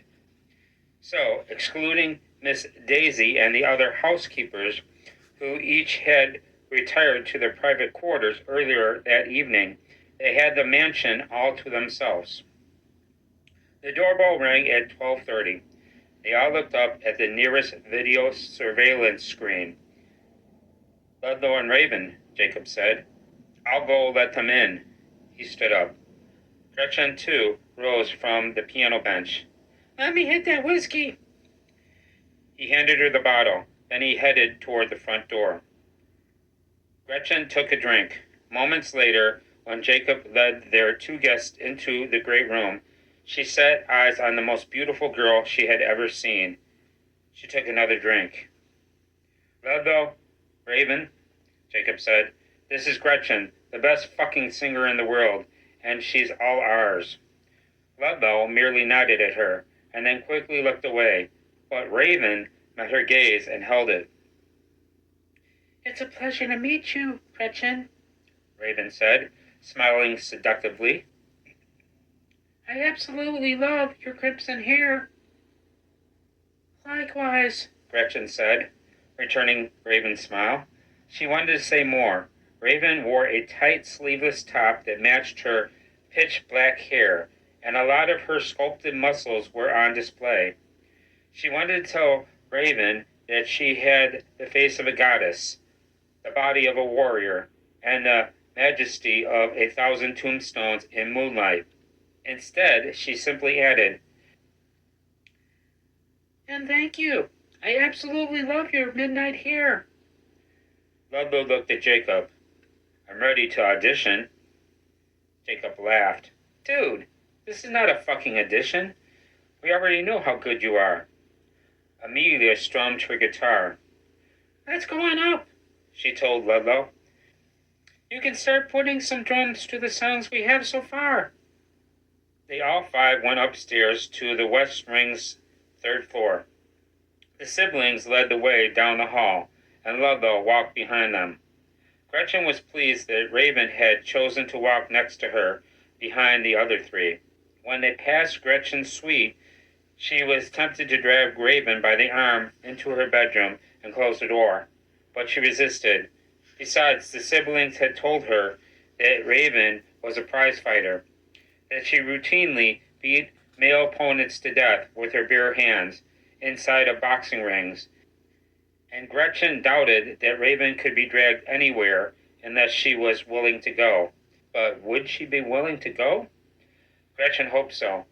Maybe she would find out later, after they played some music with Ludlow. Raven had been giving her some serious bedroom eyes. At the end of the hallway, they all five entered the last room on the left. "We just call it the music room," Jacob told Ludlow, whose eyes were on the double bass drum set. "This is nice," Ludlow said, indicating the drum set. Amelia put down the acoustic guitar. "It's just like your set, pretty much, except it's brand new." She picked up an electric guitar and strapped it on. Ludlow found a pair of drumsticks. Then he sat down on the stool behind the set and launched into a drum solo that lasted about 2 minutes. After he finished, Gretchen turned to the siblings. "So," Amelia asked her, "what do you think?" Gretchen smiled. "I think we have the best drummer in Los Angeles." "Dude," Raven said to Ludlow, "that was amazing." He shrugged. "Not really. I'll have to fine-tune these drums later, but they're okay for right now." He took his jacket off and set it on the floor. Then he looked at Amelia. "Okay, show me what you got." Amelia plugged the guitar into an amp and turned it on. Then she began playing one of their songs. Gretchen, watching Ludlow's first reaction to their music, was pleased to see a smile light up his face. He immediately began drumming a perfect beat. Jacob turned to Gretchen. Over the music, he yelled, "Let me hit that whiskey!" She handed him the bottle. He took a drink and gave the bottle back. Then he grabbed a bass guitar and began laying down a thunderous groove. Gretchen took a drink. Then she gave the bottle to Raven and leaned forward. I hope you enjoy the show, Gretchen yelled over the music. Raven took a drink. Then she leaned forward and kissed Gretchen full on the lips. Gretchen opened her mouth to receive Raven's tongue, which tasted of cigarettes and whiskey. She thought their saliva mixed deliciously. I'm sure I will, Raven said, at the conclusion of the kiss. And then I want to be alone with you. She took the bottle with her to the sofa along the wall across from the drums and sat down. Gretchen turned a microphone on and looked at Raven. This first song goes out to the one I love.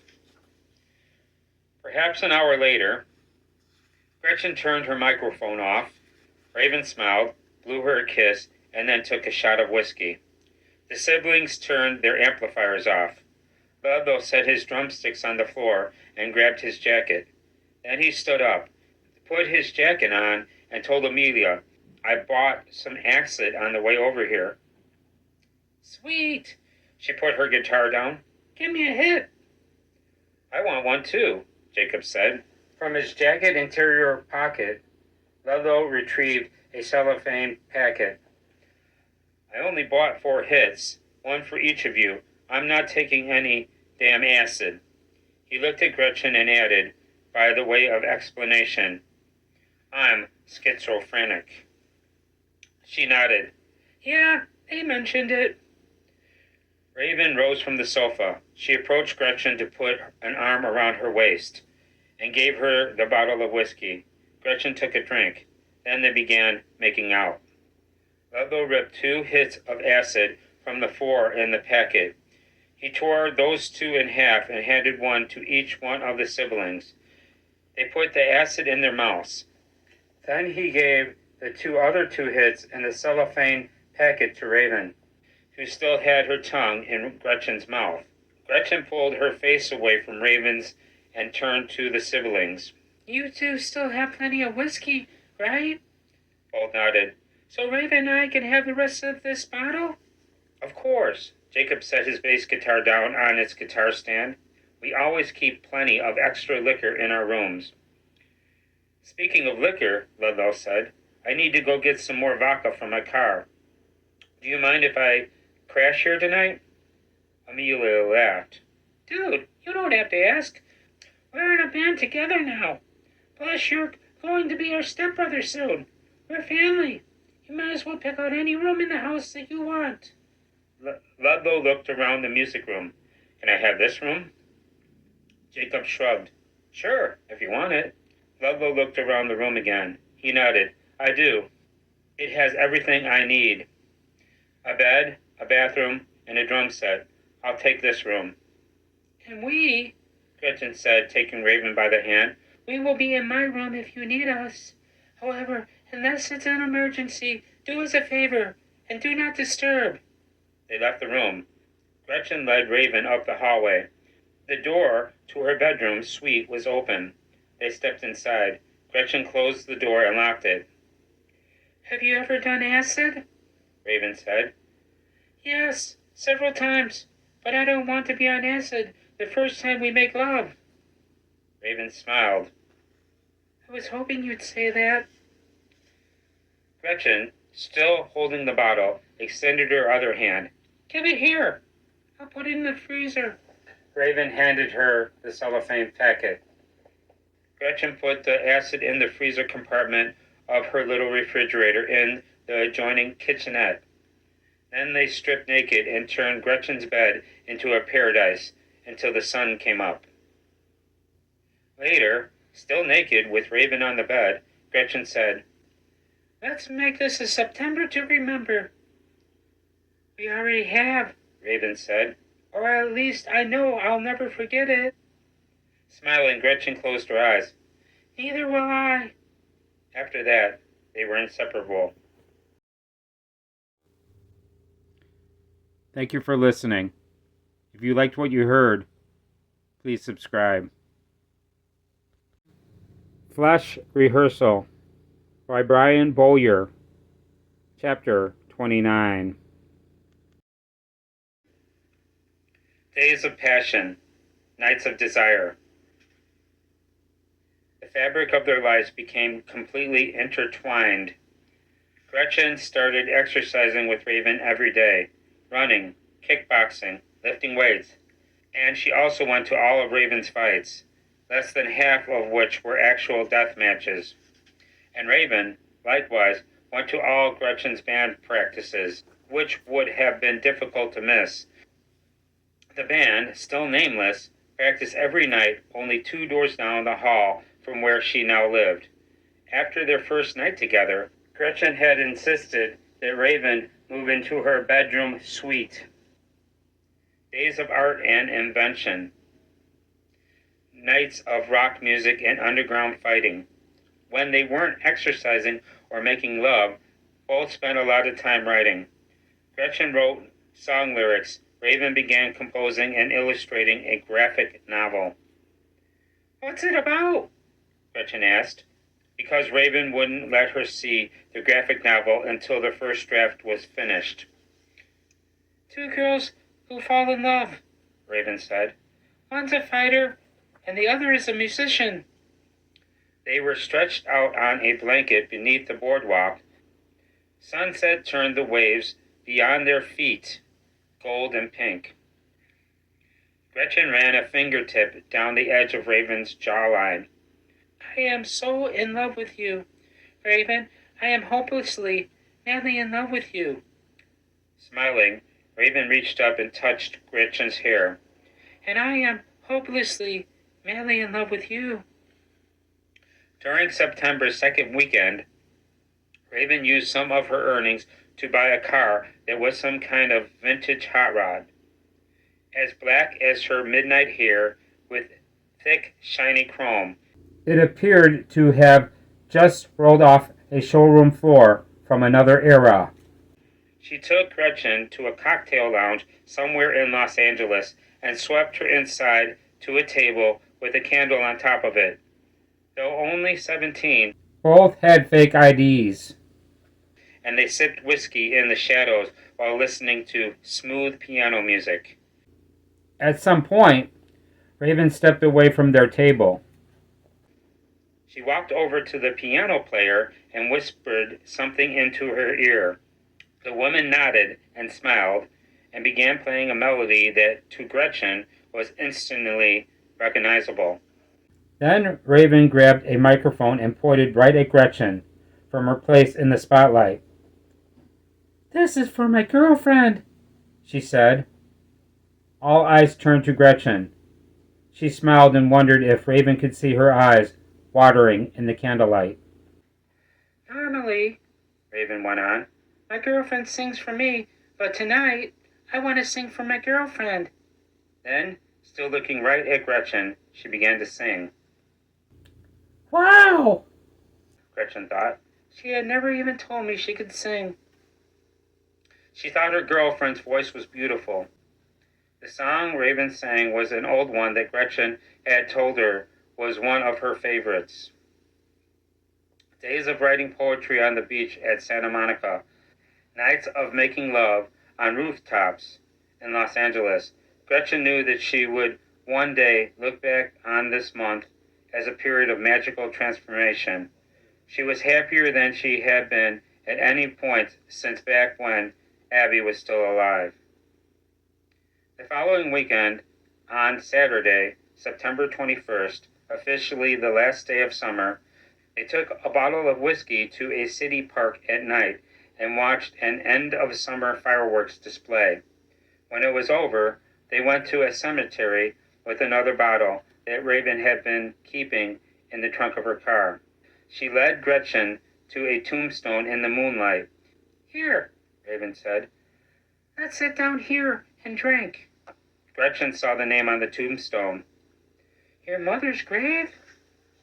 "Yes, I killed her and made it look like a suicide." "Wow, does that shock you?" Gretchen shook her head. "No, it's just weird because I was going to kill my father, but then he committed suicide so I wouldn't have to." Raven took a drink. "Well, my mother deserved it." "Oh, I believe you. My father deserved it too. He's the reason my sister committed suicide. And your mother? Cancer. Gretchen said. She died less than a week before Abby killed herself. So, you're the last one left. Yes. Let me hit that whiskey. Raven handed her the bottle. Gretchen took a drink and gave the bottle back. The night was warm. They heard gunfire and sirens in the distance. What about your father? Gretchen said. Raven took a drink. Never knew him. So did you get sent to an orphanage after you killed your mother? Yes, but the orphanage was horrific. Some of the people who worked there were just as evil as my mother had been, so I ran away from there when I was young. Then I met a man on the streets who had a thing for little girls. He was a taekwondo and jiu-jitsu instructor. He took me home with him and taught me how to fight. I trained for a couple years, but then I killed him and returned to the streets. Been fighting ever since. Gretchen lit a cigarette. My father started training me with guns at an early age. Raven smiled. We make a dangerous couple. I know. I'm so glad I met you. Raven lit a cigarette. Same. They both smoked in silence for a couple of minutes. After they finished their cigarettes, Gretchen looked at her phone. Only 5 minutes left. Of summer? Yes, and then it will be autumn. My favorite season. Do you like autumn?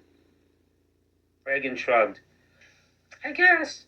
I mean, the start of autumn means that Halloween is right around the corner, and that's my favorite holiday. But fall is not that big of a deal in Los Angeles. Do the leaves change out here? Some, but not much. Certainly not as much as where you're from. Out here we have more evergreens and palm trees than anything, and those don't change. Let me hit that whiskey, Gretchen said. Raven handed her the bottle. Gretchen took a drink and gave the bottle back. Raven took a drink. I want to make love to you on my mother's grave. She put the lid on the bottle and leaned it against the tombstone.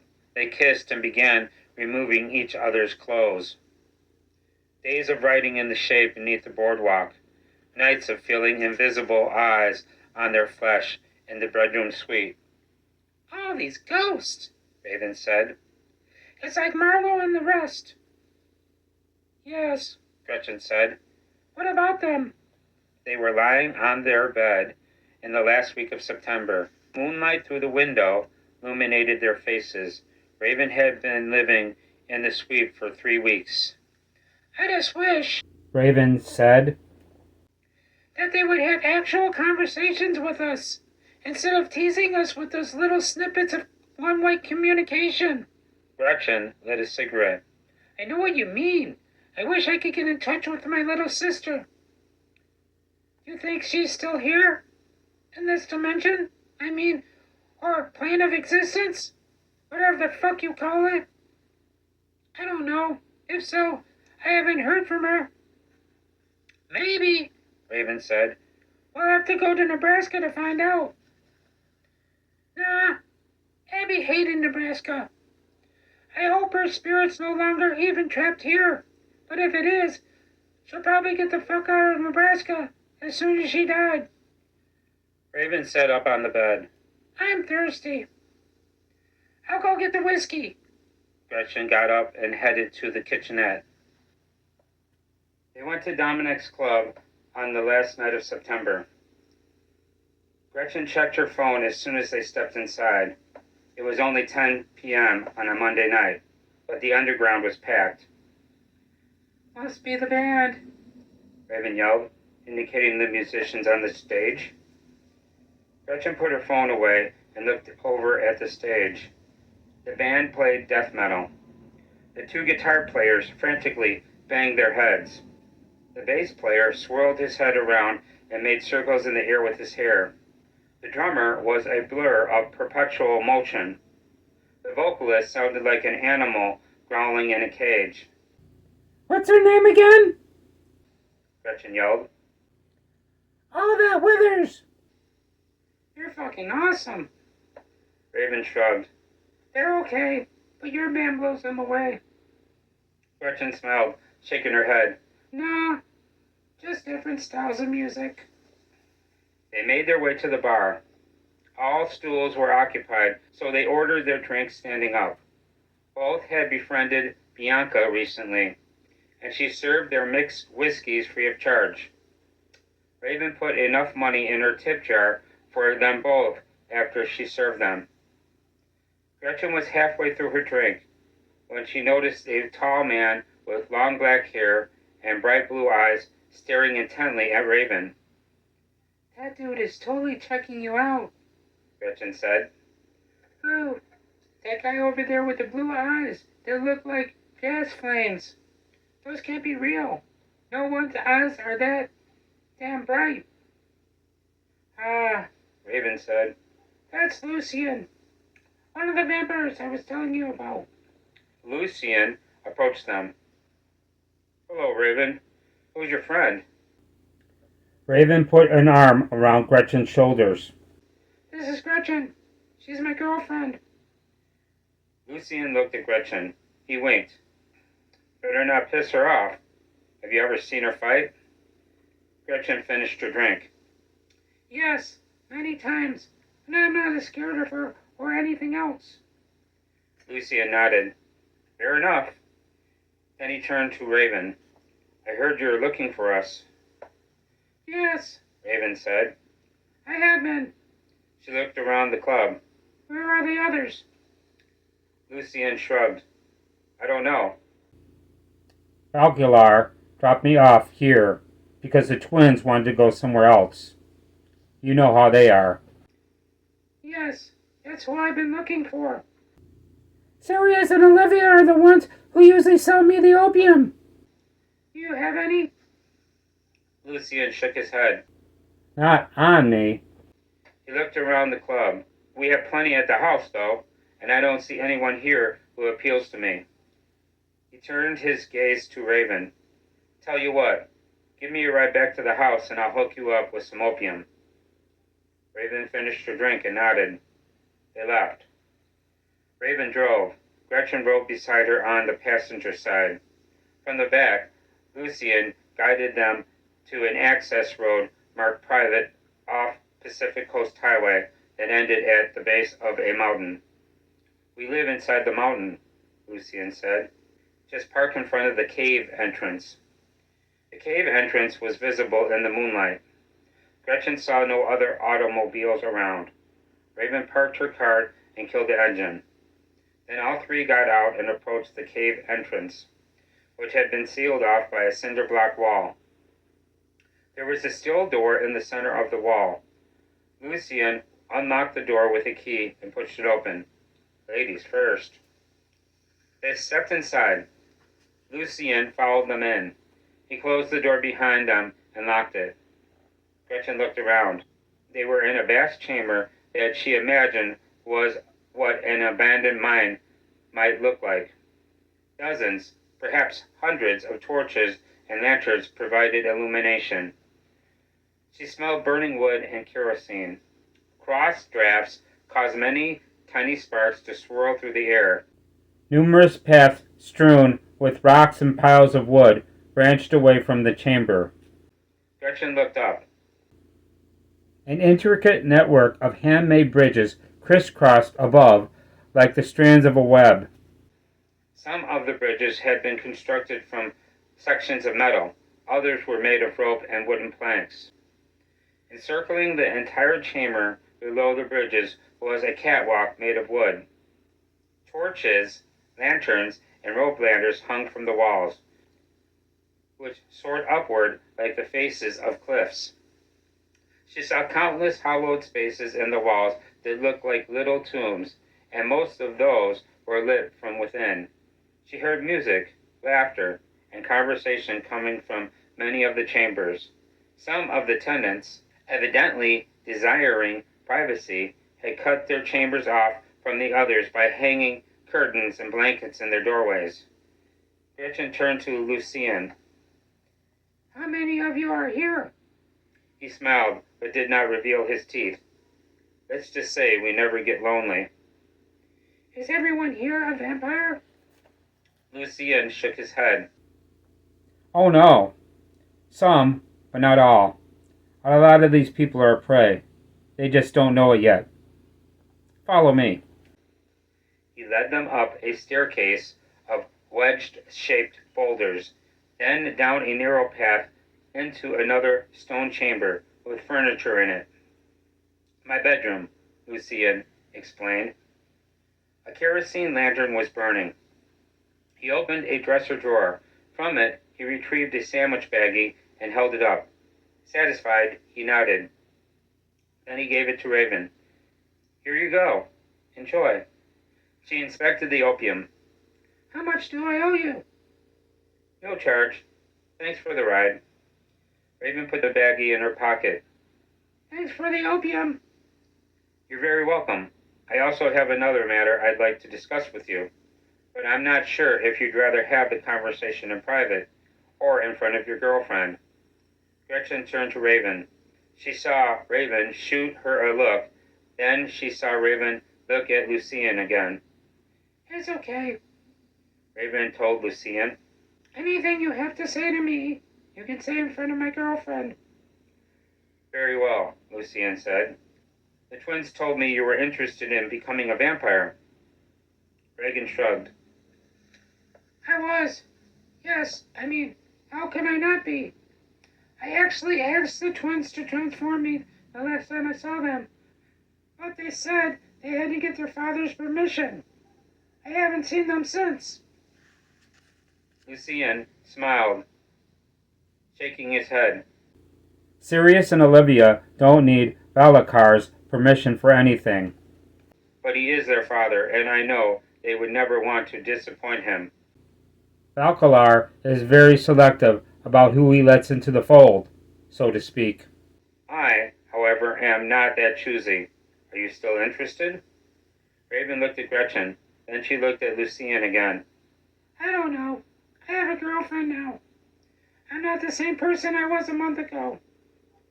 I can transform you both, Lucien said. It's no big deal. Well, other than a slow, torturous metamorphosis, of course. But after that, both of you would have much longer life expectancies. Raven turned to Gretchen. What do you think? I don't know. Gretchen looked at Lucien. How old are you? How old do I look? 25. Lucien smiled. He still did not reveal his teeth. I was 27 when I turned into a vampire. That was over 200 years ago. And how much do you remember? Gretchen said. Beyond the past 100 years. Not much. Gretchen nodded. That's what I'm afraid of. It seems to me that our brains can only remember so much, and eventually memories would have to start canceling each other out, like clearing space on a memory chip or something. And although I know that vampires do die, and nothing lives forever, I don't want to live for hundreds of years and forget about my sister.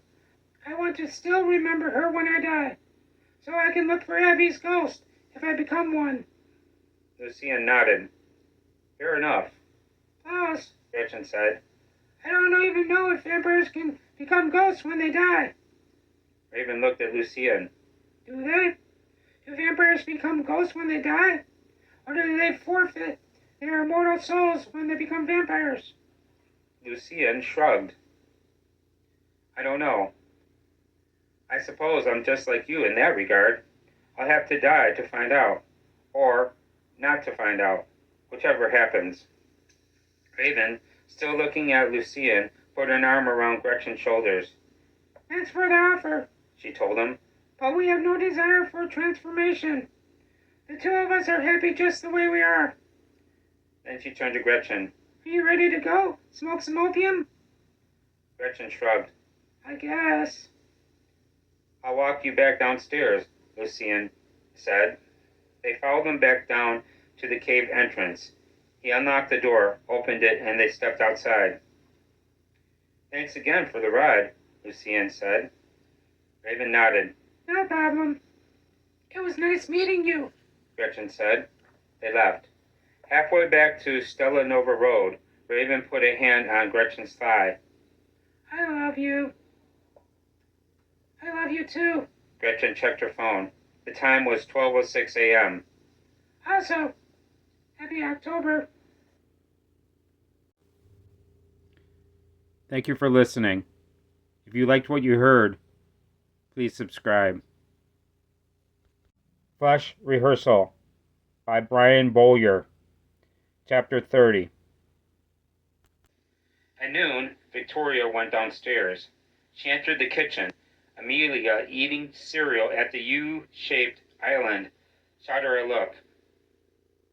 You're up early, Victoria said. Amelia shrugged, and then she looked up at the TV on the wall above the refrigerator. It was tuned to a news channel.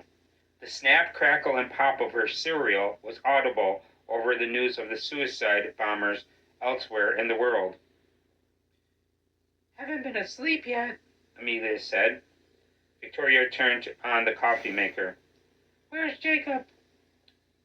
I think he finally passed out. We dropped acid again last night. Victoria set the coffee machine to brew a single cup. Are you still tripping? No, the acid finally wore off, but I still can't sleep. I'm not hungry either, but I thought some food might help. Orange juice always helps me fall asleep after an acid trip. Amelia shot her a look. I didn't know you used to drop acid. Victoria opened the cupboard and grabbed a coffee cup. Quite a bit, actually. Back when I was your age, and younger. But I was totally done with acid by the time I hit my mid-20s. It's definitely a younger person's drug. Well, it was for me, anyways. You'd have to put a gun to my head to make me drop acid at this age. Amelia nodded. I know what you mean. I'm only 18, but lately I've enjoyed acid a lot less than I did even a year ago. How old were you the last time you took it? Willingly? 23. Victoria filled her coffee cup. Amelia raised her eyebrow. Willingly? Yes. Victoria sipped her coffee. Last time I did acid, someone put it in my mouth while I was passed out on Xanax and alcohol. I just woke up tripping and had to deal with it. Holy fucking shit. How old were you then? 26. I'm 38 now, so that was 12 years ago. And I haven't tripped at all since I had sworn off it 3 years before. Who did it? 2 of your father's friends. I was with your father that night. Both of us were passed out in his car. They put some in his mouth too. We both woke up at pretty much the same time, tripping our asses off. And his 2 friends were standing outside the car, laughing at us. Were you mad? No, not really. Like I said, we both woke up tripping and basically had to just deal with it. It actually turned out to be a pretty fun night. 12 years ago, Amelia said. I was 6 and Jacob was 4. Yes, the 2 of you were home with the babysitter, of course. That was the year your father and I got divorced. It was one of our last good nights together, actually. We got divorced not long after that. Speaking of divorce, are you going to make Dominic sign a prenup? Victoria sipped her coffee. We haven't even set a wedding date yet. Oh, I was just wondering. Dominic has plenty of his own money anyway. Not as much as you. True, but he's far from broke.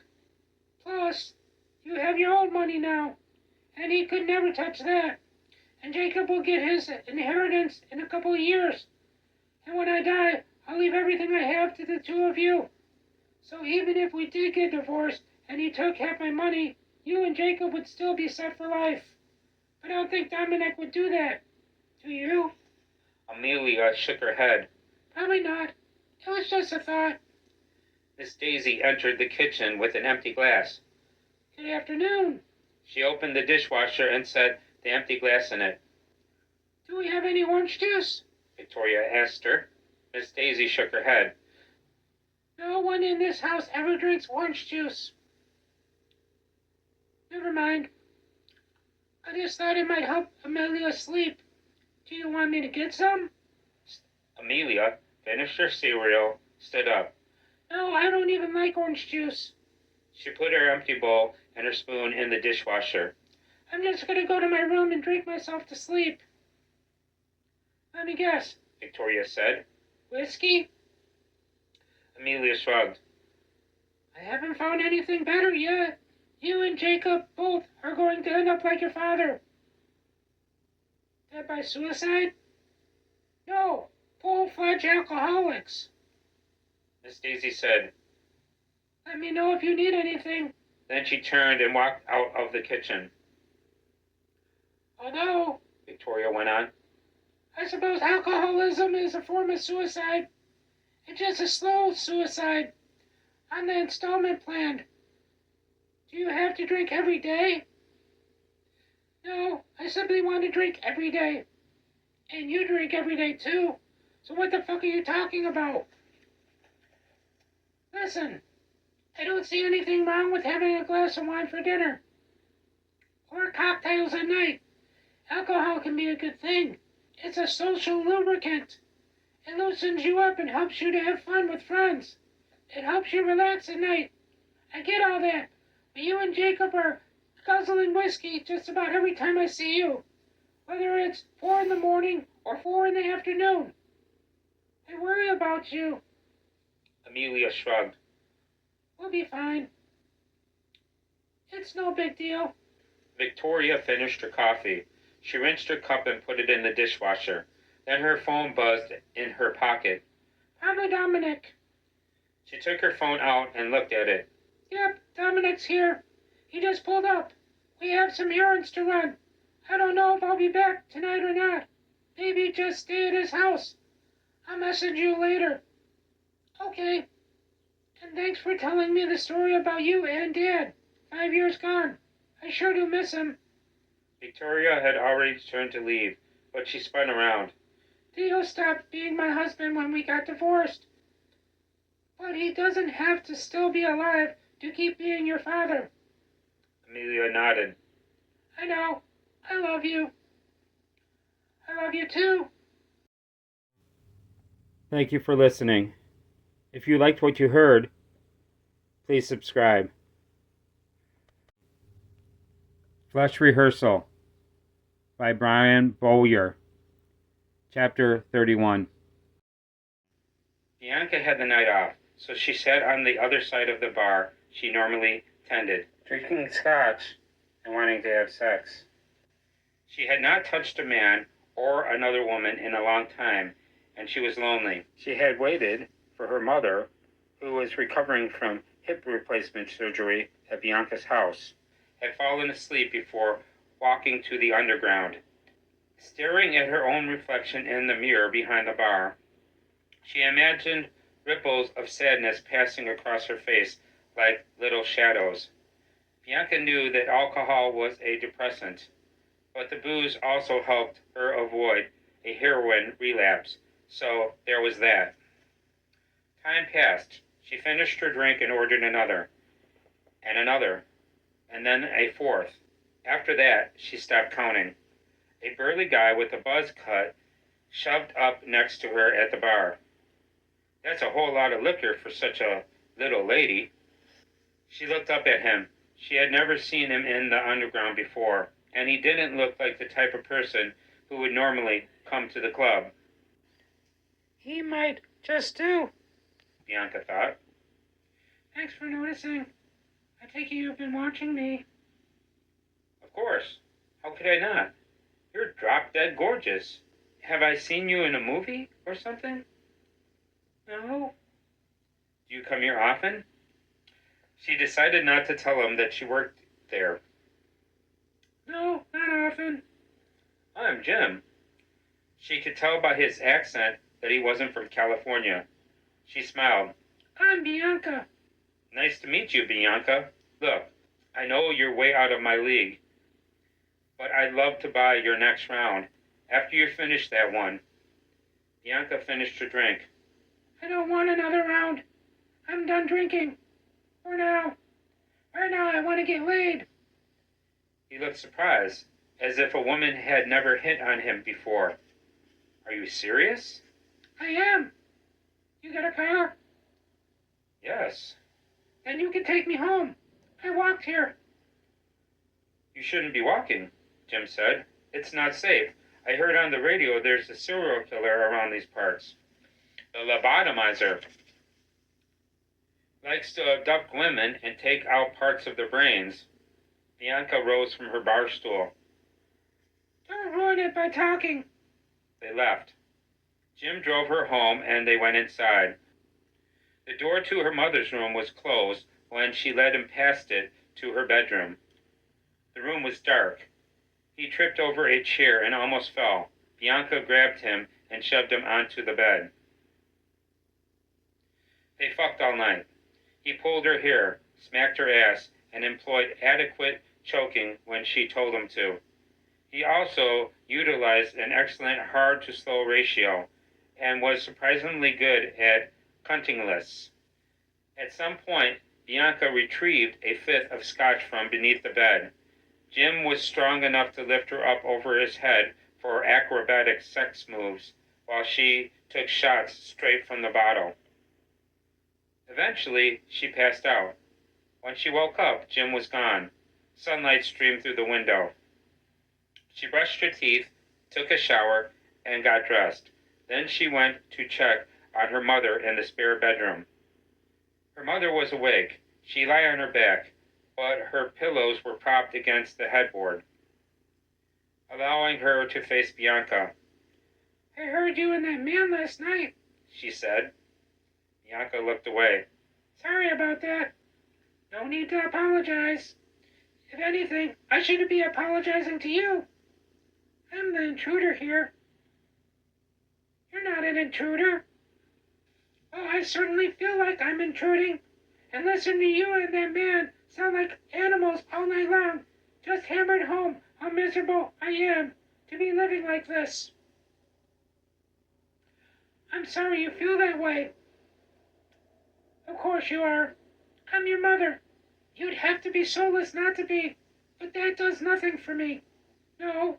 Well, you'll be up and running again in no time. Bullshit. I'll never be up and running again. And we both know it. Or maybe not up and running, but you'll be able to go back to your own home and get on with your life. Honestly, Bianca, I don't even want to. I've been miserable since your father died, and that was before I fell off a ladder and broke my damn hip. Now that I'm all busted up, I just want to fall asleep and stay that way. So give me back that bottle of pills I gave you.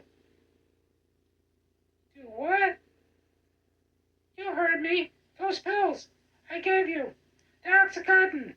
I want them back. And don't worry, I'll write a suicide note. Then I'll eat the whole damn bottle and be done with this fucking shit. I'm afraid I can't do that, Bianca said. Sure you can. No, I mean, it's not possible. Her mother cocked her head. You took them all, didn't you? Yes, I'm sorry. I didn't think you wanted them. That's okay. It's not your fault. You're a damn heroin addict. I should have never given them to you. I was in pain and I wasn't thinking straight. Giving you Oxycontin and expecting you not to take them was like trying to tell a person with the world's worst case of diarrhea not to take a shit. Speaking of which, did you ever hear about the Germans killing Jews for shitting themselves if they had diarrhea? No, it's true. I learned about it from a book a long time ago, and I never forgot it. They killed Jews with diarrhea for shitting themselves? Yes, conditions in those concentration camps were subhuman. Toilet pits had been dug out at the far edges of the camps. And if you took a shit anywhere but in one of those pits, a German shot you dead on the spot. That's awful. I know, and those pits were never covered, so the stench was always in the air, and disease spread quickly. Many people got sick with diarrhea. And even if you were standing in line for one of the pits, if you lost control of your bowels and a German saw you standing in line with shit running down your legs, they dragged you out of line, made you kneel down, and shot you in the head. Damn, that's horrific. Yes, and they never moved the bodies either. They just left them there. The Germans loved to laugh at all the dead Jews lying in pools of their own liquid shit. And you have to remember that a lot of those people were doctors, lawyers, poets, professors, philosophers, psychiatrists, artists, musicians, mathematicians, you name it. And yet, in the end, they were basically reduced to skin-covered skeletons, standing in line for the toilet pits, shaking all over with the strength they had left in their emaciated bodies, trying not to shit themselves.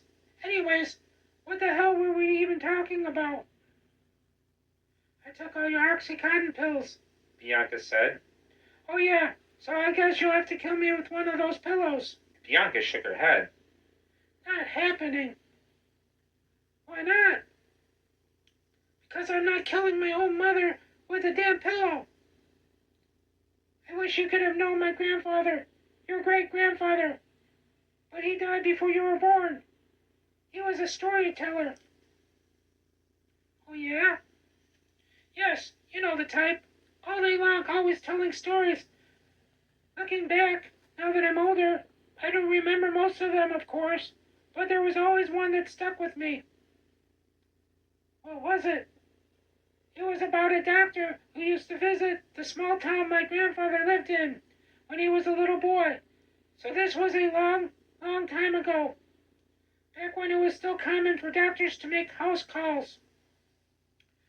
Same planet, different world, Bianca said. Yes, anyways, this particular doctor traveled all over the state making house calls, going from town to town, and whenever he found himself in situations where someone was stuck at home, suffering, or even dying, but not fast enough, you know, with the person suffering, the family suffering, well, let's just say he alleviated everyone's suffering. He killed the parents? Oh, that's one way to put it. Another way would be to say that he released them from their cages of suffering. How did he do it? Her mother shrugged. Different ways, I imagine. But my grandfather watched them do it with a pillow. He saw them do it?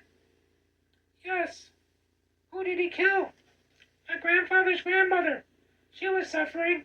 The family called a meeting among themselves, with his grandmother included, and talked it through. Then they got in contact with the doctor. While everyone else went downstairs, my grandfather, who was still a little boy at the time, sneaked upstairs and watched him do it. He said the doctor pressed the pillow down on her face and held it there while looking at his watch. She stopped moving. He held it down for a few more minutes. And that was that. No more suffering. Do you want some breakfast? Bianca said. No, I want you to kill me with the pillow and end my suffering. I'm thinking hash browns and scrambled eggs. Just hold the pillow over my face and look at your phone for 5 minutes. Or maybe some bacon and French toast. Please, Bianca, just be kind to me for 5 minutes. Bianca shook her head. Then she turned and headed toward the kitchen. Thank you for listening. If you liked what you heard, please subscribe. Flash Rehearsal by Brian Bowyer, Chapter 32. Dominic drove. Victoria rode next to him on the passenger side. Lately, it was one of her favorite places to be. He would drive and talk, and she would listen to his stories while composing music in her mind. She had never needed to be seated at a piano to write music, but she often did have to interrupt his stories to sing a melody into her phone to record it. Before gasoline, Dominic said, was ever used to fuel automobile engines, it was sold in little bottles to kill head lice. Is that right? Yes, people sprayed it in their hair. Sounds dangerous, Victoria said. She thought the sun and the clouds in the sky beyond the windshield conspired to resemble a melting dreamsicle. Dominic drove them over an hour up the coast to Santa Barbara. 20 minutes later, they stopped for lunch at a restaurant in Isla Vista. By the time they got back to Los Angeles, it was after 4 p.m. I need to swing by the club, Dominic said. Traffic slowed to a crawl on their way to the underground. They saw the flashing lights of police cars in the distance. Just ahead, a single police vehicle was parked on the median, dividing the highway lanes. Must be an accident, Victoria said.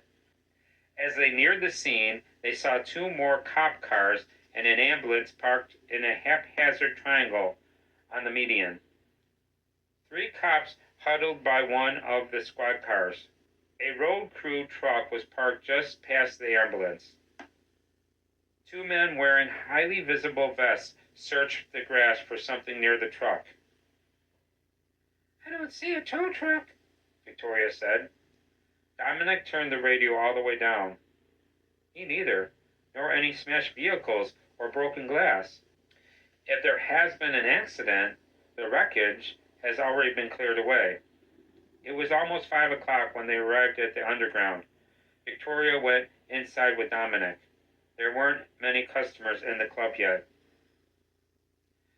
I need to go and check on something in my office, Dominic said. I'll be right back. He headed toward his office. Victoria walked over to the bar. Bianca was bartending. Hi, Victoria. What can I get you? Victoria smiled, shook her head, and remained standing. Nothing for me, thanks. I just stopped in with Dominic for a minute, but I wanted to come over and say hello. How's your mother doing? Bianca shrugged. I don't know. I guess she's doing okay. Is she still staying at your house? Yes, she's been awfully depressed lately. I do know that. Victoria frowned. Sorry to hear that.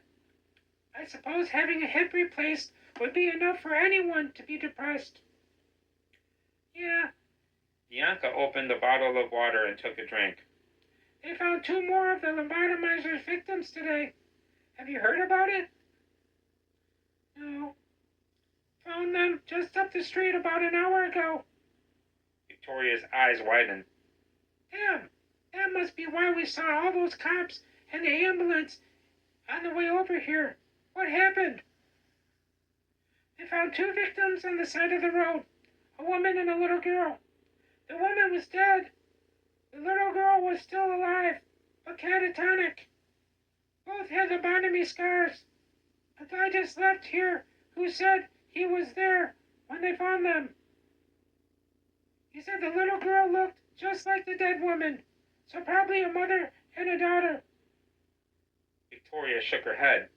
Unbelievable. Dominic joined them at the bar. He put an arm around Victoria. She looked up at him. Did you hear about the 2 victims? He nodded. It's tragic. It's fucking sadistic. That's what it is, Victoria said. Bianca told Dominic.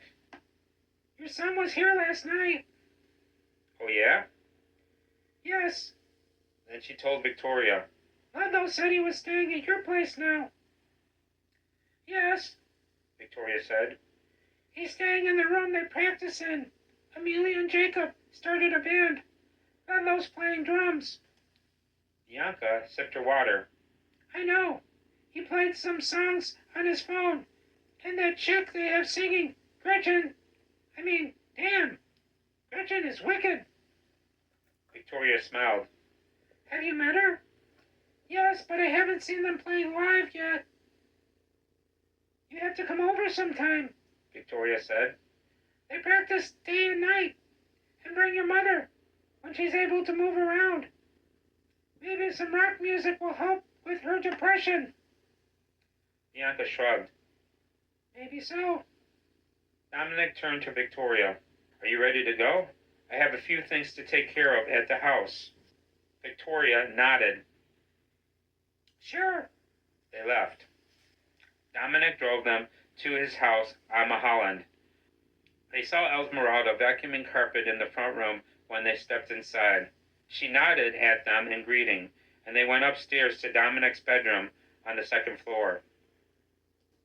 I'd like to take a bath, Victoria said. but I'm so tired all of a sudden. I'd probably fall asleep in the tub. So take a bath. Dominic checked his phone. It's only 5:30. If you fall asleep, I'll wake you up before the water gets too cold. Nah, I just took a shower this morning. I think I'll just lie down and take a nap. I figured you would be tired. You tossed and turned all night. Were you having nightmares again? Victoria shrugged. Probably. Just make me up when you're finished doing whatever you have to do. Okay. She stretched out on his bed and closed her eyes. She woke up to his fingers in her hair. Her back was against his chest. His lips, soft and slow, were upon her neck. They made love. Then she went into the adjoining bathroom and brushed her teeth. Afterwards, while getting dressed, Victoria said, What time is it? Dominic checked his phone. Almost 8 o'clock. You slept for about 2 hours. Ready to go get some dinner?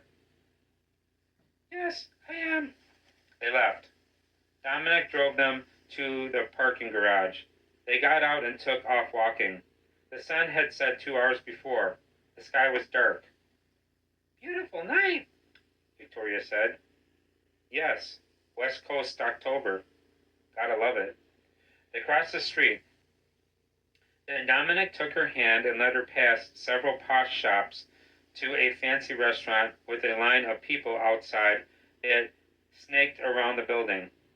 He maneuvered them through the line, and Victoria was grateful that he had made a reservation. The maitre d' approached them, waving. Hello, Dominic. I'm delighted you could join us. Is this your fiancée? Yes, Dominic said. This is Victoria. The maitre d' smiled at Victoria. A pleasure to meet you. I've heard so much about you. He turned to the hostess. Give them a table by a window. Then he turned back to them. Lisa will seat you. Enjoy your dinner. They followed Lisa to their table, and she seated them in front of a large window. Beyond the glass, lights of the city glowed in the night. As they studied their menus, a waitress approached their table, smiling. Hello, I'm Wendy. I'll be your server tonight. Are you ready to order? I'll have filet mignon, Victoria said. rare, and a baked potato with light sour cream and light butter. Sounds good, Dominic said. I'll have what she's having. And what would you like to drink? Victoria ordered a glass of red wine. Dominic ordered a beer. After dinner, while walking back to the parking garage, Victoria, holding Dominic's hand, stopped in front of a liquor store and looked up at him. I don't want to go home yet. You feel like going to a club? No, it's just a beautiful night. Let's just get a bottle of vodka and walk around. Seriously? Yes, a small bottle. Just a pint, or whatever. Something you can carry in your jacket. Then we'll walk around and see what we can find. Dominic shrugged. Okay. They went inside the liquor store. Dominic bought a pint of vodka and shoved it into his interior pocket of his jacket, which Victoria knew he only wore to conceal his shoulder rig. Then they took off walking in the night. They walked past the center of downtown, passing the bottle back and forth a couple of times. Then Victoria drifted from the main street to a narrower road between the shops, and Dominic followed. They passed a laundromat, a cafe, a candle shop, a second-hand bookseller, and a clothing store. She led them from that road into a side street that was not lit. On both sides of the road, the darkened service yards of automotive shops loomed like pitch-black burrows in which anything might exist. "Are you scared yet?" Victoria said. "Are you afraid I'll get us lost?" "No, I know Los Angeles like my own face in a mirror. I used to walk a lot at night when I was young." "The whole city?" "Yes." "This city is awfully big." Dominic shrugged. "So is my curiosity. Don't worry. You won't get us lost." They walked on. They came to a street Victoria was familiar with. It was home to a series of independent shops, a few pubs, and a couple of restaurants. Dominic and she had drunk and eaten in some of those places recently. Eventually, they came to a section where several streets converged. Victoria thought it was probably called a square, although to her it seemed as accidental and disordered as the people passing through it at that moment. Some of those people laughed, others sang, a few engaged in what appeared to be good-natured banter fueled by alcohol. To Victoria, the square seemed primeval, surrounded by massive cliffs of brick, glass, and steel that rose into the sky. As they crossed the square, Dominic put an arm around her shoulders, and Victoria felt a warmth begin to spread throughout her body. She looked up at him and smiled. "I love you." "I love you too." They walked on, picking their way through a maze of twisting streets and alleyways, each one seemingly more desolate than the last. The throng of people walking the streets vanished, replaced by an occasional rat or stray cat. Victoria's heels clicked on the cobblestones. In an alley between a row of apartment buildings, two men lurched out of the shadows. As they approached, Victoria saw that each had a shaved head. Their facial tattoos were visible in the moonlight. She gripped Dominic's hand. "White supremacists," Victoria whispered. Dominic nodded. "They look like a couple of dumbasses." He spoke loudly enough for the two men to hear. They stopped in front of Dominic and Victoria. "Yo, Casper, did you hear this motherfucker? Pretty boy here said that we look like a couple of dumbasses." Casper pulled a gun from his waistband of his baggy pants and aimed it at Dominic's face. "Yes, I did, Spider. I heard the son of a bitch. But he the one going to be looking like a dumbass watching us fuck his sister. I mean, she has to be his sister, right?" "Right," Spider said. "She can't be his wife. Motherfucker's obviously too gay to have a wife." "And you too," Dominic said, "obviously don't know who the hell you're fucking with." Casper, with his gun still raised and aimed at Dominic's face, stepped forward. "You're a damn faggot, and the only good faggot is a dead faggot. But first, before we kill you, you're gonna watch us treat your sister like a faggot and fuck her in the ass." What happened next happened fast, but Victoria's mind processed every detail in slow motion, the way it had that one time right before she emerged unscathed from a car crash. Quicker than seemed humanly possible, Dominic grabbed Casper's right forearm and right wrist with both hands, turned him sideways, and pointed the gun at Spider. In that split second, Casper's gun went off. The bullet hit Spider in the face, and his head exploded. Spider was dead before he hit the ground. Casper pulled the trigger a few more times, sending some bullets harmlessly into the air. But then Dominic, still holding Casper's right wrist with his left hand, slammed his right forearm into Casper's elbow joint from its opposite bending direction and broke his arm. Victoria heard the bone snap over the ringing in her ears from the gunfire, and Casper screamed. He dropped the gun. Then Dominic dragged him to the rear exterior of a brick building that constituted one of the alley's walls. "Look away," he told Victoria. "I don't want you to see what I'm about to do." "You're wrong," she said. "I do want to see." Dominic shrugged. "Suit yourself." When Victoria was young, a little boy who grew up in her street had once put an M80 firecracker inside a watermelon and lit the fuse, sending a massive spray of pink pulp, seeds, and rind into the air. What happened next reminded her of that, but instead of a watermelon exploding, it was Casper's head. Dominic shoved him down onto the ground, then yanked him up off the pavement by his ankles with both hands and began swinging him in circles through the air, spinning round and round like a carousel.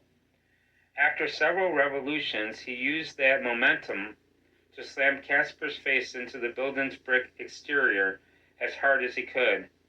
Victoria heard the skull shatter apart and saw the red explosion the impact made as Casper's brain and blood splattered across the stone bricks.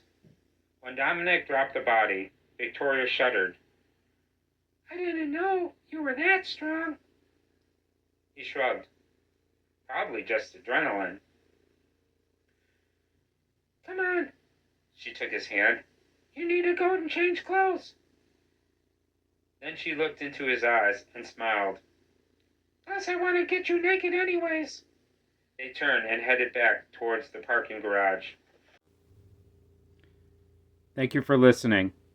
If you liked what you heard, please subscribe. Flash Rehearsal by Brian Bowyer. Chapter 33. Gretchen, staring at her phone, said, "Here's something we can do for Halloween." Raven, beside her, on the bed, closed her laptop. "What's that?" "An extreme haunted house tour in Tennessee." "Tennessee? That's a long fucking drive just to see a haunted house." "Yeah, but if you make it through the tour, you get $20,000. "Seriously?" "Yes, no one has ever made it through to the end, though. It's billed as the scariest haunted house in America." Raven set her laptop on the floor. "We live in a haunted house. I'm sure we can make it to the end." "Wait, never mind. It says here you have to be 18 years old to enter." "Ah, okay. And yeah, I doubt our fake IDs would hold up to their scrutiny. Oh well, maybe next year." Gretchen shook her head. "Oh, hell no. Well, then never mind. It says here that it's an aggressive experience, and that their actors will come in contact with you, and that you cannot in any way return the contact." "Are you fucking kidding me?" "Nope. You have to sign 40 pages of waivers." 40 pages? "Yes, plus you have to hand over a signed medical release, pass a drug test, have health insurance, all kinds of shit. Says the waivers alone take 3 hours to sign. And then the tour itself takes anywhere from 8 to 10 hours. If you can last that long, which no one ever has." "No fucking wonder," Raven said. 3 hours of paperwork? Sounds like they want you to be exhausted before the tour even begins." "Yes, and the whole thing would never work with you anyways. I mean, as soon as one of those actors put a hand on you, you'd probably roundhouse kick their teeth out of their skull." "No, I'm sure I can handle that part of it, the whole retaliation thing. That would be more mental than anything. But what probably happens is that even if you make it all the way to the end, they'll go back through all those 40 pages of waivers and find some nitpickety reason to disqualify you. That's why no one has ever won the money." Gretchen set her phone on the nightstand. "Probably. Will you rub my back?" "Sure. Thanks. I think I pulled it during band practice last night, or maybe while you and I were working out. Something." "Lie on your stomach." Raven said. Gretchen did. Raven straddled her and began massaging her back. Gretchen closed her eyes. Ah, that feels wonderful. Do you hear the ghosts whispering? Raven said. Of course. Does it seem like they're chattering more than usual today? I don't know. Gretchen said. I've gotten pretty good at tuning them out. It's hard to write in here with them all whispering all the time. I wish I could just turn on music to drown them out, but I can't listen to music when I write. Music distracts my writing more than the ghosts do. I am getting better at tuning them out, though, slowly but surely. I read that the producers of horror movies often insert audio of animals being slaughtered into the soundtracks at low volume. Too low to be consciously perceived, but loud enough to instill subconscious fear in the moviegoer's brain. Is that right? Yes. Gretchen tensed up. And you're hitting the spot. Right there is where it's hurting the most. Right here? Yes. This is where they do lumbar punctures. Spinal taps? Yes. They insert needles right here between the L4 and the L5 vertebrae. You know a lot about anatomy, don't you? Yes, I'm sure it comes in handy when you're fighting. You know exactly where to strike people for maximum effect. Yes, but it also makes you an excellent lover. Oh yeah? Yes, the best. You're like a doctor or some shit. You just know where everything is. Speaking of doctors, Raven said. Did you know that there are 28 planes of a human hand? No, I did not know that. It's true.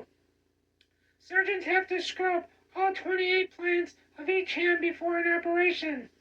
I want to roll over, Gretchen said. Raven rose up slightly, allowing Gretchen to roll over and face her, then lowered herself back down onto Gretchen's body. I think, Gretchen said. You should give me a breast exam. Raven smiled. I think you're right. She spent the next few minutes rubbing Gretchen's tits and sucking her nipples.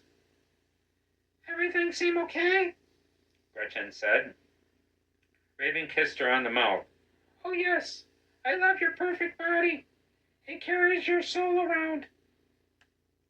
And I love my body too. It lets me touch you and smell you and taste you. I think, Gretchen said. You should go down. Oh yeah? Yes, I need a genealogical exam. Raven scooted back, got down on her knees, and spread Gretchen's legs apart. I was a pupa before I met you. A pupa? Yes, live inside a chrysalis. Now I'm a butterfly. Gretchen put both hands on Raven's head. How romantic. Can you imagine how peaceful the sleep must be for a pupa inside a chrysalis? Oblivious to the profound changes it's going through, unaware of all the threats to its transformation beyond the cocoon. Threats? Yes, threats of death. If anything knocks the cocoon from wherever it's attached to, if a strong wind makes it fall to the ground, if anything whatsoever interrupts the metamorphosis, the pupa will die, never having been anything but a caterpillar, and will never have flown. I met you, and I've been flying ever since. Now, no matter what happens, at least I know that I will die a butterfly. Gretchen smiled. That's lovely, but I'm not in the mood for poetry. I want you to talk to me like a doctor. Raven inserted a finger. Labia majus, She said. and the minus. Then she touched Gretchen's cervix with 2 fingers and pushed upward. Gretchen felt pleasure in the place that had never been touched before. It seemed impossible what Raven was able to do with her hands. Vault, Gretchen said, and then more softly. vestibule. Smiling, Gretchen closed her eyes. She thought of antechambers and long hallways, bright lights and open doors. Thank you for listening. If you liked what you heard, please subscribe. Flush Rehearsal by Brian Bowyer, Chapter 34.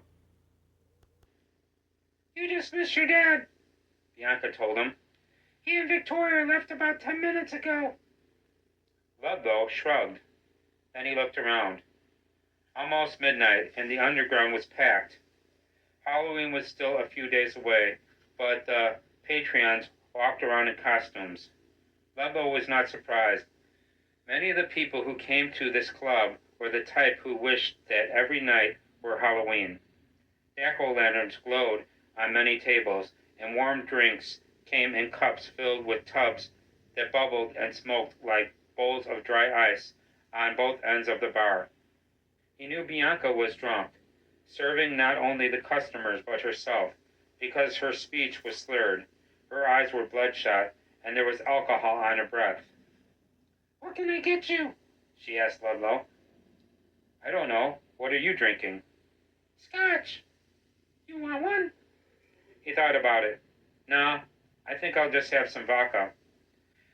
She served him a shot of vodka free of charge. It was the first of many.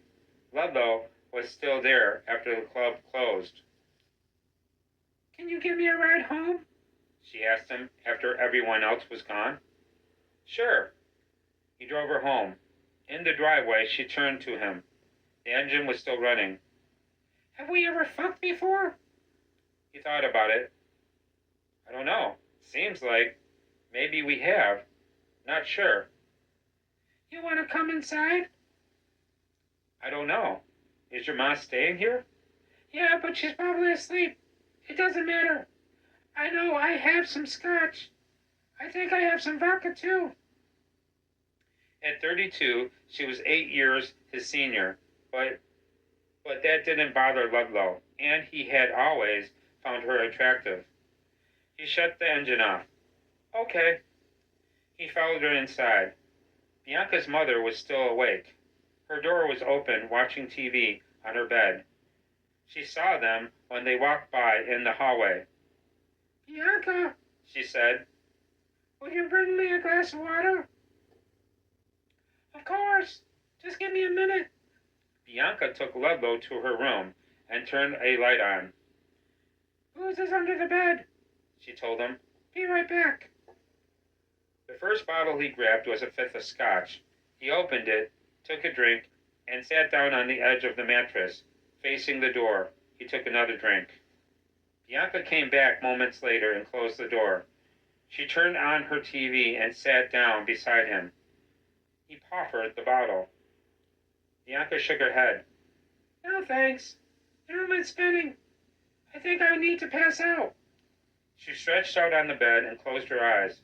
Will you be mad? Mad? Yes, if I fall asleep on you. No, of course not. Will you sell me the rest of this scotch? You can just have it, Bianca said. I have plenty. Thanks for bringing me home. Moments later, she started snoring. He took a drink. On the TV, two newscasters talked about the lobotomizer. He got up and left the room. Bianca's mother saw him in the hallway. Excuse me, She said. is Bianca still awake? No. Can you do me a favor? Sure. I'm out of tissues. There's another box in the bathroom. Will you get them for me? Sure. Ludlow entered her room. In the adjoining bathroom, he grabbed a box of tissues from atop the toilet tank. He gave her the tissues. Thank you. She sat up on her bed, propped up against the headboard. Are you the new boyfriend? Ludlow shook his head. No, just a friend. She blew her nose and dropped the tissue in a bedside trash can. You look young. What are you, 21? 22? 24. 24. I must seem 1,000 years old to you. Not at all. I was actually thinking how graceful you look, just sitting there. Graceful? That's funny. I'm so graceful I fell off a ladder and broke my hip. Ludlow shrugged. Bad things happen to good people all the time. She cocked her head, regarding him quizzically. You're a weird one, aren't you? He smiled. Everyone's weird. She grabbed your remote control. I'm sick to death of hearing about the lobotomizer. I wish he'd come here and remove my frontal lobes. She turned the TV off. Would you do me another favor? Sure.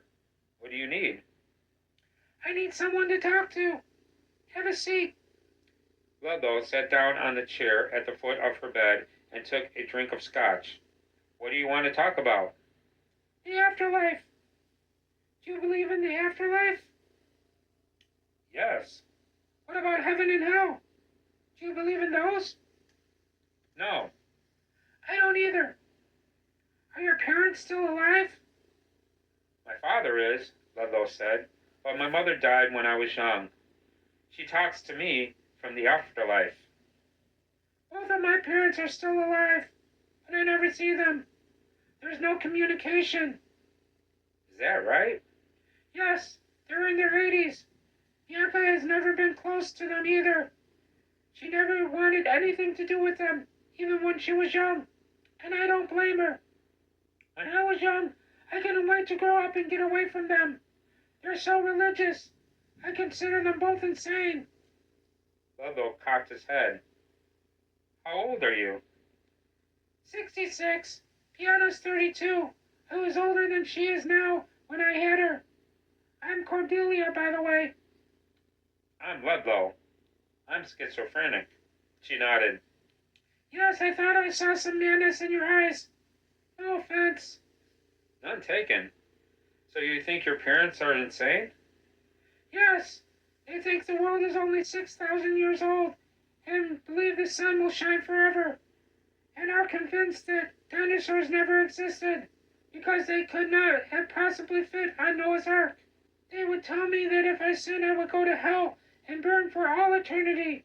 All kinds of crazy stuff. But there was a haunted house not far from the house where I grew up, and I saw a ghost there for the first time when I was young. That's when I stopped believing all the nonsense my parents taught me, because ghosts had once been people who didn't go to heaven or hell when they died.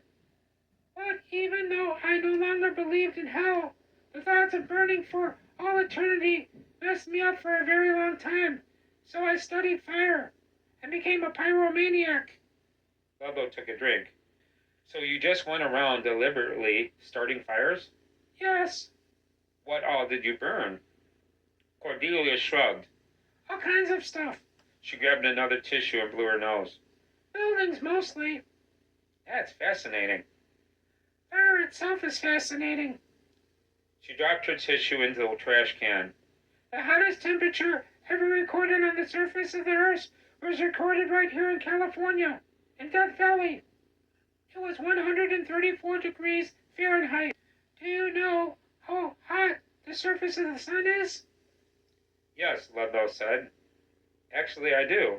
It's about 10,000 degrees Fahrenheit on the surface, but if you go all the way down to the sun's core, you're looking at about 25 million degrees Fahrenheit.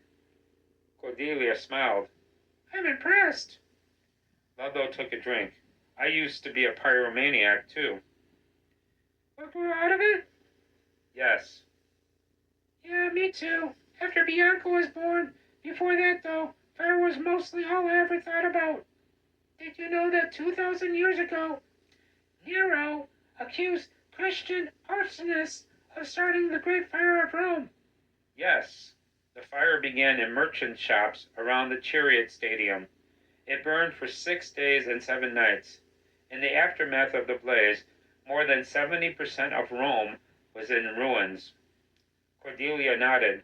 Fast forward 1,600 years to the Japanese city of Edo, which is now Tokyo, and the Great Fire of Meraki.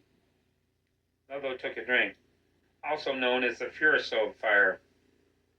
Yes, like most Japanese cities at the time, Edo was built primarily of paper and wood.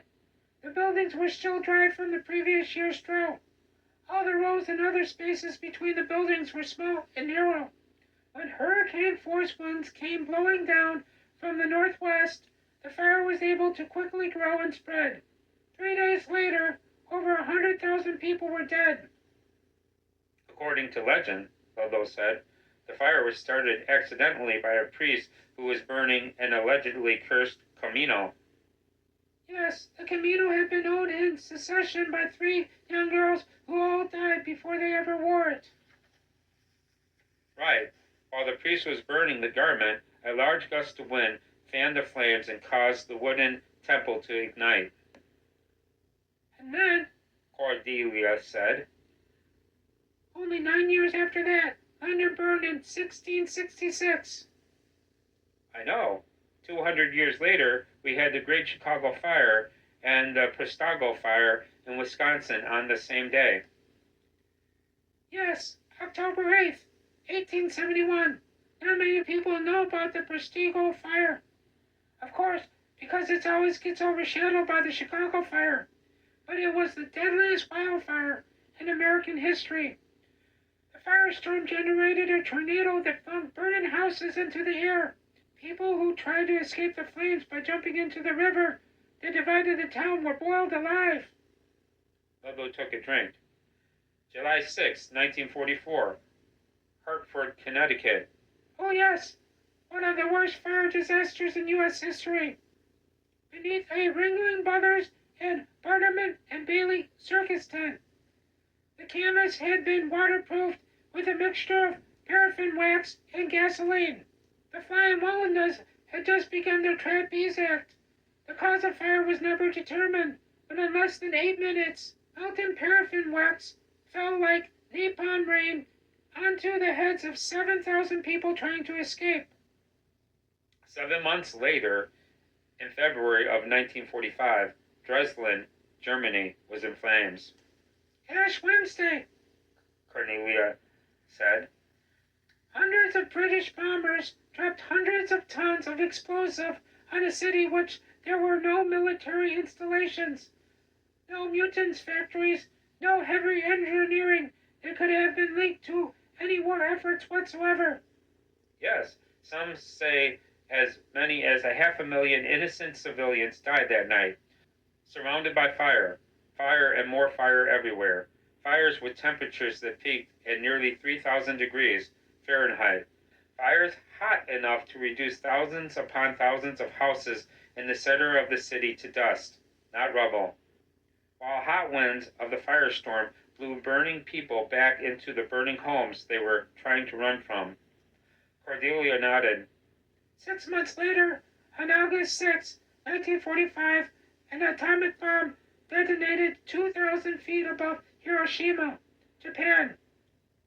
The subsequent firefall reduced all glass and sand to pools of bubbling liquid, and everything burned. Many who died were obliterated so totally that they left behind only shadows on the sides of buildings and bridges. Most left even less than that. Ludlow took a drink. So Bianca's birth cured your pyromania? Pretty much. I cried when I found out I was pregnant because I was so afraid of making some of the same mistakes my own parents made. But Gavin and I vowed that we'd never try to force any personal, spiritual beliefs on our daughter, and we succeeded, for the most part. Bianca was a very perceptive child. Her comprehension was at a high level at an early age. Her first dog got ran over by a car when she was in 2nd grade. I can't remember her exact words, but she said something to the effect that all of us are simply existing between tragedies, and that any happiness is only a calm before the next devastation. She was always aware that we are just organisms on a rock that orbits a burning star. Ludlow took a drink. Gavin, that was Bianca's father, right? Yes, my late husband. He died a few years back in a motorcycle crash. I've been adrift without him ever since. He was a musician. Oh, yeah? Yes, he's who Bianca got her singing voice from. Did you know she used to have a recording contract before she got hooked on heroin? Ludlow nodded. Yes, it was my father who signed her to his record label. Cordelia cocked her head. Wait a second. You're Dominic Kincaid's son? Yes. Wow, what a small world. And yes, I can definitely see the family resemblance. Do you remember Gavin? He used to speak highly of your father. Ludlow shook his head. Nope, I can't say that I do. Like I said, I'm schizophrenic. Plus, I've been drinking and taking drugs for most of my life. So, other than the people I see on a regular basis, I'm terrible at remembering names and faces. You would have liked Gavin. Everyone liked Gavin. And I'm not just saying that because he was my husband. He used to say that life was just a flesh rehearsal, that none of this mattered anyways, that all of this was just practice for the next life. Ludlow smiled. That's my own philosophy in a nutshell. He stood up. Are you leaving? Yes, I have a few errands to run before the sun comes up. Okay. It's been nice talking to you. Will you do me another favor before you leave? Sure, what do you need? That extra pillow over there. Will you bring it to me? Bianca woke up thirsty. Sunlight streamed through the window. She did not remember leaving the club last night. Had she walked? Had someone driven her home? Maybe I crawled, She thought. No idea. She emerged from the bed fully dressed. Evidently, she had been too drunk to remove even her shoes before passing out. Still tipsy, she staggered into the adjoining bathroom. She evacuated her bladder and brushed her teeth. She drank several handfuls of tap water from the faucet. Then she found her mother dead in the spare bedroom down the hallway. Vertigo hit her immediately. She was instantly dizzy and cold. She felt as if she jumped from an airplane and then falling through a hurricane to find her mother in the depths of an ocean. After the shock wore off, however, Bianca realized how peaceful her mother seemed in death.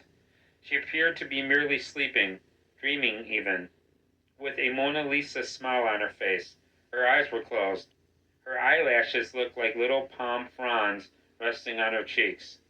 Bianca's phone was in her pocket. She took it out and called emergency services. 911, what's your emergency? Suddenly, through the fog, she vaguely remembered Ludlow bringing her home last night. He killed her, Bianca thought. after I passed out. Her mother's head was propped up on 3 pillows. As he was leaving, she probably asked him to kill her with a pillow, and Ludlow obliged her. 911, the operator repeated. What's your emergency? I need someone to come and get my mother, Bianca said. I just woke up and I found her. My mother passed away in her sleep.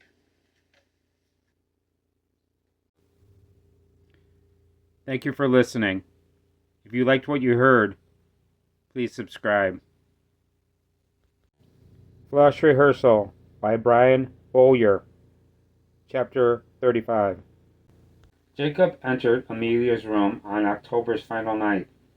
Happy Halloween! Strumming an acoustic guitar on her bed, she looked up at him. You already told me that. I did? Yes, last night, right after midnight. Ah, sorry. I don't remember that at all. Amelia shrugged. You were drunk. I was too. I just hadn't hit blackout yet. Where have you been all day? In my room? She looked at her phone. It's almost 9 p.m. Have you been sleeping all this time? No, I've been dozing, though, on and off. Been reading all day, and reading makes me sleepy. Now I'm just ready to do some serious drinking. He cracked open the 5th of Jim Beam he was holding. You gonna help me drink this? She put down the guitar and smiled. That's a fucking stupid question. They took a few shots of whiskey from the bottle. Then Jacob said, I got invited to a rave tonight. A rave? Yes, a Halloween rave. Raves are so fucking lame. Yes, but the girl who invited me is hot. Who is she? Some girl I've been talking to online. Her name is Monica. He showed her a picture of Monica on his phone. She's pretty, Amelia said. Have you met her in person yet? No. Is she your age? No, she's 1 year older. She's Gretchen's age. 17. Amelia took a drink.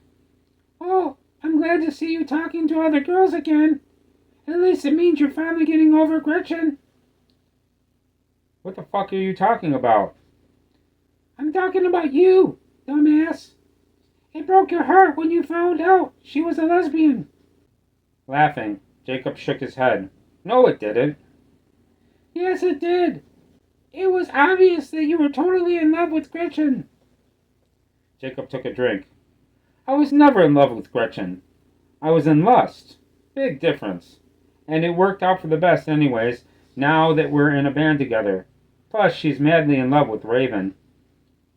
Speaking of the band, Amelia said, what the fuck are we gonna call ourselves? let's call the band Graven. Raven? Yeah, get it? The combination of Gretchen and Raven. Amelia cocked her head. Raven's not even in the band.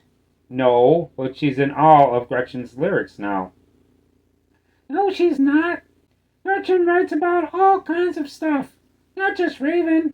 And since most of her lyrics are open to interpretation, I think you're secretly obsessed with both of them now. Jacob laughed again. Maybe so. Freak. That's not a bad name, though. What the fuck does Graven even mean? Jacob shrugged. Not sure. Sounds morbid, though. Something to do with graves. Maybe. Amelia looked it up on her phone. Deeply impressed. Firmly fixed. Carved. Sculptured. Like a graven idol. Let's call ourselves the California Wildfires, Jacob said. Amelia took a drink. We'll think of something. So do you want to go to that Halloween rave or not? I don't know. Do you? I don't know, I guess. So let's do it, Amelia said. Okay. They left. Amelia drove. On the passenger side, Jacob keyed the address of a warehouse into his phone's GPS system. The van's engine began making a clunking sound. If it breaks down, Amelia said. we'll just leave it on the side of the road and go car shopping tomorrow. I can't believe you're still driving it. Jacob lit his cigarette and cracked his window. I figured you'd buy a new car as soon as we got back from Chicago. Just haven't got around to it yet. But if it breaks down, you're just going to leave it? That will be your solution? Absolutely. What if we have a flat tire? Same thing. Leave it. Call someone to pick us up and go and buy a new car tomorrow. The female voice of the GPS system guided them past several blocks of abandoned factories and crumbling buildings in an old industrial district until they arrived at a rundown warehouse that was their destination. People dressed as zombies staggered in front of the building. Loud, throbbing bass music rumbled inside the warehouse. Flashing lights and a sign above the main entrance spelled Halloween Masquerade in blood-red letters. Amelia parked the van. Should we go back home and get some masks? Jacob shook his head. No, I told Monica not to wear a mask either, so we can recognize each other. They got out and went inside. A doorman sold them tickets in the foyer. An armed security guard patted them down for weapons. They wouldn't have let Gretchen in, Jacob told Amelia. She never leaves home without her gun. I know, and I'm glad we left our whiskey in the van. Come on. We'll see if we can find your friend. They began moving through the crowd, looking for Monica. Multicolored flashing lights illuminated the warehouse. Hundreds of people danced to techno music. The DJ was dressed as the Grim Reaper. It seemed that half of the male attendees were dressed as zombies, in pale makeup with gallons of fake blood on their tattered clothes. The rest were either vampires, clowns, dinosaurs, superheroes, horror movie icons, or current celebrities. Most of the females were dressed as fairies, witches, pirates, princesses, unicorns, and cartoon characters. I don't see her, Jacob said. After 5 or 10 minutes of walking around, and I'm starting to feel a panic attack coming on. Let's get the fuck out of here. Amelia shrugged. Okay. They left. They took a few shots of whiskey in the van. Then Amelia drove them back toward the freeway. Moments later, they saw a girl standing on the side of the road in the glare of their headlights. Is she hitchhiking? Jacob said. I don't know. Want me to stop? Sure. I'm bored. Pull over. Amelia pulled over, slowing the van to a stop. Jacob put his window down. Need a lift? Smiling, the girl nodded. She looked about 15. She wore a white dress under a motorcycle jacket. Her thick blonde hair hung to her waist. Where are you headed? Jacob said. Halloween party. Amelia looked at the dashboard clock. The time was 10:29 p.m. Halloween's almost over. The girl, too, looked at the clock. Then she laughed. A lot of fucking crazy shit can happen in an hour and a half. That's true, Jacob said. Get in. She got in behind them and sat down on the second row of seats. Amelia put the van back on the road. So where's the party? Haunted house. Up the hills. Jacob turned around. Haunted house? Yes. Do you believe in haunted houses? Of course. We live in a haunted house. Awesome. Amelia looked at the girl in the rearview mirror. What's your name? Aubrey. Can we go to the party with you? Sure. Aubrey guided them up into the Hollywood Hills. Amelia drove them around a winding canyon of roads the siblings haven't even known existed. They finally came to the end of a dirt road in front of what appeared to have once been a farmhouse. A large house was still standing, but that was about it. Now it was just a dilapidated blight, with warped and splintered porches, broken and empty windows, and a crumbling chimney. Where are all the cars? Amelia said. Jacob took a drink. There's no one here. Party's around back, Aubrey said. In the barn. Amelia turned the headlights off. So just park here?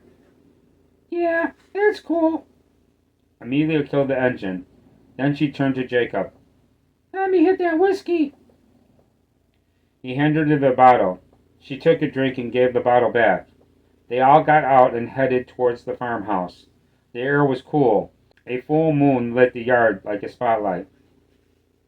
The barn came into view and they rounded the house. It stood maybe 100 yards away. Music drifted towards them as they approached it. The only vehicle around back was a motorhome. Jacob took a drink. Where the fuck are all the cars?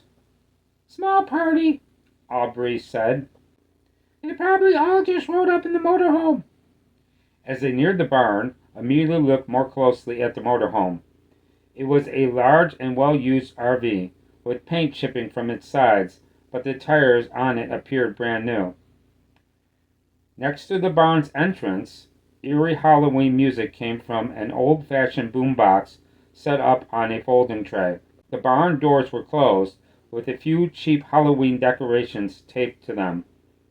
An older man in a black robe sat behind a table in front of the doors.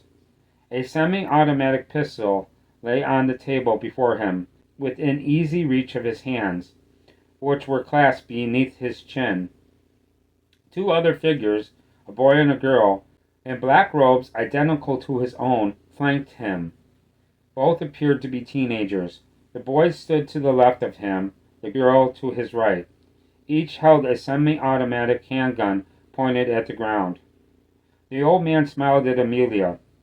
She thought he had the bright eyes of a lunatic. Happy Halloween, he told her. Jacob asked the old man, "Is this your party?" While answering Jacob, the old man kept his eyes on Amelia. "Party? Yes, I suppose you could say that this is a party of sorts, and it looks like you kids are the guests of honor." Doesn't look like much of a party, Amelia said. Is this your place? "The house? No, it looks like it's been abandoned for years. We're not even from around here, but we've taken temporary ownership of the barn. For one night only. We bought our own generators for electricity." Aubrey stepped forward. Can I have my money now? She asked the old man. I was told I would be paid as soon as I brought them here. Amelia turned to Aubrey. Brought us here? What the fuck are you talking about? The old man looked up at Aubrey. "Who are you, anyways?" I'm Aubrey. Last night I met some of your people in a club. They said you all had just arrived in LA. They gave me this address and told me that if I brought some people here to be sacrificed on Halloween, I would get paid $5,000 per person. Jacob took a drink. "Sacrificed?" The old man nodded. "Yes, to please the ancient gods of death for another year." Aubrey said, You owe me $10,000. The old man shook his head. "You should have come sooner. Halloween's almost over. We've already sacrificed 3 people to the ancient gods of death." He picked his gun off the table and aimed it at Aubrey. Then he smiled. "Killing you 3 will simply be a bonus." The 2 teenagers in black robes flanking the old man raised their own guns and pointed them at the siblings. The boy aimed his gun at Jacob. The girl pointed her gun at Amelia. Aubrey put her hands up. Wait a second. Is this a fucking joke? The barn doors opened. 3 large men in black robes stormed out of the barn. The first one grabbed Aubrey, spun her around, and clamped a hand over her mouth. She struggled, but her resistance was ineffective. The second man lunged for Jacob. Amelia saw her brother swing the liquor bottle at the man's head, but he only managed to land a glancing blow. Then the man quickly overpowered Jacob. He slammed him to the ground and shoved a gag into his mouth. When the third man came for Amelia, she offered no resistance. She still had a gun aimed at her. There was nowhere to run to, anyways. And she wouldn't leave her brother even if she could somehow make it back to the van. The man rewarded her by not using excessive force while he gagged her and tied her hands behind her back. The captors marched their captives into the barn. The music from inside was shut off when the doors closed behind them. Amelia saw that folding chairs had been arranged in a circle around the center of the barn. Perhaps 10 people in black robes sat on some of the chairs. A stone slab stood in the center of the circle. Amelia knew it was an altar of sacrifice, not only because the slab was covered in blood, but because 3 human corpses lay on the floor next to the altar. All 3 were naked. One had been a male, the other 2 had been females. The victims had been decapitated. Their severed heads lay on the floor in pools of blood. Amelia, Jacob, and Aubrey, bound and gagged, were dragged by their captors to the center of the circle. The old man and the 2 teenagers joined them at the altar. They all 3 kept their guns aimed at the captives. The old man pulled up the sleeve of his robe and looked at the rich watch he wore. 11:40, he told the congregation. 25 more minutes until midnight. 20 minutes left of Halloween. Plenty of time to sacrifice these 3 to the ancient gods of death. And since we've already pleased the gods tonight, we will offer these bonus sacrifices in hopes of enhancing our shape-shifting abilities and to better communicate with the dead and to travel further in our astral bodies when we sleep. The old man looked over at the little girl in a black robe who stood at the edge of the circle. "Summon the executioner," he told her. The girl nodded. Then she hurried off down a long, straight aisle with 3 stalls on both sides that had probably once held livestock. She returned moments later with a giant. Amelia figured the man had to be at least 8 feet tall. He was not dressed in a black robe like everyone else. He wore a white blood-stained apron and an executioner's hood. He held a meat cleaver in one hand and a machete in the other. The executioner entered the circle. He approached the altar and stopped in front of the captives. He looked at Aubrey and nodded. Then he looked at the siblings and shook his head. "We can't kill these two." The old man looked up at the executioner. "You know them?" "No, but I know who they are. They're Theo Sloane's children." "Theo Sloane?" "Yes, the lead singer of Vertigo. He killed himself a few years back." The old man cocked his head. "I remember that. Vertigo was a hell of a band." "Yes," the executioner said. "One of the greatest rock bands of all time. Killing Theo Sloane's children would be inviting some serious bad karma down on our heads." The old man looked at the siblings. "Is this true? Are you really Theo Sloane's children?" Still gagged, both nodded. "Well," the old man said, "it seems we have a dilemma. I mean, we obviously can't kill you, because we don't need that kind of karma in our future. But we've already killed 3 people tonight. If we let you go, you might turn around and call the police as soon as we release you." "So let's just take their phones," the executioner said. "We're leaving at midnight anyways. Let's just take their phones and torch the place. Then they could go home and we could hit the road." The old man shook his head. "No, too risky. We'll just torch the place and head back down to Mexico, as planned. But we'll take them with us. After we cross the border, they can find their own way back to California." Amelia, despite the gag in her mouth, tried to speak. "Ungag her," the old man said to the man standing behind her. The man ungagged her. I have a better idea, Amelia told the old man, but her gaze was focused on Aubrey. "My brother and I can sacrifice this bitch to the old gods for you." Aubrey's eyes widened. She began mewling behind the gag, but her words were undecipherable. "Seriously?" the old man said. "You want to kill her?" "Yes. We saw her standing on the side of the road, and we offered her a ride. Just being nice. Then she brought us here to have us fucking killed." The old man rubbed his chin. "That is pretty fucked up." "Untie us," Amelia said. "Let karma work through us. Let us kill this fucking bitch. Then we could be just as guilty of murder as you are, and you don't have to worry about us going to the police."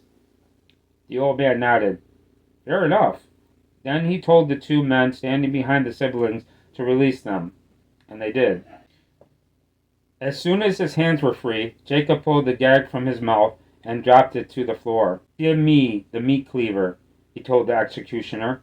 The executioner gave Jacob the meat cleaver. Then he gave Amelia the machete.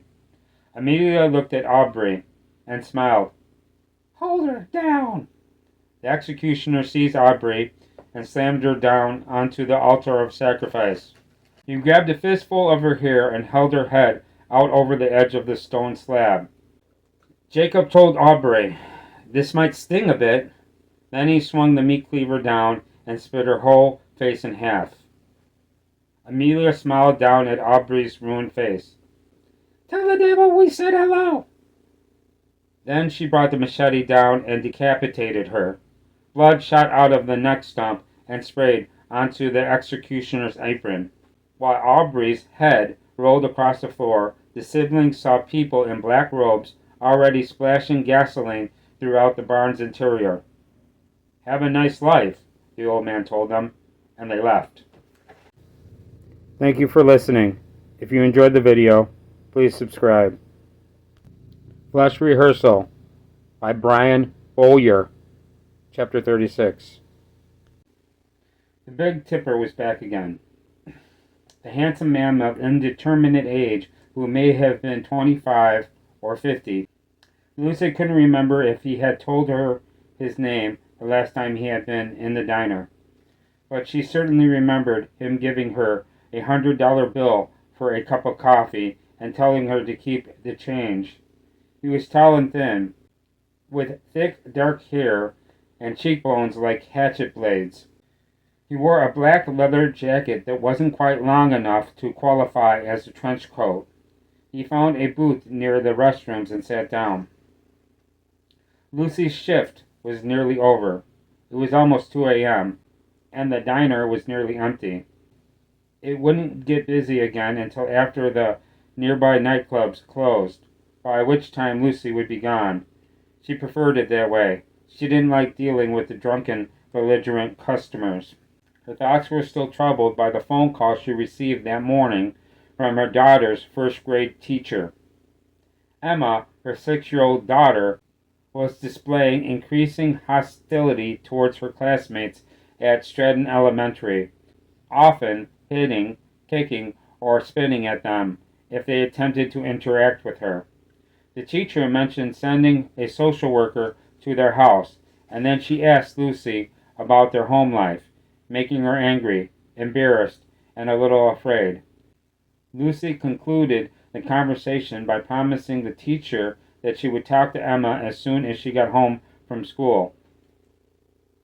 That Emma was already exhibiting such flagrant displays of social ineptitude shocked Lucy, left her feeling powerless and inadequate. It also made her mad at her ex-husband, Zach, all over again. Zach abandoned her 6 weeks ago to move to New York, leaving her a single mother at 26. Their daughter had seemed just fine before the divorce. She approached the man in the booth. "You ready to order?" He looked into her eyes. His eyes were very dark. "Just coffee." He handed her a $100 bill. "And keep the change, Lucy." "He remembers my name," she thought. Then she realized she was wearing a name tag. "Lots of cream and lots of sugar?" Smiling, he nodded. "You remember? I'm impressed." She wished she could remember if he had told her his name or not. It seemed that perhaps he had. Wasn't it Donald? David? Daniel? Something like that. "You're a hard man to forget," Lucy said. "Be right back." The only other customers in the diner were 2 young women at a table by the door, speaking in whispers over plates of scrambled eggs. Carlos, the short-order cook, stood behind the counter, his skinny body draped in soiled white clothing, staring at his phone by the cash register. Behind him, the dormant kitchen exuded the smell of onion rings, deep-fried in hot oil. It would remain inactive until the young people soon came staggering in after the nightclubs closed. She brought the coffee to the man in the booth, and was pleased when he asked her to join him. She grabbed herself a cup of coffee as well, and then sat down across from him. "Thank you for the tip," she told him. "If everyone tipped half as good as you, this place wouldn't be so bad." "Do you not like it here?" Lucy shrugged. "It's okay, I guess. Just not exactly what I thought I'd be doing with my life. And I'm a single mother, doing what I have to do. Know what I mean?" He nodded. "You got kids?" "One." "Boy or a girl?" "A son. He's grown and gone." "Oh, wow. You don't even look old enough to have a son who's all grown up." He sipped his coffee. "I'm older than I look." "Evidently." She resisted an urge to ask him how old he was.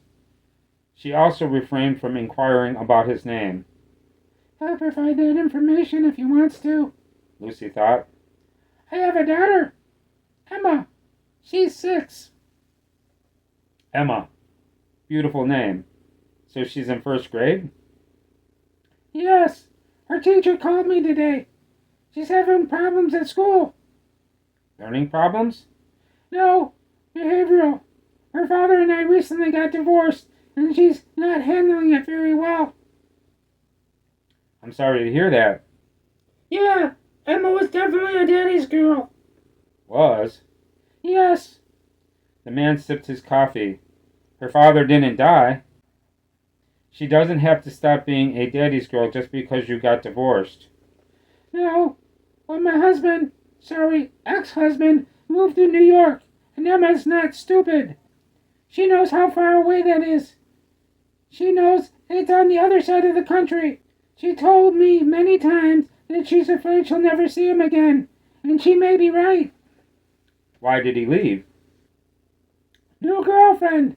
She told him she has connections in New York, and he can get him a record deal or some shit. Zach's a musician, and he can never keep his dick in his pants. That's the reason we got divorced. All I ever wanted was for him to stop cheating on me. But Zach is physically incapable of being faithful. Or maybe it's psychologically incapable. Whatever. The new girlfriend will find out soon enough. Undoubtedly. Lucy sipped her coffee. So what's your story, anyway? It's a long one. Are you married? He shook his head. Widowed. Oh my God, I'm so sorry. Don't be. I've been widowed for many years. Life goes on. Lucy finished her coffee. Our relief will be here soon, and then I can leave. But I need to prep for the next shift before I go. That won't take me long, though. Just have to start a fresh pot of coffee and restock some ketchup. Would you like to come back to my place? I have beer and liquor at home, if you like to drink. He smiled at her. You've only known me for 5 minutes. You've been in here before. Yes, but this is the first time we conversed. She returned his smile. What can I say? I'm feeling pretty impulsive. Plus, I'd like to hear more of that long story you mentioned. What about your daughter? She's probably asleep. The babysitter leaves when I get home. He nodded. Okay, I'll wait here for you. Lucy got up. Be right back. She quickly went about preparing for the next shift. When her relief arrived, Lucy summoned the man in the booth on her way to the door. Outside, moonlight filtered through the clouds and the smog over Los Angeles. Sodium vapor lamps illuminated the parking lot. Nice, Lucy told him when she saw his car. You want to follow me? I live just up the street. He nodded. Okay. She led him a few blocks north to the apartment building she lived in. They parked in front of her door and went inside. After the babysitter left, she told him, Make yourself at home. I'm going to go change into something more comfortable. She went into her bedroom, removed her apron and work clothes, and took a 2-minute shower in the adjoining bathroom, electing not to wash her hair because she had done that before going to work. She brushed her teeth, put on clean clothes, and spritzed on some perfume. Then she went back into the living room. The man sat on her sofa, holding a beer from her refrigerator. Lucy fetched a beer for herself and joined him on the sofa, leaving the space of a cushion between them. She assumed they were going to make love, but didn't want to seem too eager to rush things. You have a lot of mirrors, he said. There were mirrors on most of the walls in the apartment. He stared at Lucy in the mirror on the wall across from the sofa they sat on. And no TV? There's a TV in Emma's room, but I don't watch TV. I like to read. A hardback novel lay on the coffee table. He picked it up, read the back of it, and set it back down. Why so many mirrors? Lucy took a drink. Tiny apartment. Mirrors make the room seem bigger. It's tiny, but it's nice. I like what you've done with this place. She looked around and shrugged. Just a bunch of junk, mostly. He shook his head. No, it isn't junk. This is your home, and these are your things. Don't you find it reassuring to come home to your things after a hard day's work?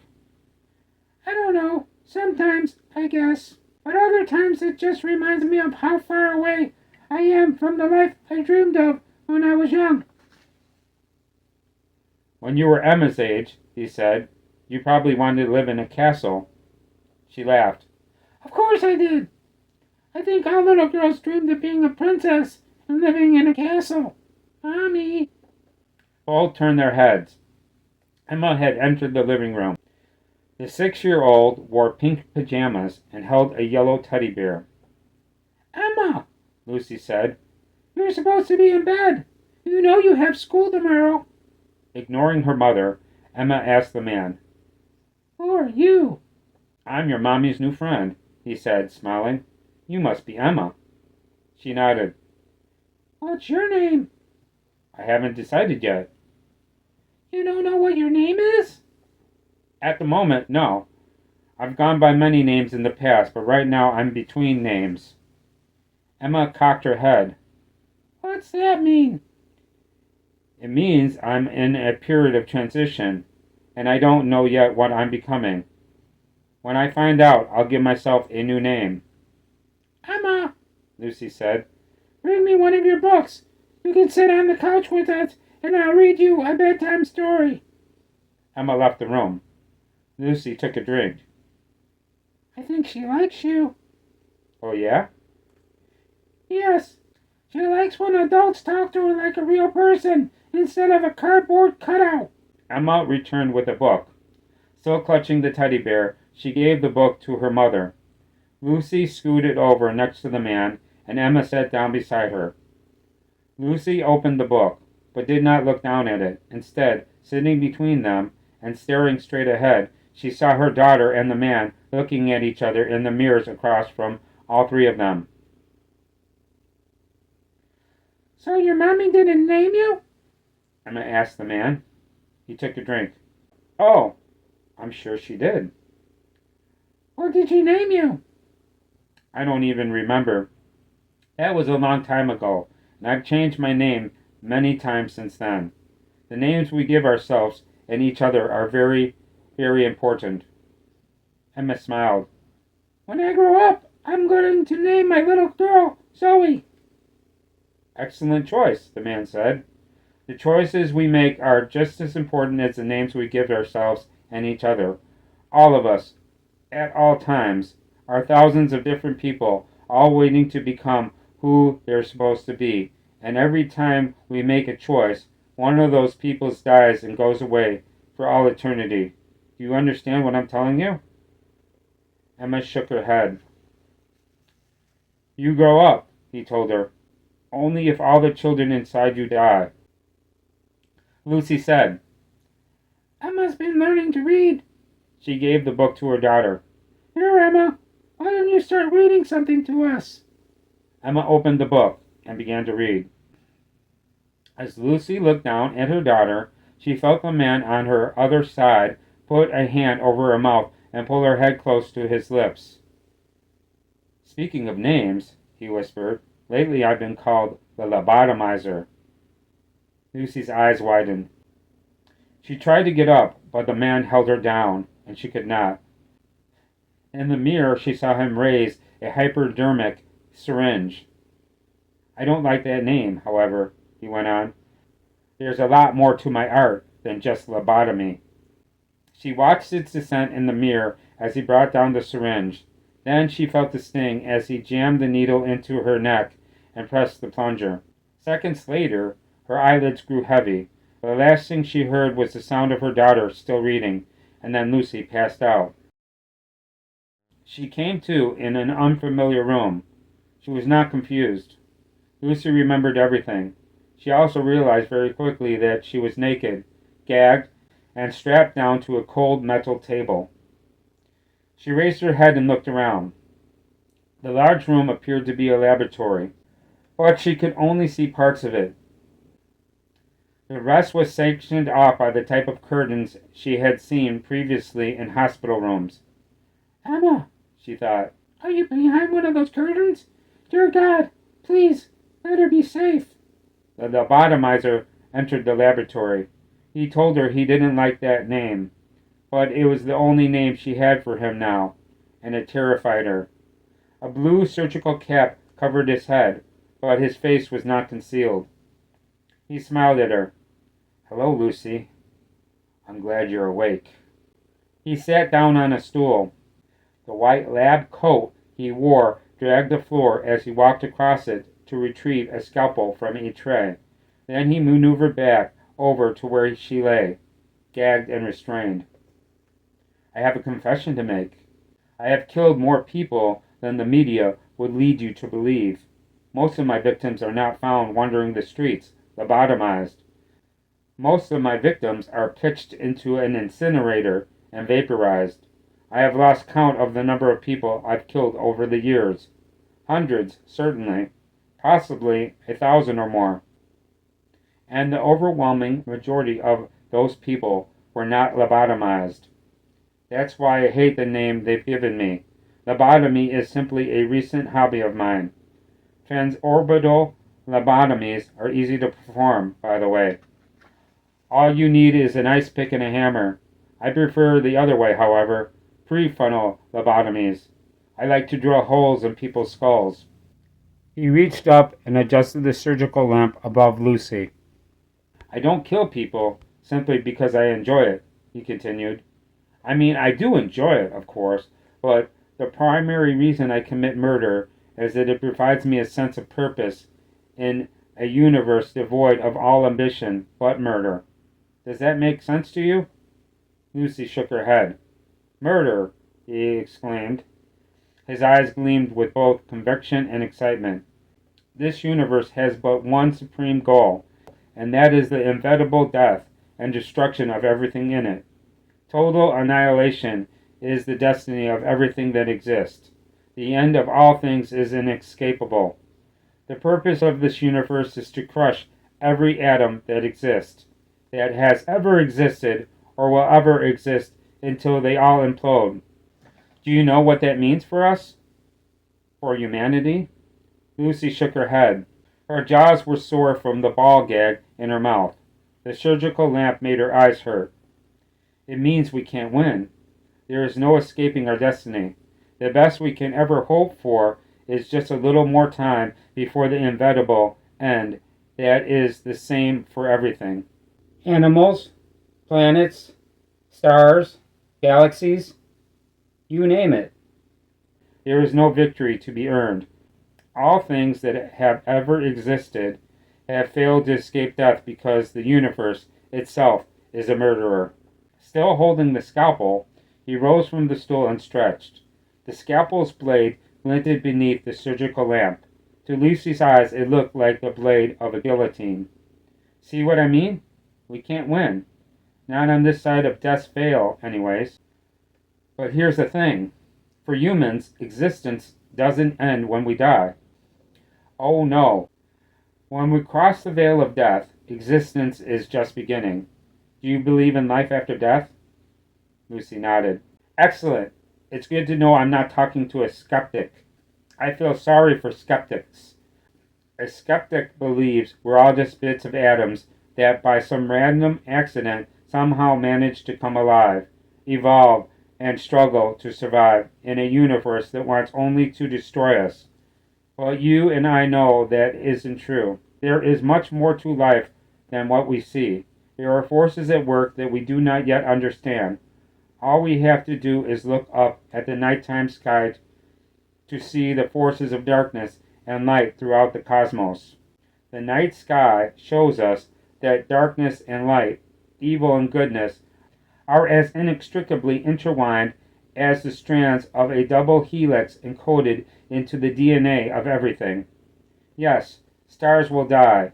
Planets will be consumed by a universe on a never-ending quest to devour its children. But all of that is only on this side of death's veil. On the other side we'll be rewarded with wisdom and keys, and doors will be opened to the everlasting. Are you familiar with the ancient gods of death? Lucy shook her head. Behind the ball gag, her mouth burned with thirst. The only thing she wanted more than a drink of water was to know if her daughter was okay. They revealed themselves to me when I was young. Well, some of them, anyway. The ancient gods of death are legion, and over the years I've only been contacted by a few. In childhood, they came to me in dreams, and also during waking hours via telepathic communication.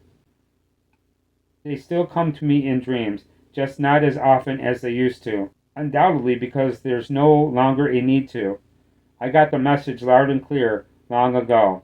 And in that message they instructed me to kill the living, kill as many of my fellow humans upon this planet as I possibly can.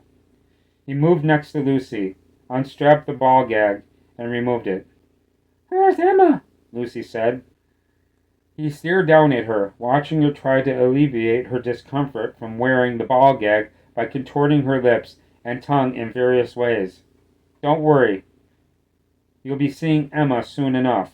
But first I'd like to speak to you about torture. Is she here? Yes, Emma is here. Then let her go. Listen, I know you're going to kill me, but let my daughter go. She's only 6 years old. Just drop her off at a hospital or something. Please, I'm begging you. I've always been a very spiritual person, he said. For as far back as I can remember, there has never been a doubt in my mind that my consciousness would survive the death of my body. In childhood, when the ancient gods of death first came to me, they told me that life was mostly about pain and suffering. According to them, the more pain a person receives in this life, the greater the rewards in the next. Then they went on to tell me that the more pain a person administers in this life, the greater the chances of becoming a god in the afterlife. Do you understand what I'm telling you? I understand, Lucy said. But you're completely fucking insane. He smiled. They told me if I want to be a god when I die, that, whenever possible, I need to torture my victims for as long as I can before I kill them. He pushed a button on the table, and it rose from a horizontal to a vertical position, so that Lucy no longer lay flat on her back, but stood straight up. Hydraulic lift, he explained. Pretty nifty, huh? Those straps are hurting my wrist, Lucy said. And my ankles. Can you loosen them a bit? No, and although you will be doing a whole lot of screaming in a little while, for right now I need you to be quiet, so I'm going to gag you again. He shoved the ball gag's rubber spear back into her mouth and strapped its leather harness around her head. Enjoy the show. And just remember, the greater your suffering in this world, the greater your rewards in the next. Lucy watched him turn around, walk to the curtain about 10 feet away, straight in front of her, and yank it open. What she saw made her think momentarily that she had died and woken up in hell. Then she realized that she must have fallen asleep on the sofa while Emma had been reading her book. Now she was just trapped in a brutal nightmare. In the dream, her 6-year-old daughter lay dead on a metal table. And not just dead, but mangled. Her little girl had been tortured beyond belief. She was now just a naked torso with a bald head. Her hair lay in fist-sized clumps on the floor as if yanked out by its roots. Her arms and legs were gone. Her eyes were gone too, along with her ears, nose, lips, and teeth. There was blood everywhere. Her intestines and the other organs were scattered all over the floor. Also on the floor was a discarded blood-soaked lab coat, which Lucy found curious.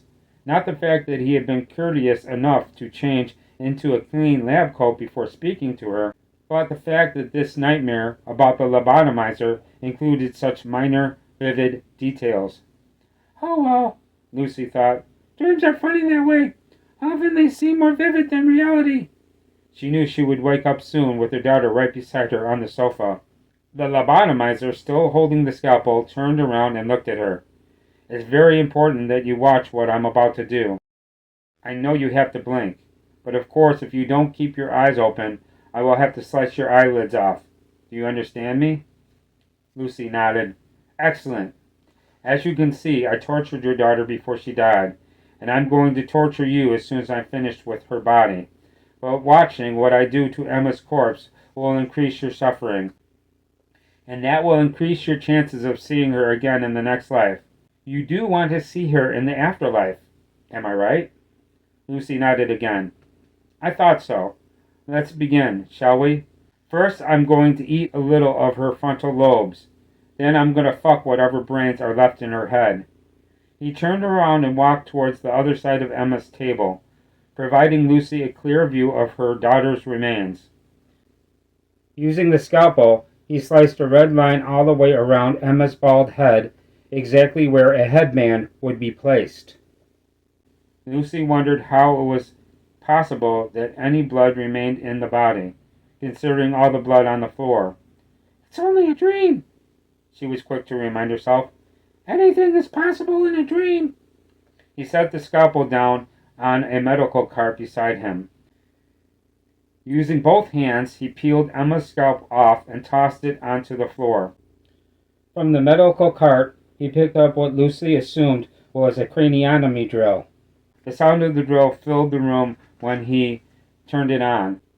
Soon thereafter, white chips of bone missed the air as he drilled into her daughter's skull. 2 minutes later, he set the drill down and picked up a power saw. The saw had a small circular blade. When he squeezed the trigger, the saw's piercing screech made Lucy wish she were able to grind her teeth. She wished he had left her ungagged. She also wished her hands were not restrained.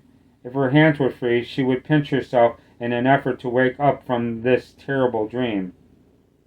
He manipulated the saw's blade around Emma's skull the same way he had with the scalpel, cutting a line where the head would be placed. After encircling the entire skull, he put the saw back down on the medical cart. Then, using both hands, he removed Emma's skull cap.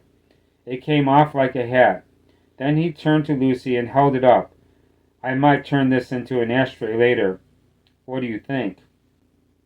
Lucy shuddered.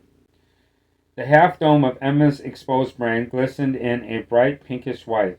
Clear fluid dribbled off the brain to the blood-stained floor. He set the skull cap down and picked up a knife. Using his free hand, he slipped some fingers behind the brain and raised it a little bit. Then he used the knife to slice off a piece of Emma's brain and shoved it into his mouth. He smiled at Lucy and moaned in ecstasy while he chewed. Delicious, he said after he swallowed. Brain fluid is full of neurotransmitters. Do you know what those are? Lucy did not respond. All she wanted to do was wake up and try to forget about this horrifying dream. Answer me. If you don't, I will ungag you and shove chunks of your daughter's brain inside your mouth. Do you know what neurotransmitters are? Weeping, Lucy nodded. Good. Then you probably know there are two major categories of neurotransmitters: excitatory and inhibitory. The serotonin I get from eating brains helps keeps my emotions in check. It also helps me sleep and keeps my arousal levels high. He ingested another piece of Emma's brain. And of course I eat brains for the endorphins too. Endorphins are the body's natural opiates. They induce feelings of well-being and reduce my perception of pain. He ate another piece of Emma's brain. But enough of that. Now it's time to fuck with remains of your daughter's brain. He set the knife he had been using as an eating utensil down on the medical cart and picked up a larger one. First I have to make a slit big enough to fit my dick in, though. He jammed the blade deep into Emma's brain and began wiggling the knife around by its handle. Moments later, satisfied, he set the knife back down and stripped naked. Lucy watched in horror as his massive penis rose to a full erection. He climbed up on the table, mounted Emma's head, and turned to Lucy. Perhaps it's psychological, but feeling all those neurotransmitters swirling around my dick when I fuck a person's brain gives me the best orgasms of my life. He looked back at Emma. Then he impaled the dead girl's brain with his penis. Lucy closed her eyes. Since it was only a nightmare, she figured it wouldn't matter if the psycho sliced her eyelids off anyway. Time passed. Eventually the psycho ungagged her again. Lucy opened her eyes. He held the scalpel 6 inches in front of her face. You're a beautiful woman, he told her. Therefore, I'm going to remove your face. That way, after I torture you and kill you, I can hold your beautiful face in my hands while I fuck you in your brain. He isn't real, she reminded herself. All of this is a dream. That train of wishful thinking crashed with the scalpel's first incision. Lucy screamed. Thank you for listening. If you enjoyed the video, please subscribe. Rehearsal by Brian Bowyer, Chapter 37. Raven finished her graphic novel, Endless Descent, in mid-November. Just remember, She told Gretchen. it's only a first draft, but you can read it if you want to. Of course I want to read it. Gretchen took a drink from a bottle of bourbon on their bed. I'll read it tomorrow. I want to be sober when I read it. The next day, after taking a shower together, Gretchen asked Raven, Is there a way that I can read Endless Descent on my phone? Sure, I'll email you the manuscript. Raven opened her laptop. And again, I don't know what the illustrations will look like on your screen in the email. Tell you what, just go to my website. I'll upload a copy of the first draft to my website as a backup. You have a website? Yes. I didn't know you had a website. Raven shrugged. I almost never use it, but I have one. Gretchen opened her phone's web browser. What's the name? RavenGalaxia.com. Gretchen keyed it in and clicked on it. Nice. I like your homepage design. Very creepy. Where's the manuscript? See the menu? Gretchen clicked on it. Bio, fighting techniques, journal, poetry, miscellaneous madness. Click on miscellaneous madness. Raven said. Gretchen did. Ah, here it is. Endless Descent. Says I need a password to view the script. Yes, I put a password on the PDF so that no one can just happen to run across my site and steal the book. The password's my middle name. Dimanda? Yes. All caps? Just the first letter. Gretchen keyed it in, unlocking the manuscript. Damn, this first page looks amazing.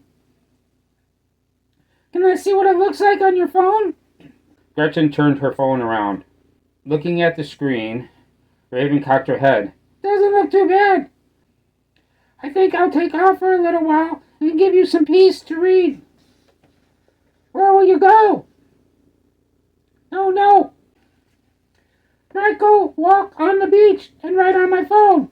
Or go to the gym. Or do some shopping. I just drive around and listen to music. I'll think of something. Gretchen kissed her on the lips. Shouldn't take me long. I'm a fast reader. I know. I love you. I love you too. Raven left. She drove to the Evergreen Cemetery, just east of downtown. It was L.A.'s oldest cemetery still in use. She parked outside the gates and went inside. The weekday afternoon was overcast, and the cemetery was mostly deserted. She often walked the jogging path that encircled the property, but today she opted instead to stroll past the hodgepodge of headstones and monuments to one of her favorite trees, a massive spreading oak that overlooked a large portion of the burial grounds. She pulled her phone out of her back pocket and sat down. The ground was a little spongy, but the grass was dry. Holding her phone, she looked out over the cemetery. She remembered reading somewhere that it dated back to 1877. Supposedly, Evergreen held more than 250,000 corpses. No superstars buried here, Raven thought. no celebrities, just regular people who, once upon a time, lived and dreamed. Now they're dead, just like every person alive will one day be. She opened her phone's writing app. For about an hour she worked on the second draft of Endless Descent. Then she got up and stretched. Above, the clouds had passed. Sunlight now slanted from the west.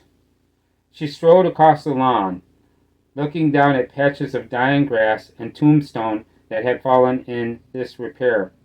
She passed a few clean and well-maintained graves, however, and a testament to families that still honored their deceased brought a smile to her face. She stopped and smoked a cigarette in front of the stone cottage that she had seen opened previously for funerals. She finished her cigarette and walked on. She passed elaborate granite memorials that were taller than she was. In many places, the tombstones were so crowded together that she could barely see any ground between them. She stopped in front of a stone angel that was missing most of an upraised arm. "Tread softly, for a dream lies buried here," was engraved near the bottom of the monument. She sat down and wrote on her phone for another hour. Then she received a message from Gretchen that consisted of one word: "Finished." "And," Raven wrote back, "loved it. Endless Descent is absolutely amazing. Can we go to Disneyland now?" "Yes, I'll see you soon. I love you." "I love you too." She drove back to Stella Nova Road. In Victoria's mansion, Miss Daisy, polishing the great room's grand piano, hummed while Raven took the stairs up to the third floor. In the bedroom suite, Gretchen, holding a bottle of Jim Beam, greeted her with a kiss on the lips. I haven't started drinking yet. I was waiting for you to get here. She cracked open the bottle. I missed you. I missed you too. Gretchen took a drink and gave the bottle to Raven. She took a drink and gave the bottle back. I didn't want your book to end, Gretchen said. Oh yeah? Yes, I'm over the moon in love with Endless Descent. Raven smiled. Good, because I put everything I am into that book, and everything I am is over the moon for you. Gretchen took a drink. It's like a beautiful demonic fairy tale. You think so? Yes, it's like Alice, Red Riding Hood, and Sleeping Beauty with the one-way tickets to hell. And oh my God, the writing and the illustrations are exquisite. Thank you. Let me hit that whiskey. Gretchen handed her the bottle. Raven took a drink and gave the bottle back. I'm serious. The colors and the way you draw the characters, the technical stuff, the anatomy and the proportions, the way everything seems to interweave seamlessly with everything else. It's pure dazzle. Pure magic. Gretchen took a drink. And all the detail in the background.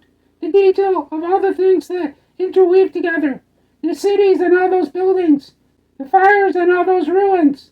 The forest with all the creatures, flowers, and mushrooms. It's spellbinding. Pure sorcery.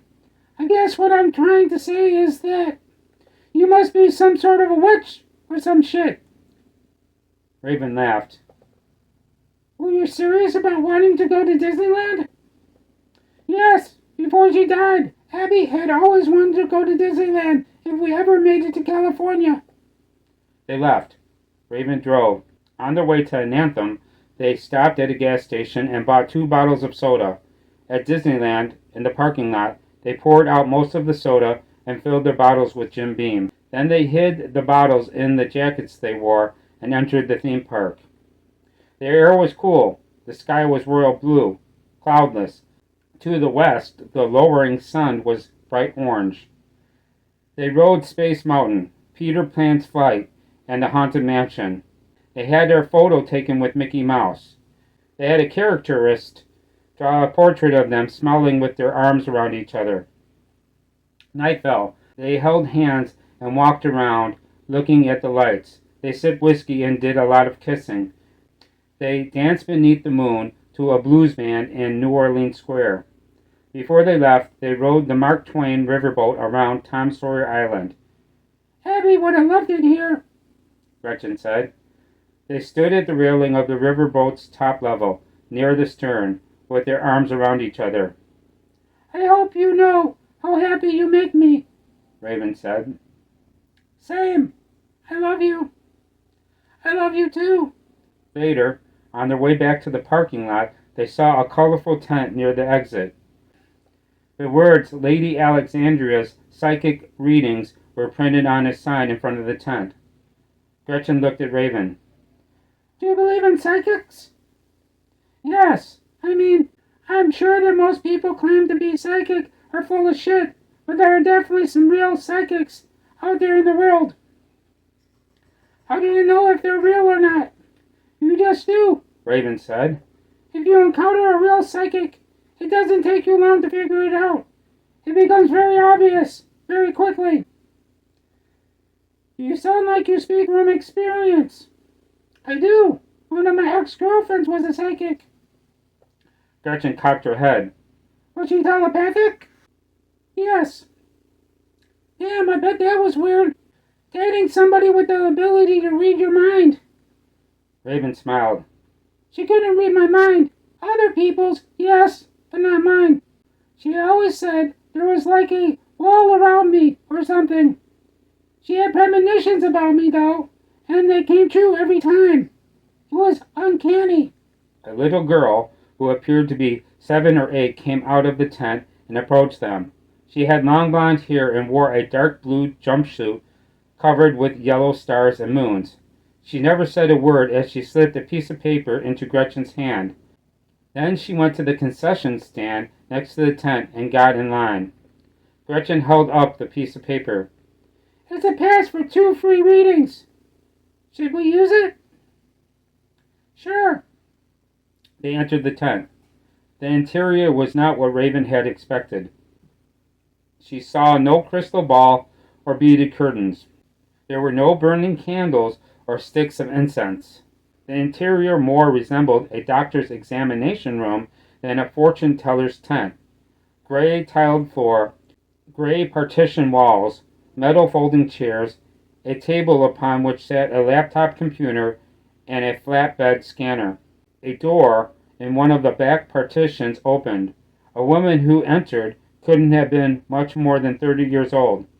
Her hair was the same color as the hair of the little girl who had given Gretchen the piece of paper outside the tent. She approached them, smiling. Hi, I'm Alexandria.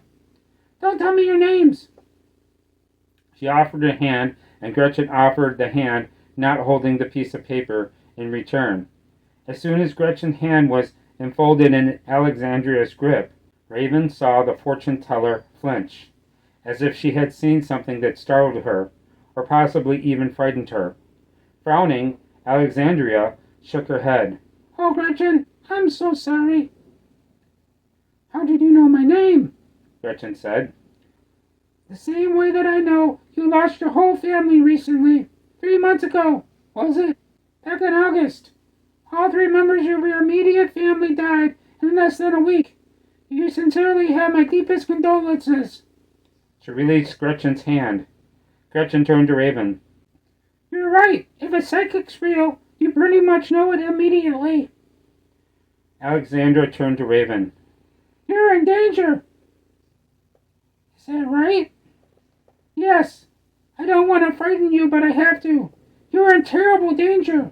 I don't know what it is, but something very bad is headed your way. Can you be more specific? I can try. Alexandra put a hand on Raven's shoulder. I can't read your mind, by the way. You have some sort of telepathic barrier. But I believe the danger will come from someone you know. I think you need to leave L.A. immediately. For how long? Putting her hand back down, Alexandria shook her head. I don't know. A week or 2, at least. Maybe longer. It's hard to say. Raven looked at Gretchen. What do you think? I think we're leaving town immediately, Gretchen said. At least for a week or 2. There's no way I'm going to risk losing you. Can we afford it? Yes, easily. I have enough money to last a couple of years. A week or 2 on the road won't hurt my bank account at all. Raven shrugged. Okay. They headed for the exit. Good luck, Alexandria told them. They left. Thank you for listening. If you liked the video, please subscribe. Flesh Rehearsal by Brian Bowyer. Chapter 38. Dominic told Victoria, I want to get them into a studio. They lay on Victoria's bed, listening to some of Gretchen, Amelia, Jacob and Ludlow's new music on her phone. Do they have a name yet? Not that I'm aware of. And what made you want to become a music producer anyways? I mean, didn't you want to grow up to be a rock star when you were a kid? Dominic smiled. Of course I did. I think most normal kids at some point dream of growing up to be a famous rock star, and I learned to play guitar, but it didn't take me long to figure out that I wasn't a very good songwriter. I realized that I was better at turning other people's music into hits. Victoria ran a finger down his cheek. Both were naked. They had finished making love about 15 minutes before, and she was in the mood to do it again. You wear so many hats. Club owner, investor, music and film producer. You're immersed in the tech world. With all that you have going on, it amazes me that you have such a balanced perspective on terms of how to live life in a happy way, as opposed to just being focused on success. I went to a circus when I was young, Dominic said. I saw a bear and I wasn't impressed. I saw a unicycle and I wasn't interested. But then I saw the bear ride the unicycle and suddenly I was mesmerized. That's when I realized that I was fascinated with combining things we're not supposed to combine. Does that make sense? Yes. Victoria brushed her nails across his chest. Humans are deep. We're multifaceted. A lot of us get trapped into doing just one thing for the rest of our lives. But I think most of us would be happier doing many things with the one life that we have. Dominic stroked her hair. I like the approach to life the ancient Greeks and Romans used. First, you're a student going to school. Then you're a soldier going to war. Then you go into business. Then you go into politics. Then you become a philosopher. There was an arc to life, and you tried your hand at everything. Reminds me of an old quote I remember reading, Victoria said. Specialization is for insects. Yes, and you've worn many hats too, in the life you've lived so far. You think so? Absolutely. Student, child prodigy, wife, mother, concert pianist, university music teacher, private educator, etc., etc. You've worn more hats in 38 years than most people wear in a lifetime. She lowered her fingers down his body. I suppose you're right. And soon I'll don the hat of being your wife. She wrapped her hand around his penis and smiled. Feels like somebody's ready for round two. Get up here, he said. She mounted him. He grabbed 2 fistfuls of her hair. Before you, I only gave pieces away. Give me everything, she said. They kissed. Thank you for listening.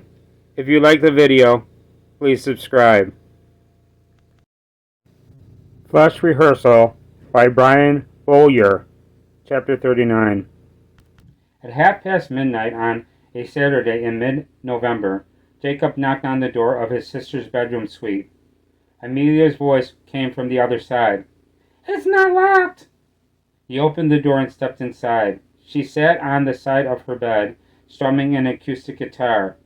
Holding a fifth of Jim Beam, he closed the door behind him. Have you seen Gretchen? She left town. Amelia put the guitar down and stood up. Let me hit that whiskey. He handed her the bottle. She took a drink and gave the bottle back. Gretchen left town? Yes, with Raven. She messaged me earlier. A psychic told them that Raven's life was in danger, so they decided to leave LA for a couple of weeks. Jacob took a drink and nodded. I don't blame them. If a psychic told me some shit like that, my ass would be getting the fuck out of town too. You want to go jam? Sure, if Lego's here. He is. I just talked to him. Cool, Amelia said. They headed down the hallway to the last door on the left. Thank you for listening. If you enjoyed the video, please subscribe. Flash Rehearsal by Brian Bowyer. Chapter 40. In the passenger seat, Gretchen told Raven, I wish Abby could have met you. Raven, behind the steering wheel, turned the radio down. I wish I could have met her too. They were on I-15 near the desert's edge, sharing a bottle of whiskey. The sun was blazing. After 2 nights at the hotel in Pasadena, Gretchen suggested they go to Las Vegas, which was only a 4-hour drive away. Now, having left 2 hours before, they were halfway to Vegas, but still in California. Because they had been drinking whiskey all morning, however, Gretchen suspected that Raven would look for another hotel soon. They stopped at a liquor store in Barstow. It was obvious the cashier didn't believe their fake IDs were real, but he went ahead and sold them several bottles of Jim Beam, nevertheless. They put the liquor in the trunk of Raven's car. Then Gretchen pointed at a motel across the street. Wanna just get a room? We can drink all day, sleep tonight, and get back on the road tomorrow. Good idea, Raven said. Vegas will still be there in the morning. They got a room with a queen-size bed, old furniture, and a small TV. The room was dusty and smelled of sulfur. I've slept in worse, Raven said. Gretchen took a drink from the bottle they had brought into the room. At least the air conditioner works. And there's Wi-Fi. She turned the TV on for background noise. We should have grabbed that acid before we left. Acid? Yes, the acid Ludlow gave us back when you and I first met. I stuck it in the freezer. Don't you remember? Raven nodded. Now I do. I had forgotten all about it. That seems like eons ago. 2 months, Gretchen said. That's it? Yes, well, 2.5. We met in the beginning of September. Raven shook her head. Unbelievable. It doesn't seem that real to me. It feels like I've known you forever. Gretchen sat down on the bed. Do you think that acid's still good after 2.5 months in the freezer? Raven sat down beside her. It should be, as long as you keep it away from light, heat, condensation. Acid stays good for a very long time. Let me hit that whiskey. Gretchen handed her the bottle. Raven took a drink and gave the bottle back. The TV was tuned to a news channel. On the screen, a newscaster cut in with a breaking story about someone crashing a private airplane straight into 6 lanes of bumper-to-bumper traffic on the 405 freeway in Los Angeles. Evidently, the newscaster said, the airplane had been loaded full of jet fuel. There's nearly a mile of highway on fire. Cars and trucks are exploding, and people are trapped screaming in the flames. It's a scene of devastation, like something out of a horror movie. It's almost too painful to look at. Probably terrorism, Gretchen said. More than likely. Maybe that's what the psychic was warning me about. You think? Could be, Raven said. I drove on the 405 every day. If we hadn't left town, maybe I would have died in the crash. Gretchen took a drink. I don't think so. She said the danger was headed your way, not mine, and I'm always with you. If that was what she was talking about, I would have died when the plane crashed too. You're usually with me, but not always. Let me hit that whiskey. Gretchen handed her the bottle. Raven took a drink and gave the bottle back. Or maybe, Raven said, you would have survived and I would have died. I don't think so. A nightstand by their bed was bolted to the wall. On the nightstand was a phone book, and the TV's remote control. Gretchen picked up the remote and flipped channels to a cartoon, then put the remote back down. She said the danger would come from someone you knew. Anyway, Raven said, I can probably find some acid in Vegas, if you want some. You have friends in Vegas? I wouldn't exactly call them friends, but I know some people. From the underground scene? Yes, I've done a lot of fighting in Vegas. Raven stood up. Would you like to take a bath with me? Gretchen stood up too. I would love to. She took Raven's hand and led her into the bathroom. Thanks for listening. If you like the video, please subscribe. Flash Rehearsal by Brian Bowyer. Chapter 41. Did you drive here? Bianca asked Ludlow while tending bar.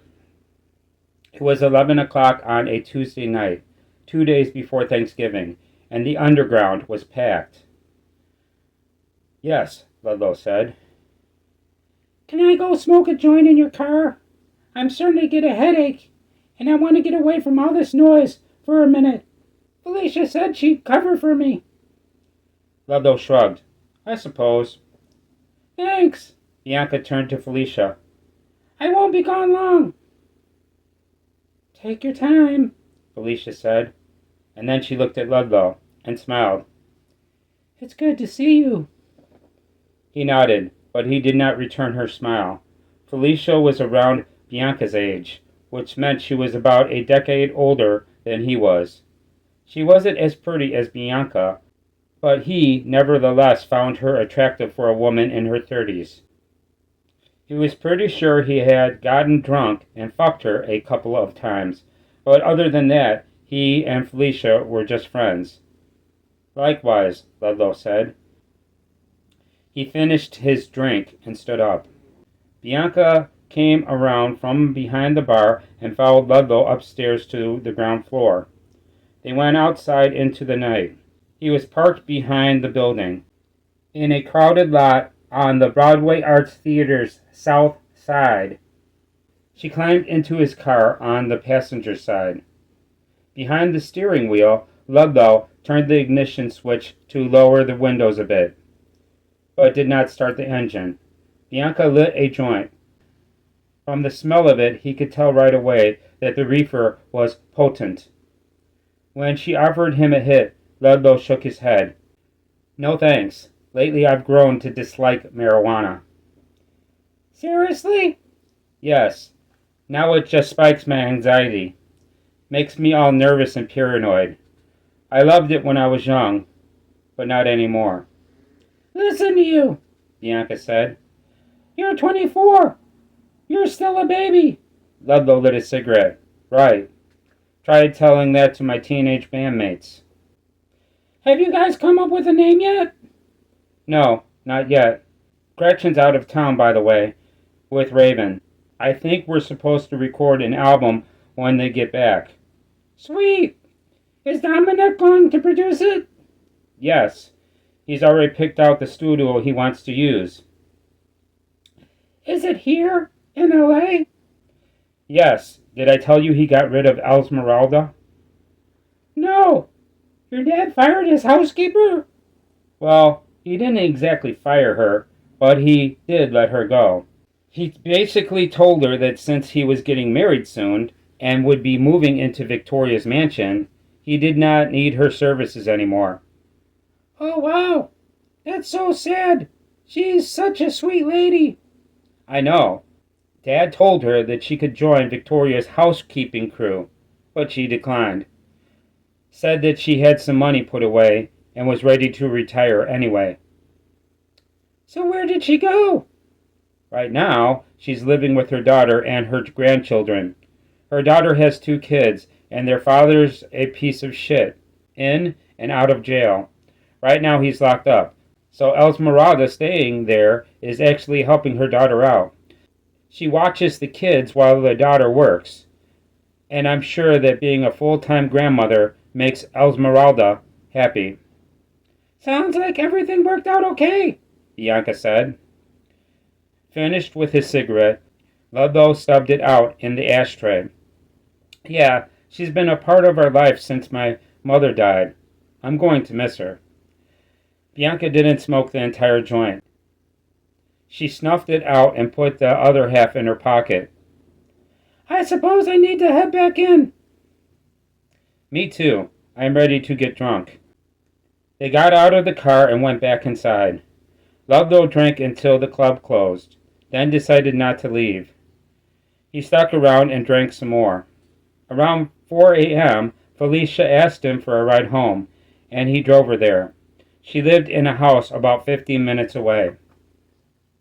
As soon as they stepped inside, the smell of cat piss that saturated the air made Ludlow's eyes burn. He counted 6 kittens running around the living room. There were 3 kids in the room, and Ludlow thought the 2 boys looked as close to feral as humans can get. Someone dumped a whole bag of frozen pizza rolls onto a pan that now warmed on top of a kerosene heater beside the coffee table. The younger boy, maybe 8, and his brother, possibly 10, tore open packets of Pop-Tarts, despite the fact that dozens of half-eaten Pop-Tarts already littered the room. The girl, perhaps 14, sat on the floor in front of a TV, playing a video game. Felicia turned to Ludlow. Come on! I've got some dope in the kitchen! She led him into the kitchen. From the cupboard, she retrieved a bag of white powder. Do you like heroin? It's okay, Ludlow said. She pulled out 2 lengths of nylon, 2 hypodermic syringes with needles attached, and a box of Q-tips. Then she turned and gestured at the kitchen table. Have a seat. Ludlow sat down. Felicia set her rig down on the table.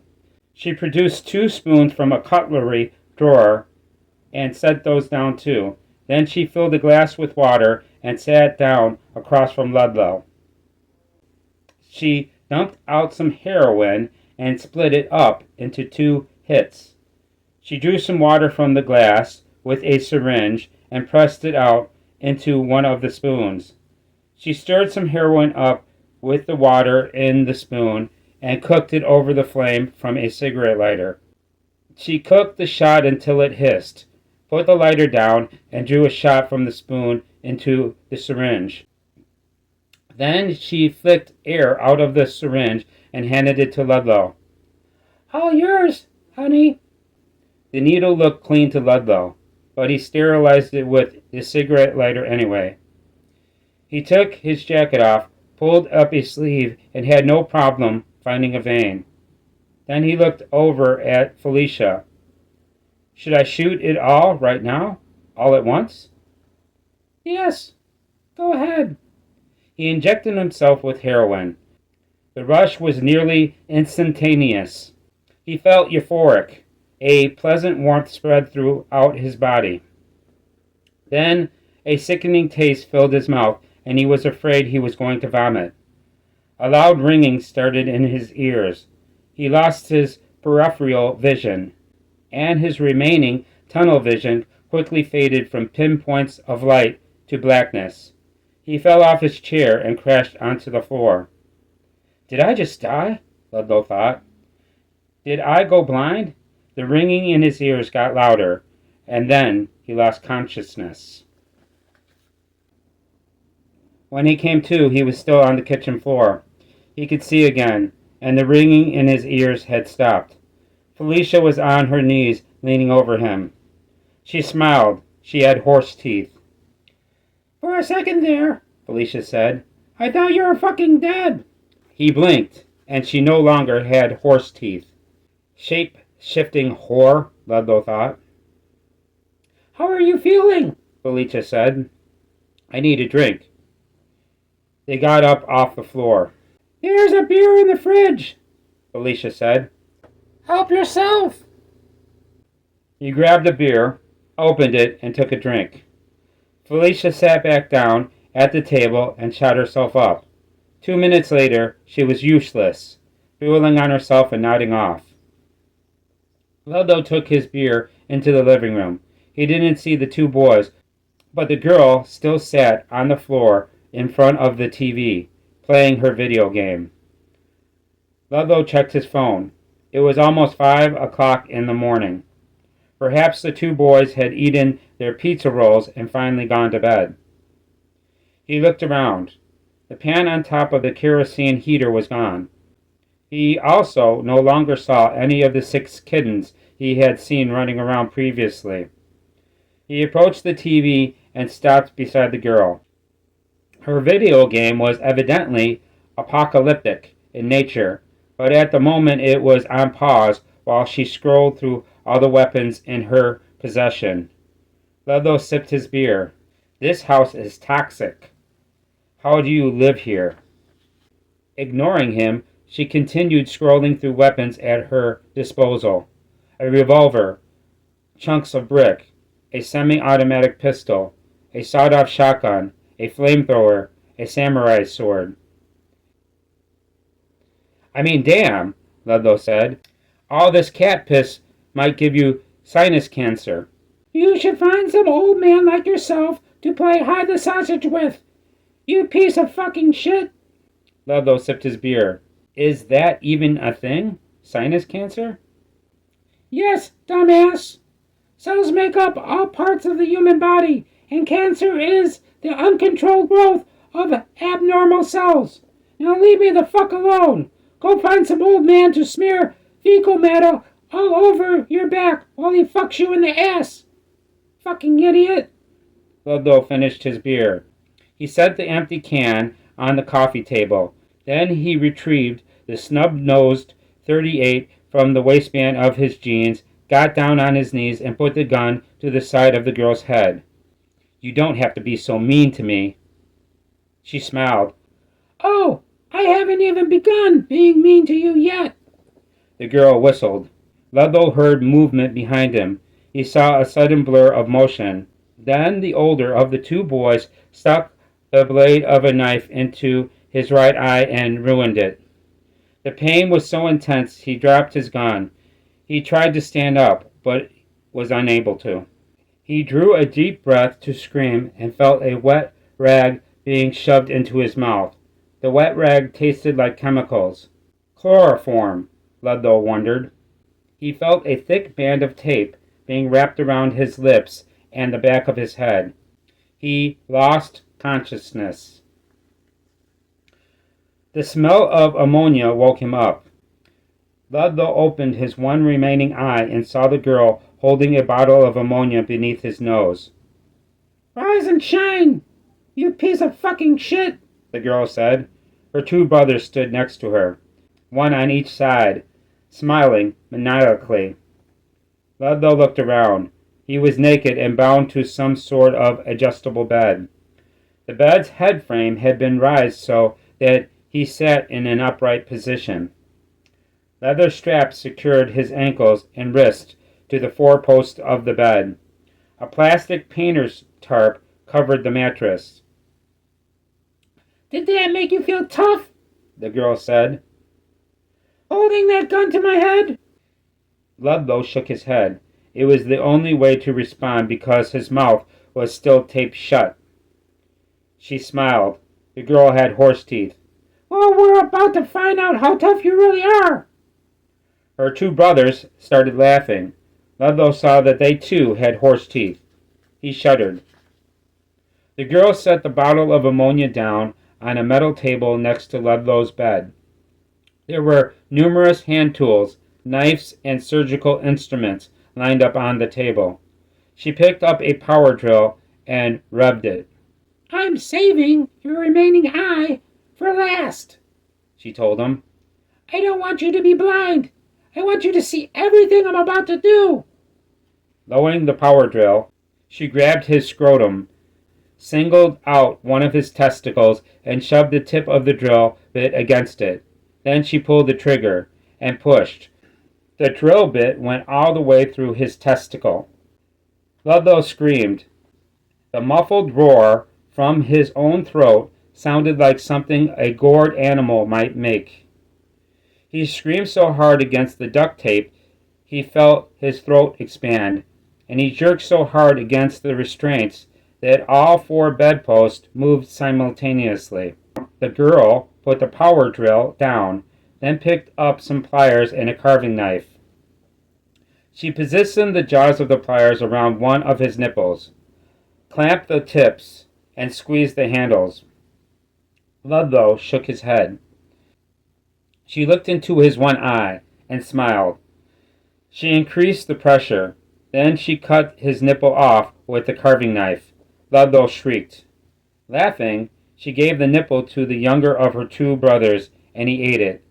Still laughing, she sliced off Ludlow's other nipple and gave it to the other boy.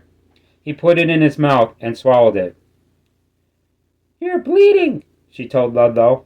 We need to cauterize your wounds. She put the pliers and the carving knife down. Then she picked up a blowtorch and turned it on. This might hurt a little bit, the girl said. Thrashing on the bed, Ludlow jerked against the restraints again, but they were steadfast. Then he could only scream and watch in horror as she used the blowtorch to stem the twin streams of blood running down his chest. The smell of his burning skin filled the air. Fire blackened his flesh and created new nipples of char where his old nipples had been sliced away. After that, she moved the blowtorch back and forth above his torso, letting him feel the heat, but not letting the fire touch his flesh. His skin reddened. Blisters formed and burst, oozing clear fluids that the blowtorch quickly boiled away. Take the tape off of him, she told the youngest brother. I want to hear this piece of shit cry like a bitch. The boy smiled, exposing his horse teeth, and ripped the duct tape away from Ludlow's mouth. The girl set the blowtorch down and picked up a claw hammer. Anything you want to say now, tough guy? Ludlow refused to speak. He knew he was going to die, and would not provide extra satisfaction by begging for his life. Fine, the girl said. Then she struck him in the mouth with the claw hammer. Ludlow's mouth filled with blood, and he spat out most of his upper and lower front teeth. After that, she went to work on his face with a straight razor. She sliced off both of his ears. Then her brothers ate them. She sawed his nose off and tossed it aside. She cut his lips off and ate those herself. Not bad, she told him. Your lips taste like imitation crab. She extracted many of his teeth with the pliers and dropped them into a trash can. Ludlow made a lot of noise, but he never spoke. She peeled layers of flesh away from his face with a straight razor. You're not so pretty now, tough guy. Actually, you look like a fucking freak. Ludlow said nothing. He forced himself to smile with his ruined mouth. The girl cocked her head. You think it's funny? Ludlow nodded. She scorched his penis with the blowtorch, and he screamed. The girl smiled. Much better. Then she told her brothers. Before I kill him, I'm going to turn this piece of shit into a eunuch. She attacked his genitals with the blowtorch, completely burning away his scrotum and both testicles. Ludlow screamed throughout the castration, but never lost consciousness. The pain was so intense he began observing himself in the abstract. For a good measure, the girl went ahead and burned away his entire penis. Afterward, she asked him, Was that as good for you as it was for me? He did not reply. She set the blowtorch down and picked up the carving knife. It's the end of the road for you, she told him. Any last words? Ludlow thought of his mother and said nothing. The girl raised the knife and made a slashing motion. Ludlow expected more pain, but there was none. His neck became warm, and he watched his blood run down his chest. He started feeling cold and a little sleepy. Then she raised the knife again, grabbed a fistful of his hair, and savagely began sawing his head off. Resigned to his fate, Ludlow did not try to scream, and he knew he would have been unable had he wanted to. The girl held up his severed head. The last thing he saw was his own decapitated body. Then blackness. He came to in the kitchen, standing up, fully dressed, and looked down at the .38 revolver in his hand. At some point, he had put on a pair of gloves. Felicia lay dead on the floor, dead of a single gunshot to the forehead. Damn, Ludlow thought. Did I do that? Knowing that his gun had been loaded when he arrived, he snapped the cylinder open to see if it still was. It was not. Only 2 bullets remained in the cylinder. 4 of its 6 chambers were empty. Ludlow walked into the living room. He saw Felicia's children on the floor. All 3 were dead. Each had been shot once through the head. Damn, Ludlow thought. I need to start taking my meds. He wished Raven would hurry up and get back in town. Apparently, she was the only one who knew how to keep him in line. Then again, he thought, even if she were in town, she'd probably have her head shoved so far up Gretchen's ass she wouldn't talk to me. Ludlow missed Raven. Sometimes, and he knew it was selfish, he didn't like feeling this way. He wished that she and Gretchen had never met. He went outside, got in his car, and backed out of the driveway. He put the car in drive and headed back to Stella Nova Road. Thank you for listening. If you like what you heard, please subscribe. Flesh Rehearsal by Brian Bowyer. Chapter 42. Gretchen thought Brock was weird, and she didn't like him. He was one of Raven's underground fighter friends who supplied them with acid for the 2 weeks they had been in Vegas.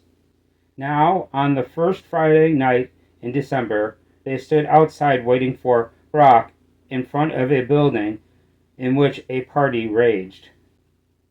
The building, a brick shaft with windows that emanated minimal light, was only a few blocks away from their hotel, so they walked there. I mean, he's just so full of shit, Gretchen said. Raven stared down at her phone. Who are you talking about? Brock. Every word out of his mouth is a damn lie. And he lies about the dumbest nonsense, too. Stupid stuff that has nothing to do with anything. Like the other night, out of the blue, he just blurted out that Michael Jackson's Rock With You was the first music video ever played on MTV. And it wasn't? No! The first video ever played on MTV was Video Killed the Radio Star by the Bungles. I only know because Abby used to make me play Trivial Pursuit. Then the dumbass went on to say that the guy who wrote Harry Potter books was the same guy who created Mary Poppins. Raven looked up from her phone. Do what? It wasn't a guy who wrote Harry Potter books. It was a girl. I know. And there also wasn't a guy who created Mary Poppins. Did you tell him that? Of course I told him that. And I also told him that those 2 female authors were born like 100 fucking years apart, or some shit. What did he say? Nothing. That's what he always does when I call him on his bullshit. He doesn't even acknowledge me. He just acts as if I hadn't said anything at all. And then he immediately starts telling another lie. Just rambles on and on about random, preposterous bullshit with no basis in facts or reality. That dude has some serious mental issues. Raven shrugged. I must be pretty good at tuning him out, because I never pay attention to his bullshit. I must have really good selective hearing. Gretchen shook her head. No, you're just always writing on your phone. And speak of the devil, here he comes, right now. Moments later, Brock and another man joined them on the curb in front of the building. Sorry I'm late, Brock said. We just got back from watching Suicide Simon. Suicide Simon? Raven said. Is that a rock band? No, it's a guy who blows his brains out on stage every night. Here we go again, Gretchen thought. Another one of Brock's bullshit stories. Raven put her phone away. What the fuck are you talking about? A traveling sideshow, Brock said. It's called the American Curiosities Review. Suicide Simon is one of the performers. Every night in a different town, he walks out onto a stage, puts a gun to the side of his head, and blows his brains out. Craziest thing I ever saw. You are so full of shit, Gretchen said. The other man shook his head. No, it's true. I'm the one who told Brock about the show. Gretchen thought that both the man and Brock looked exactly how she imagined most underground fighters looked. Like mean motherfuckers. I went to their show in Reno about a week ago, the man explained. I had heard about it, but I wanted to see it for myself. And Suicide Simon did what he always does. He walked out onto the stage and blew his brains out. Then, before the curtain came down, a voice called out over the loudspeaker telling us that if we wanted to see the true miracle, we should come to Carson City the following night and watch him do it again. And so I did, and sure enough, Suicide Simon walked out onto the stage unscathed and blew his brains out the side of his head all over again. That's not possible, Gretchen said. Trust me, if I hadn't seen it myself, I wouldn't believe it. Hell, I still don't believe it, even after I saw it the first time. I kept telling myself that there has been blanks in the gun, and maybe some special effects taped to the side of his head, or some shit. So I paid extra close attention the next night in Carson City, and I'm hand to God telling you that I watched Suicide Simon blow his brains out the side of his head for the second time. Tonight made the third time I saw him do it. It's all true, Brock said, and there are no special effects involved. The stuff I saw coming out the side of that dude's head was absolutely legit. I'd have to see it myself to believe it, Gretchen said. Brock's friend lit a cigarette. People have wild theories about Suicide Simon. Some say he has a tube in his head to allow the bullets to pass through. Others say his brain has a magic ability to regenerate itself. Some believe he escaped from a government laboratory in which a race of superhuman killers were being created. It's kind of fun trying to figure out how he shoots himself every night and still survives. Maybe it's not the same man, Raven said. Maybe it's a different man every night. Maybe a man kills himself on stage, and then, when the sideshow goes to the next town, another man takes the stage, claiming to be Suicide Simon, and kills himself, and they just keep doing that, over and over. That actually sounds plausible, Gretchen said. Brock ran a hand over the stubble on his head. But how the hell would they find willing participants? Maybe they're not willing, Raven said. Maybe the first thing the sideshow does whenever they roll into a new town is find a guy who looks like Suicide Simon. Maybe they break into his house, take his family hostage, and threaten to torture his kids unless he kills himself. Then, after he blows his brains out, maybe they kill his whole family anyway. Get rid of the bodies, and then move on to the next town. Brock's friend shrugged. Perhaps. He turned to Brock. Anyways, I'm ready for a drink. You coming in? Not yet. I gotta talk to these girls first. I'll catch up with you in a few. Cool, Brock's friend headed toward the entrance. Brock turned to Gretchen and Raven. Okay, he said. I have good news and bad news. The bad news is I'm out of acid. That sucks, Raven said. Yes, but the good news is the woman who owns this building usually has some. Fuck, Raven said. Does that mean we actually have to go inside? We just want to get some acid and go back to our hotel. Brock shrugged. You don't have to stay. Just come inside and mingle for a bit. Have a few drinks. Gretchen shook her head. We have booze back in our room. Can't we just wait out here while you go in and get it? No, Brock said. That might look suspicious. Plus, I'm not coming back out here anyway. He looked at Raven. Oh, and the woman who owns this building. You know who she is, by the way. I do. Yes. I didn't want to mention her name on the phone when I sent you this address. But it's Trinity Nix. Ah, okay. I haven't seen her in a while. Trinity Nix, Gretchen thought. why does that name sound so familiar? As if reading her mind, Raven told Gretchen. Underground fighting promoter. You probably heard me mention her name before. Then she told Brock. The last time I was in Vegas, Trinity was living at the Lexer. She still does, just as she lives here now too. She bought this place to use as some sort of, I don't know, church, I guess you'd call it? Church? Yes, Trinity formed a sex cult. A sex cult? Yes, she's an ordained minister now, and everything. Are you a member of the sex cult? Raven asked him. Brock smiled. Of course, and it's a lot of fun too. You two should join. Raven laughed. No thanks. We'll pass. But we do still want some acid, Gretchen said. So come on in, Brock said.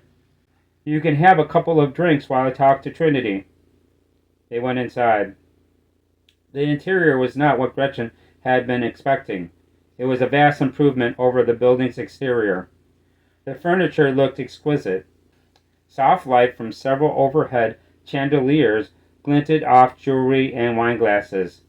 There were blood-red curtains at the rear of an open ballroom. Soothing piano music filtered through the room. She saw a lot of men in tailored suits talking to women in designer dresses. She thought most of the crowd looked as if they were attending a awards ceremony or a wedding. Most, but not all. Gretchen saw a few people dressed in casual clothes. Jeans and t-shirts mostly, such as she, Brock, and Raven wore. The deeper they moved into the crowd, the more diverse it became. Gretchen saw whites, blacks, Latinos, Asians, and almost everyone laughed and drank alcohol. When she saw a man smoking, Gretchen lit up too, grateful to be able to smoke indoors. A woman came by with a tray of drinks, and Brock snatched one. You like champagne? He asked Raven. No. Where can we get some whiskey? Nightclub's in the back, he said. Follow me. Brock led them through the crowd to a set of glass double doors beneath a flashing Club Inferno sign. He pushed open one of the doors, and they went inside. People stared at them, Gretchen noticed. Women and men alike looked all three of them up and down as they made their way to the bar in the back.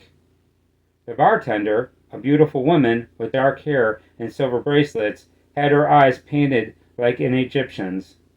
She looks like Cleopatra, Gretchen thought. or a sphinx. The bartender looked at Brock and smiled. Hello, my friend. Are these your guests? He returned her smile. Yes, Lilith. This is Raven and Gretchen. I'm going to leave them with you while I look for Trinity. Then he told Raven, I'll be back as soon as I can. He walked away. Raven sat down on a bar stool. Gretchen sat down beside her. Lilith smiled at them. What can I get you?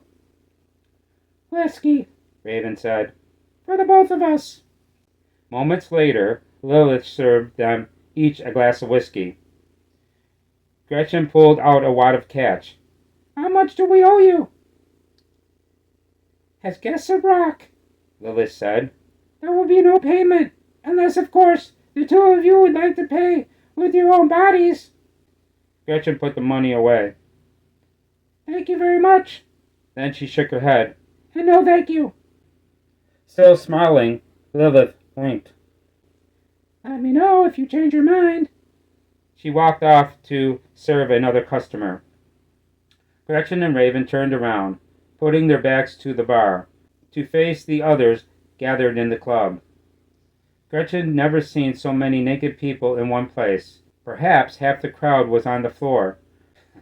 The orgy was a writhing mass of sweaty limbs, pumping hips, and the wet, slapping sounds of fornication. Those who weren't fucking on the floor were having sex on tables or standing up. In her pocket, Gretchen's phone chimed, alerting her to a message. She took the phone out and read a new message from Amelia. What do you think of Nocturnicate as a name for the band? Gretchen showed the message to Raven. Nocturnicate, Raven said. a blending of nocturnal and tourniquet.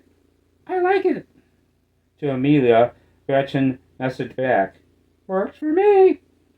They finished their drinks, and then Lilith served them each another round. Brock returned soon thereafter. More bad news, he told Raven. Trinity's out of acid. Said she might have more tomorrow. She isn't sure. Raven finished her drink and stood up. Oh well, it's no big deal. You have my number. Just let me know. Gretchen finished her drink and stood up too. Thanks anyways, she told Brock. He shrugged. No problem. You two sure you don't want to get naked and join the festivities? Raven nodded. We're sure. They left. The night was warm. The neon lights were bright. Casinos, hotels, and restaurants lined both sides of the avenue. They stopped for extra whiskey at a liquor store on their way back to the hotel. Once inside their room, Gretchen checked her phone and saw 7 new messages from Amelia. She read them in the order they were received. Cool. Uncle came up with the name. We looked it up to see if another band was already using it. And the only thing we found was that some other band we had never heard of released an album years ago called The Tourniquet. But the titles aren't copyrightable anyway. So that's what we'll go with. We'll call our band The Tourniquet. Anyway, Dominic's put us in the studio about a week ago just to get started on the recording. And now the whole album is basically finished except for your vocals. Not bad, huh? 16 tracks in a fucking week. And they sound amazing. Dominic's a damn wizard in a studio. The hardest part was picking which songs to put on the album. I'll send you the track list here. And I've already sent the songs to your email. If there's anything you want to change, we can always take another vote. But I think you'll like the songs we picked. And the sequencing. Our other songs will probably end up on future albums anyway. So yeah, we're pretty much just waiting for you to get back and record your vocals. So Dominic can do his final mix, and then the album's finished. Well, we're in no hurry. Well, Dominic is, and maybe Ludlow, but Jacob and I are in no hurry at all. So take your time. We'll see you when you get here. Here's the track list. The songs are in your email. Number 1, Madaville. Number 2, Maniac Lucidity. Number 3, Metric. Number 4, Leading in Reverse. Number 5, Gutter Whore. Number 6, Strike a Match. Number 7, Can't Breathe. Number 8, Stars of Karma. Number 9, Alternate Breeds. Number 10, Faithful Blade. Number 11, Blue Before It's Red. Number 12, Blackout Bliss. Number 13, Radiant Dark. Number 14, Art of Departure. Number 15, Abby's Song. Number 16, Eternal Flame. Gretchen let Raven read the messages. Then she opened Amelia's email on her phone. Amelia had sent the tracks in a single file. Wow, Raven said, not long after the first song started playing. Amelia was right. That sounds amazing. Tell her we'll be back in town tomorrow. Gretchen shot her a look. You think it's safe? Yes, the psychic said to leave town for a couple weeks, and we've been out of town for over 2 weeks. So hopefully, I'm out of the danger zone now. They drank whiskey and listened to 16 songs. Then Gretchen sent a message to Amelia. We'll see you tomorrow. Thank you for listening. If you like what you heard, please subscribe. Flash Rehearsal by Brian Bowyer.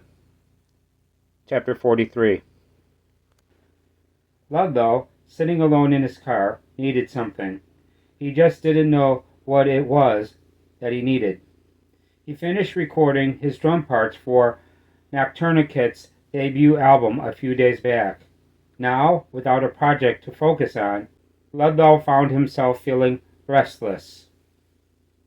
Maybe he just needed someone to talk to, other than Jacob and Amelia. He rarely talked to anyone anymore. He wished Raven would get back in town and get her head out of Gretchen's ass, so he could talk to her. He missed Raven. Ludlow also missed his mother. She had not contacted him from the afterlife in quite some time. He felt naked without his gun. He vaguely remembered getting rid of his .38 after the incident at Felicia's house, whenever that had been, and he had yet to replace it. Ludlow didn't even know what day of the week it was. Beyond the windshield, the neighborhood he was parked in was dark, so he knew it was nighttime. He had left his phone back in his room at Victoria's mansion when he left because he had decided to stop carrying around a tracking device. Christmas lights on many of the houses surrounding him indicated that he was now in the month of December. He leaned the driver's seat back and closed his eyes. Ludlow dozed, but did not sleep. Time passed, but he didn't know how much. Eventually he opened his eyes, and was surprised to find himself parked in front of Madame Isabel's palace. He had no memory of driving to the brothel. He killed the engine and got out. As almost always, several cars were parked in front and on both sides of the four-story pink and purple Victorian. He went to the front entrance and pressed the doorbell. Moments later, Zebediah opened the door. He smiled. His teeth looked freakishly white beneath the black top that he wore, but at least they were human teeth, as opposed to horse teeth. "Hello, Ludlow. Come on in." Ludlow stepped inside. He felt a familiar comfort immediately. The hardwood floor, the redwood bar, the smells of perfume and whiskey on the smoky air, the purple walls with golden trim and ornate moldings, the woman playing piano in the corner, whose breasts threatened to pop out over the top of her corset, the glass and crystal chandelier hanging from the ceiling, the spiral staircase rising to the upper floors. The saloon always made him feel like he had stepped onto the set of an old movie. A few people drank at the bar. Others sat drinking at some of the tables. Half-naked working girls walked around talking, laughing, and flirting with customers. "You here for some pussy?" Zebediah asked Ludlow. "Or just to get drunk?" "Neither. I need to speak with Madame Isabella." "She didn't tell me she was expecting you." "She's not," Ludlow said. "I forgot my phone. Left it at home." Zebediah took his own phone from his pocket. He made a call and briefly spoke at a low volume. Then he ended the call and put the phone back in his pocket. "She told me to tell you to go on up." Ludlow took the staircase up to the second floor. Madame Isabel's office door was open. He stuck his head in. Seated at her desk, she looked at him and smiled. "Hi, Ludlow. Come on in. Close the door behind you." He stepped inside and closed the door behind him. "Have a seat." He sat down on one of the chairs across from her desk. "What can I do for you?" Madame Isabella said. He thought she was still attractive, despite the fact that she had to be at least 60 years old. Her lustrous silver hair, normally piled high atop her head, was unbound and cascaded over the shoulders of her exquisite yellow dress. She wore a cameo necklace with the image of an angel embossed upon it. "I need a gun," Ludlow said. "Well, you certainly came to the right place. What kind of gun do you need?" "I'm not sure. A semi-automatic, definitely. My last gun was a revolver, and I'd like to be able to fire more than just 6 rounds at a time. So probably a 9 or a 45, Isabella suggested. Yes. Do you have either of those?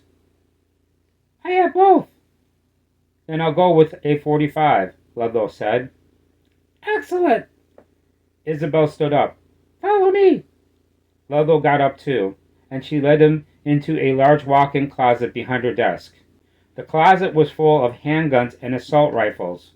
Most were stored in crates on the floor, but several were mounted for display on the walls. Ludlow whistled at one of the rifles on a wall. Nice. Is that an HK-91? I thought those were banned. Isabella pulled the rifle off the wall. Those are banned. This is an HK-91 clone. It's called a PTR-91, but there's no difference between the two. And these clones are a whole lot less expensive. How many rounds do they hold? 20. Ludlow, wearing gloves, reached out with both hands. Can I hold it? Sure.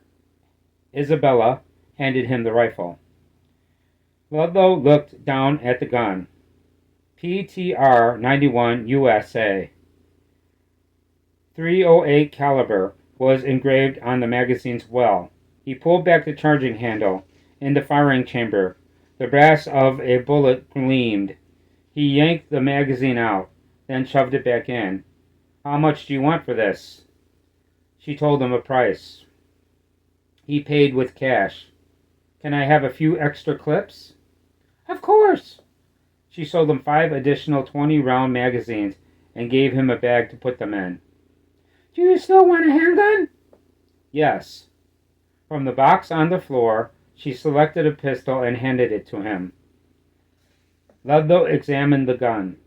It was black with a comfortable grip and had about a 4-inch barrel. Springfield Armory, USA, 45 ACP was engraved on the side of the slide. He set the rifle down on the floor, then pulled the pistol's slide back and removed the magazine to see if the 45 was loaded. It was. He put the magazine back in and shoved the pistol into the waistband of his jeans at the small of his back. How much? She told him. He paid her. Then he picked the rifle back up. Nice doing business with you. Likewise. How's your dad? Ludlow shrugged. He's okay. I've been in the studio with him all week. Is that right? Yes, he's producing my band's first album. The music's done. We're just waiting for our singer to get back in town to record the vocals. Can't wait to hear it, Isabel said. He nodded. Well, I guess I'll just put this rifle in the car. Then I might come back in and have a few drinks. Isabel smiled. Excellent. I'll probably see you down there. Ludlow went downstairs. He was halfway to the front entrance when something hit the building. The piano player stopped playing immediately. What the fuck was that? Someone yelled. Someone else yelled. I think a car just crashed into the building. Seconds later, the saloon's rear windows imploded. Shattered glass cascaded onto 4 men playing cards in the back. 2 of them fell to the floor, upending the table and sending their cards flying. Son of a bitch! One of them yelled, getting to his knees. The other man, however, lay dead on the floor in a spreading pool of blood. A piece of broken glass the size of a meat cleaver had nearly decapitated him. Ludlow, still holding the rifle, saw that Zebediah had gone to one of the windows with a shotgun in his hands, probably trying to figure out what had caused the glass to implode. Our friend needs a doctor, one of the card players said. Zebediah turned to the man who had spoken. Your friend's dead, idiot, and he's bleeding all over the floor. Take him outside. Isabella came down the stairs. What's going on down here? Something hit the building, Zebediah told her, and then something broke these damn windows. Ludlow looked around. Almost everyone, the piano player, the bartender, the working girls, the customers seemed to be holding their breath. Then he saw something behind Zebediah in the sky beyond the broken windows that he had never seen before. The night itself appeared to be twisting and swirling like black liquid spiraling down a drain. He moved past the card players to another broken window and peered into the night behind the brothel. Clutching his rifle, he looked into a thick mist that nearly concealed the outlines of the shadowy figures within it. They were dark, spindly things that twisted in the murk, camouflaged by the blackness of the night and the whiteness of the mist. But he saw them anyway. Behind them, the sky continued to churn like an ocean of oil. "There's something out there," Ludlow said. "I know," another man said. He stood in front of a window to Ludlow's right, looking out into the night. "We need to board up these windows." Then something reached in and grabbed him. The man screamed. Ludlow watched in equal parts horror and fascination as two black tentacles seized the man with the ferocity of rabid dogs. They pulled him down to the floor, and he fell so quickly that no one had time to reach him before a second pair of tentacles came slithering through the window. One tore at his pants, and the other wrapped around his neck. With a single heave, all four tentacles dragged the man, screaming, into the night. One of the working girls ran, screaming towards the front door. "Don't open it!" Zebediah yelled, but he was too late. The woman opened the door, and black tentacles seized her immediately. One of the tentacles muted her screams by ramming into her mouth, and blood started pouring out of her eyes. More tentacles came through the door and wrapped around her body. Together, they yanked her into the night. Ludlow ran to the door and slammed it shut. Isabella was the first to speak. "Guard the windows," she told Zebediah, who still stood close to the broken windows with his shotgun. Then she told Ludlow, "If anything tries to come through the door, shoot it." Ludlow raised the assault rifle and nodded. "I'll go get a hammer and some nails," Isabel said. "We'll break some tables and use the wood to board the windows. I'll be right back." She headed for the stairs, but never made it. The boards at her feet splintered and cracked, and black tentacles shot up out of the floor. Some of them wrapped around her waist. "Help me!" Isabel pleaded. More tentacles slithered up out of the floor and wrapped around her head. She screamed. Her head was yanked downward. Her face slammed against the floor, and her screaming stopped. Ludlow heard her skull start cracking. Blood began pouring out of her ears. He saw the back of her head seem to sink in on itself, and then he saw the reason why. The front of her head was being pulled down into a crack in the floor about 2 inches wide. The bartender screamed and made a mad dash for the stairs, but more black tentacles shot up from the crack in the floor and seized her by both ankles. She crashed to the floor and landed on her chest, facing Ludlow. "Help me!" she yelled. The tentacles began pulling her towards the crack.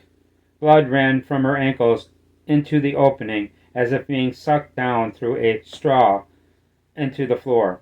Then bones started breaking, and she screamed as her feet were pulled down into the crack.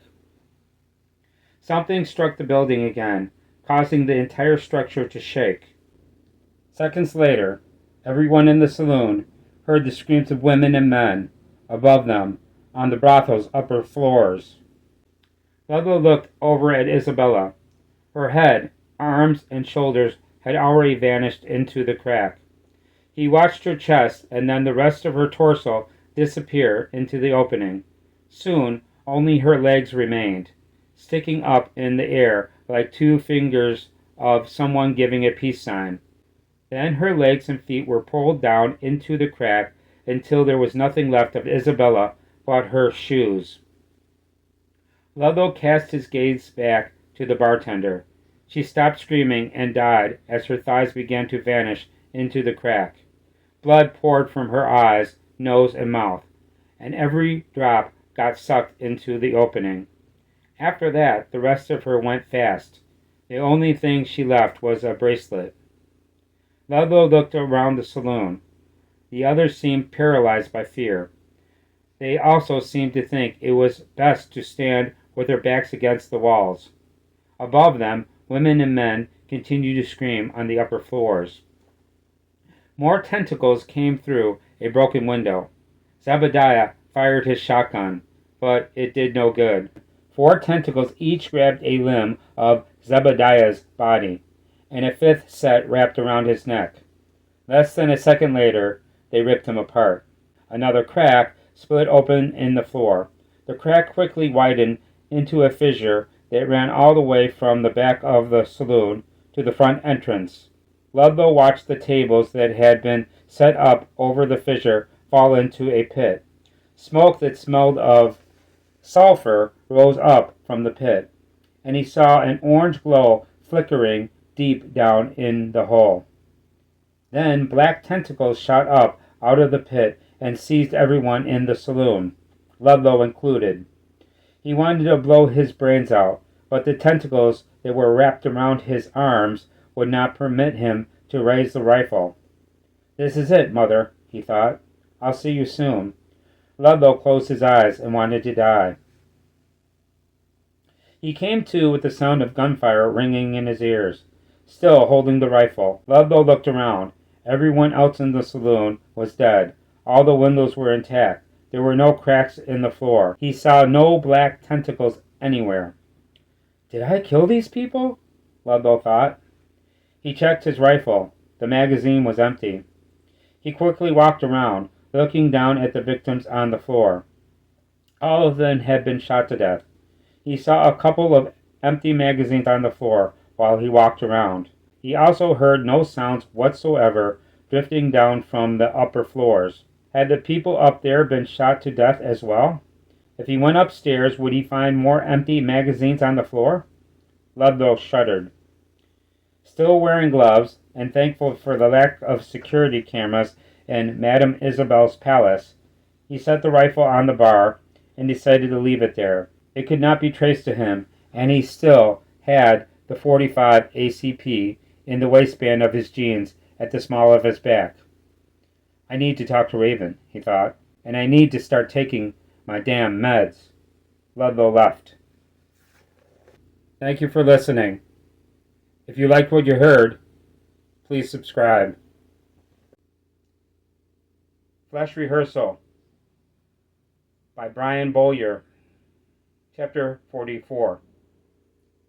"I'm nervous," Gretchen said, on the passenger side. Raven, behind the steering wheel, turned the stereo down. "About recording?" "Yes. I've never been in a studio before." They had left Vegas about 5 hours ago, and now they were only a few miles from Los Angeles. "You'll be fine," Raven said. Soon thereafter, they arrived at Victoria's mansion on Stella Nova Road. Miss Daisy, running a vacuum cleaner in the great room when they stepped inside, acknowledged them with a smile and a wave. They took the staircase up on the left to the West Wing's 3rd floor. Amelia, holding a 5th of Jim Beam, greeted them in the hallway. "Hello, lovers. Welcome home." "Where's Jacob?" Gretchen said. Amelia took a drink. "In his room, I think." "Is Ludlow here?" Raven said. Amelia shrugged. "Haven't seen him." Then she turned to Gretchen. "I told Dominic you'd be back today. He said to let him know when you're ready to record your vocals." "Let me hit that whiskey," Gretchen said. Amelia handed her the bottle. She took a drink and gave the bottle back. "I guess I'm ready now," Gretchen said. Amelia took her phone out. "Cool. I'll let him know." She sent him a text. A few seconds later, Dominic messaged back. He said he'll be at the studio in 15 minutes. Where is it? Raven said. On Broadway. It's called Studio 216, which is the street address. It is near the underground. You can't miss it. Gretchen asked Amelia. You want to go with us? Amelia took a drink. Definitely. I want to go too, Jacob said. He had joined them in the hallway with his own bottle of Jim Beam. Raven asked Jacob, Is Ludlow here? No, I just came from his room. I haven't seen him. Maybe he'll be at the studio, Gretchen said. with Dominic. Amelia shrugged. Maybe. They left. Raven drove them to Studio 216. Dominic was already there when they arrived. Ludlow wasn't with him, but Victoria was. She greeted them in the front when they stepped inside. Then Dominic gave Gretchen and Raven a tour of the building. There are, he told them, while leading them around, actually 3 studios in the building. Studios A, B, and C. There's also a pre-production studio, a mixing and overdub studio, and a mastering studio. As you can see, the facility is well equipped with musical instruments and plenty of creative space. There's even an auditorium, but I don't like the acoustics. There's too much echo in there. We'll be using Studio A. He led them back to Studio A. Jacob, Amelia, and Victoria stood in the control room. Let me hit that whiskey, Gretchen told Jacob. He handed her the bottle. She took a drink and gave the bottle back. Then she went into an isolation booth. She did a few vocal warm-ups before putting on some headphones and turning on a microphone. She could clearly see beyond the booth's glass into the control room, where Dominic sat behind the mixing console. Victoria sat next to him. Raven, Jacob, and Amelia sat behind them on folding chairs along the control room's back wall. Gretchen looked at Dominic and nodded. He pushed a button. The first song started playing in her headphones. Gretchen closed her eyes. This is for you, Abby, she thought. I love you. Then she opened her mouth and began to sing. 1 week later, Nocturnicate's debut album was finished. Thank you for listening. If you liked what you heard, please subscribe. Flash Rehearsal by Brian Bowyer. Chapter 45. On a Tuesday afternoon, 6 days before Christmas, Gretchen told Raven, Jacob and Amelia have written some new music they want me to put lyrics to. Oh yeah? Yes, stuff they wrote while you and I were in Vegas. Raven closed her laptop. Sweet. You gonna do that today? I guess. They're down in Ludlow's room right now. Is Ludlow here? No, they don't know where he is. They're just in there working on some songs. So I told them I'd be down there in a little bit. Cool. Raven stood up. While you're doing that, I'll go for a walk at the cemetery. Evergreen? Yes, I can work on the final draft while I walk. Gretchen rose from the bed. Do I get a kiss? Raven smiled. Of course. She kissed her on the lips. I'll be back in about an hour. She kissed her again. 2 at the most. I love you, Gretchen said. I love you too. Raven left. Thank you for listening. If you liked what you heard, please subscribe. Flash Rehearsal by Brian Bowyer. Chapter 46. They spoke of him on the radio again. He who was currently between names, and he didn't like it. He turned the radio off. Much better. Now the only sounds in his car were the rumble of the engine and the music of his tires on the road. Blue and gold, Tuesday afternoon. Scattered clouds drifted across the sky. Beyond the shoulder of the two-lane road, the land sloped down and all of Los Angeles unrolled like a tapestry. He drove down out of the hills into the city. With a couple of hours to kill, he decided to look for someone to sacrifice to the ancient gods of death. Soon thereafter, he saw Raven in traffic. There was no mistaking her car, the black hot rod with the shiny chrome that belonged on a showroom floor in another era. She drove with her windows down, and there was also no mistaking her lustrous mane of midnight hair. Surprisingly, she drove alone.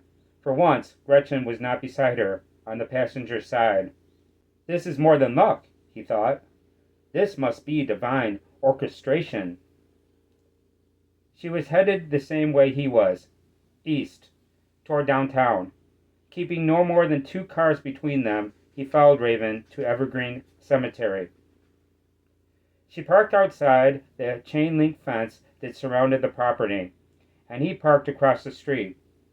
Through a pair of binoculars, he watched her get out of her car and start walking around the rubberized jogging track that encircled the chain-link fence. The track appeared to be less than 2 miles long. Using both thumbs, she tapped on the screen of her phone while she walked. He timed her and observed that she completed a lap in under 17 minutes. Then she approached the front gates and entered Evergreen Cemetery. He entered the cemetery too, but not on foot. He drove slowly through the gates and, maintaining a low speed, watched her from a distance.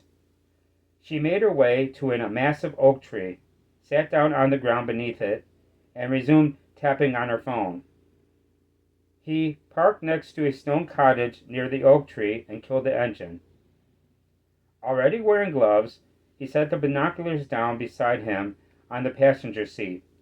From the back seat, he grabbed a baseball cap and put it on.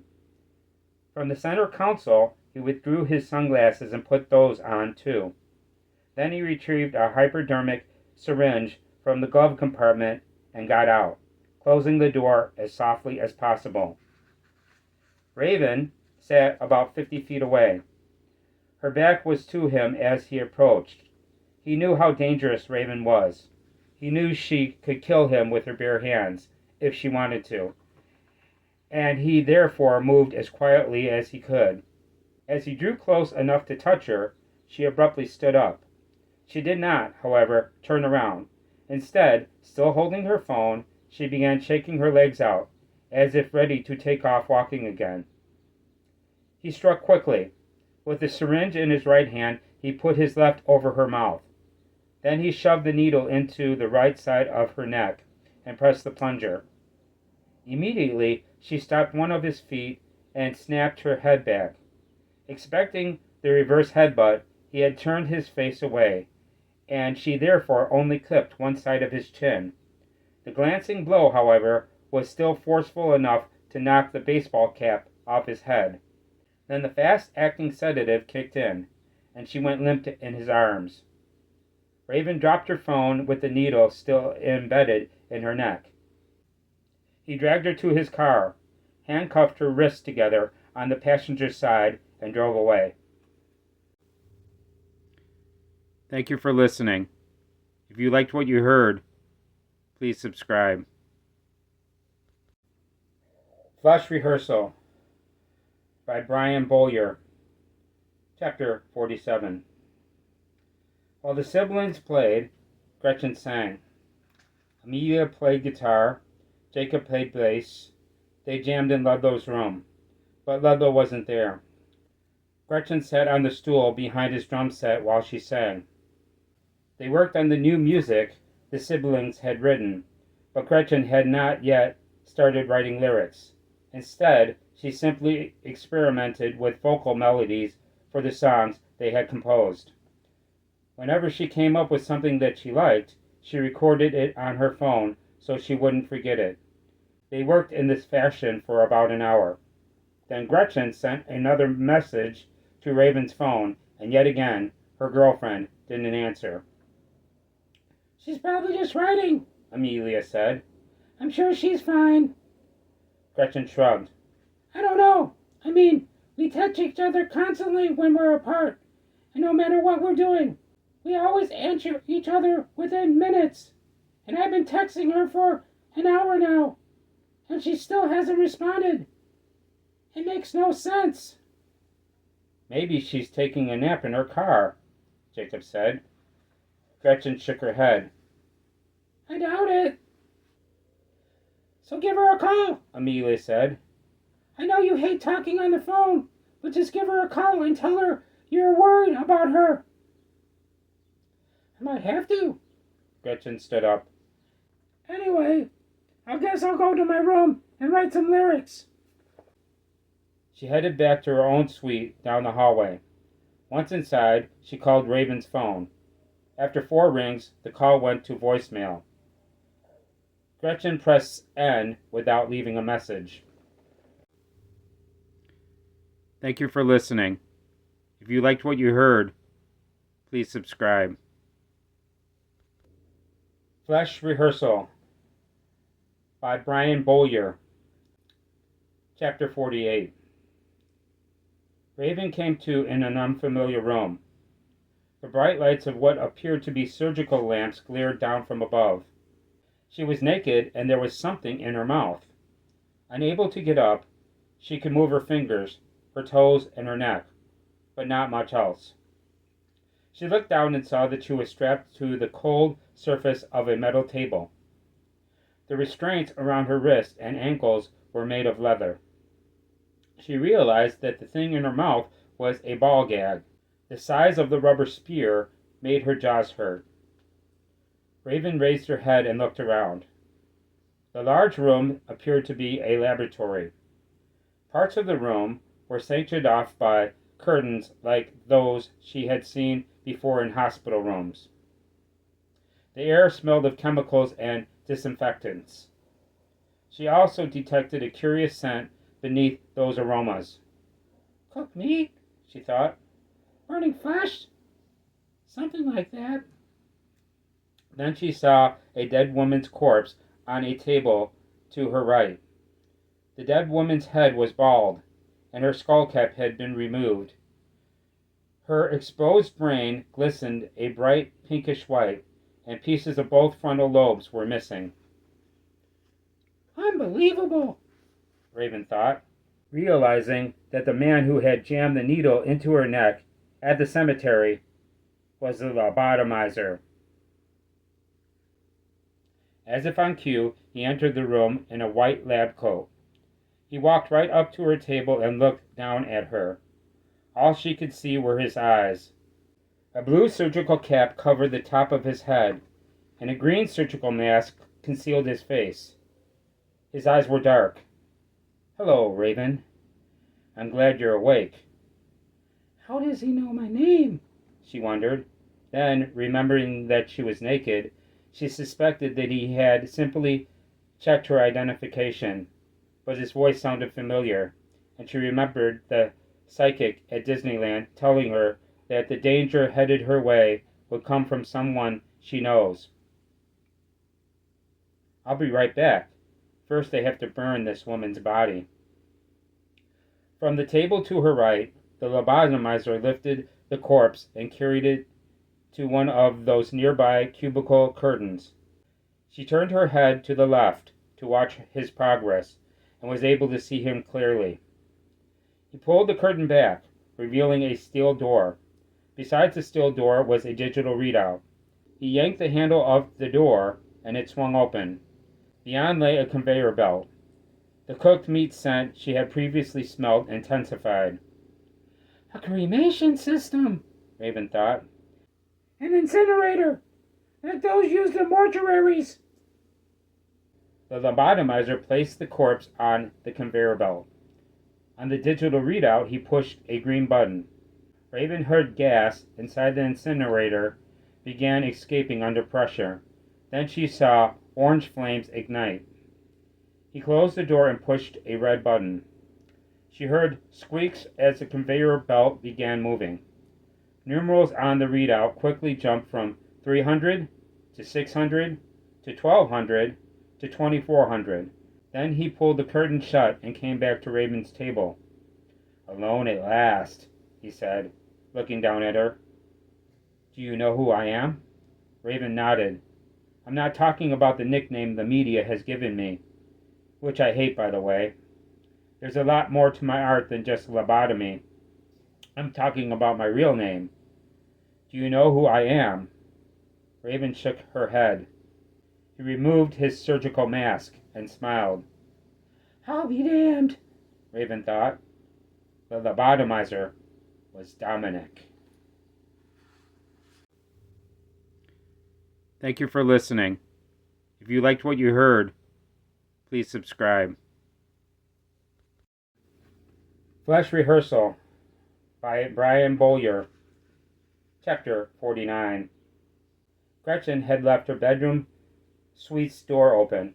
After Ludlow returned to the mansion, she stopped him in the third-floor hallway. Raven's missing, she told him. That's grim, Ludlow said. Yes. Gretchen checked her phone. The time was 4:06 p.m. I've been texting her for 3 hours, and she hasn't answered me. Last I heard, she was going to Evergreen Cemetery to write. Will you take me over there? Sure. He gave her a ride to Evergreen Cemetery. They saw Raven's car parked outside the gates. Ludlow drove through the gates. Keep going, Gretchen said. Ludlow did. Soon, Gretchen pointed to a massive oak tree. That's the tree she likes to write beneath. Just park over there, next to the stone cottage. Ludlow did, and killed the engine. They got out and walked over to the oak tree. Gretchen saw a phone on the ground. She bent over and picked it up. This is Raven's phone. Ludlow bent over and picked up a Dodgers baseball cap. And this is my father's hat. Gretchen cocked her head. I've never seen Dominic wearing a hat. He only wears one when he doesn't want to be recognized. Gretchen looked down at the blue and white baseball cap. There must be 1 million Dodgers hats in Los Angeles. How do you know it's Dominic's? By the curve of the brim, Ludlow said. See how perfect it is? My father is very meticulous about the way he bends the brim of a baseball cap. Trust me, this is my father's hat. But I don't understand. Why the fuck would Dominic be here with Raven? I mean, she's not even in the band. If he had a question about the music or some shit, he should have come to me. Ludlow shrugged. Maybe that's the problem. What? The fact that she's not in the band. What are you talking about? Well, like the whole time you two were in Vegas, and the rest of us were in the studio, Dad kept bitching about how you wouldn't even have been out of town if not for Raven. He was basically implying that you needed to take your music more seriously than your girlfriend. So what are you saying? You think Dominic came here and, what, abducted Raven or some shit? I don't know, but if Raven had left here willingly, she wouldn't have left her phone behind, and my father wouldn't have given a fuck about this hat, especially if it had got knocked off in a struggle, and he was dragging her to his car. But, I mean, you think Dominic would do that? Do you think your father's that kind of person? Honestly, Ludlow said, I'm starting to think he might be the lobotomizer. What? Dominic? Get the fuck out of here. I'm serious. What makes you think that? Well, it's a long story, but I think he killed my mother. For years I blocked it out. I told myself that what I thought I had seen was only a delusion, or maybe a dream. What was it? I saw him beating my mother in the hallway the night before she vanished. On the second floor. Her scream had woken me up. Then I saw him dragging her up to the third floor. Anyways, she was gone the next day, and when I mentioned it to Dad, he told me it never happened. that it must have just been a dream, and I believed him. But the other night, my mother contacted me from the afterlife for the first time in a while, and she told me that it was true, that he had killed her. Then, since Esmeralda is gone... Who's Esmeralda? His housekeeper. She has been with us for years. He let her go recently, and now the house is empty. Anyways, I stopped by there yesterday to get a few things, and I finally decided to go upstairs to the 3rd floor. I had been avoiding it for years. What did you see? All kinds of shit. He has a fucking laboratory up there. A laboratory? Yes. A lot of doors in the house have deadbolt locks, but all the deadbolt locks are keyed the same. And I have a key, so I was able to get in. He has operating tables in there, and surgical instruments. He even has an incinerator in there. An incinerator? Yes, a damn cremation system on the 3rd floor of his house. Then, as I was leaving the lab, I saw something that stopped me in my tracks. What was it? An ashtray on top of a medical cart. It was full of cigarette butts. I picked it up and looked at it. The ashtray had been fashioned from the top half of a human skull. You're fucking kidding me. No, I'm dead serious. Then I saw a 5-gallon bucket beneath the medical cart. The bucket was full of dissected skulls. Gretchen put Raven's phone in her back pocket. The Glock 19 was tucked into the waistband of her jeans. Take me over there. Right now. Okay. They headed back to Ludlow's car. If he has harmed one hair on Raven's head, Gretchen said, I will fucking kill him. Thank you for listening. If you liked what you heard, please subscribe. Flesh Rehearsal by Brian Bowyer. Chapter 50. Are you surprised it's me? Dominic asked her. Raven, still gagged, could have answered by nodding or shaking her head, but she refused to. She was surprised. She had completely misjudged his character to discover that Dominic was the lobotomizer, but she didn't want to give him the satisfaction of admitting it. Instead, she simply stared into his dark, psychotic eyes. For what it's worth, Dominic said, it's nothing personal, but you're an impediment to the band, and I have to remove you. Nocturnicate's going to be the next big thing in music, and Gretchen doesn't need you getting in the way of her career. He removed his surgical cap and tossed it aside. Now, that being said, I am still going to torture you for a long time before I kill you, because I have to appease the ancient gods of death. Then, I'm going to eat some of your brain and fuck the rest of your brain after you're dead. He smiled, then picked up a knife. But first I'm going to talk for a while, and you're going to listen. He pushed a button on her table, and it rose from a horizontal to a vertical position, so that Raven no longer lay flat on her back, but stood straight up.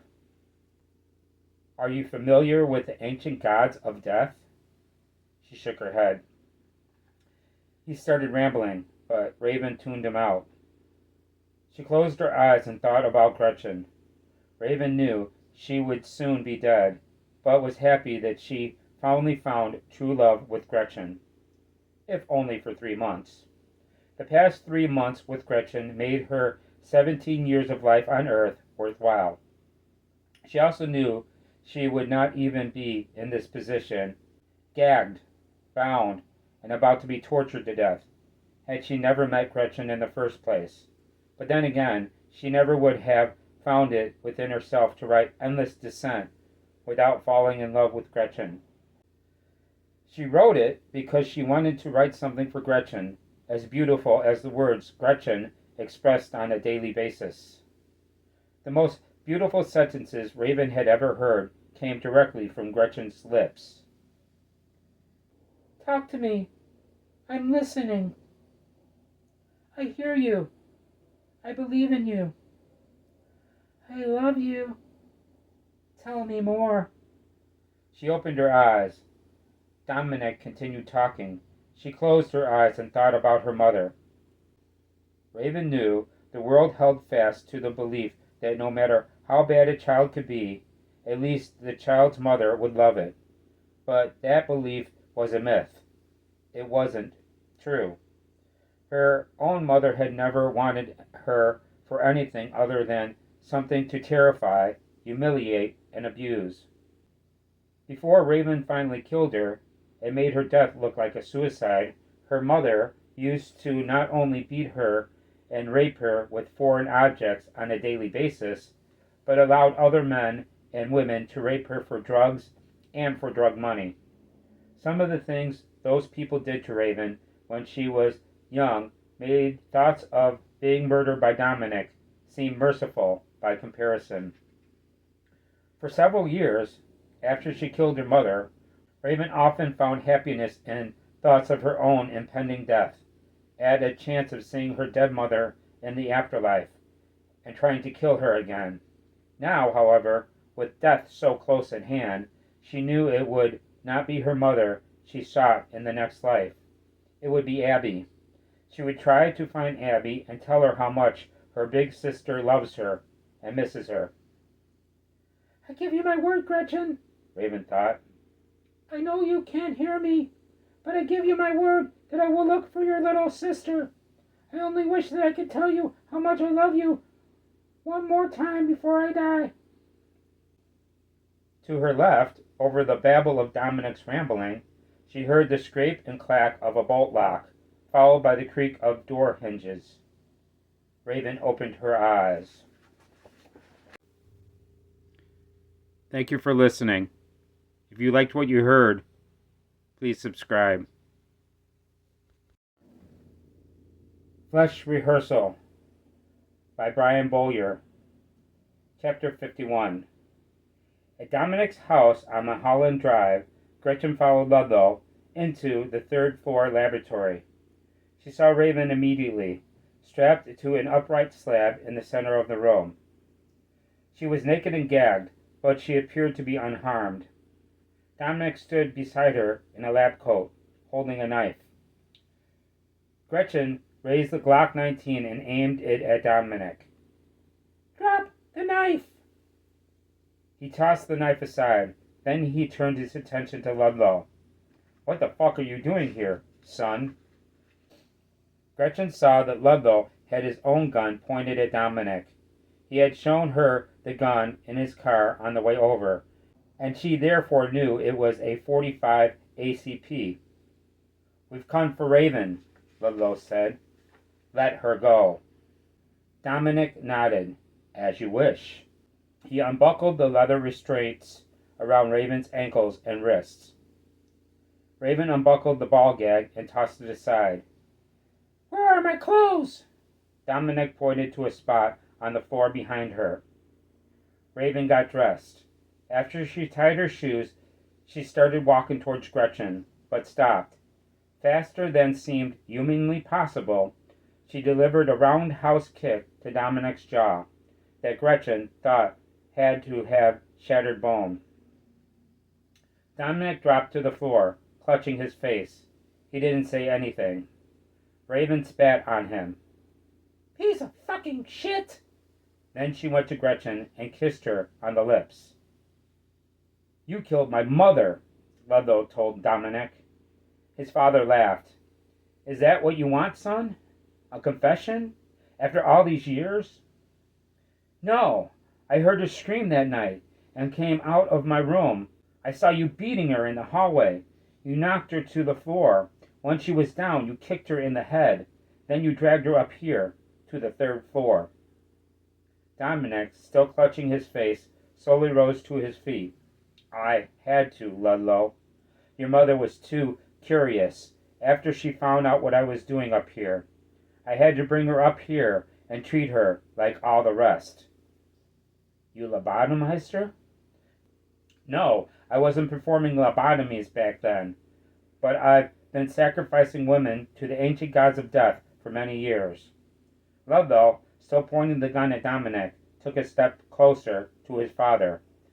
You're an evil, mother-killing psychopath. Stop trying to frighten me, son.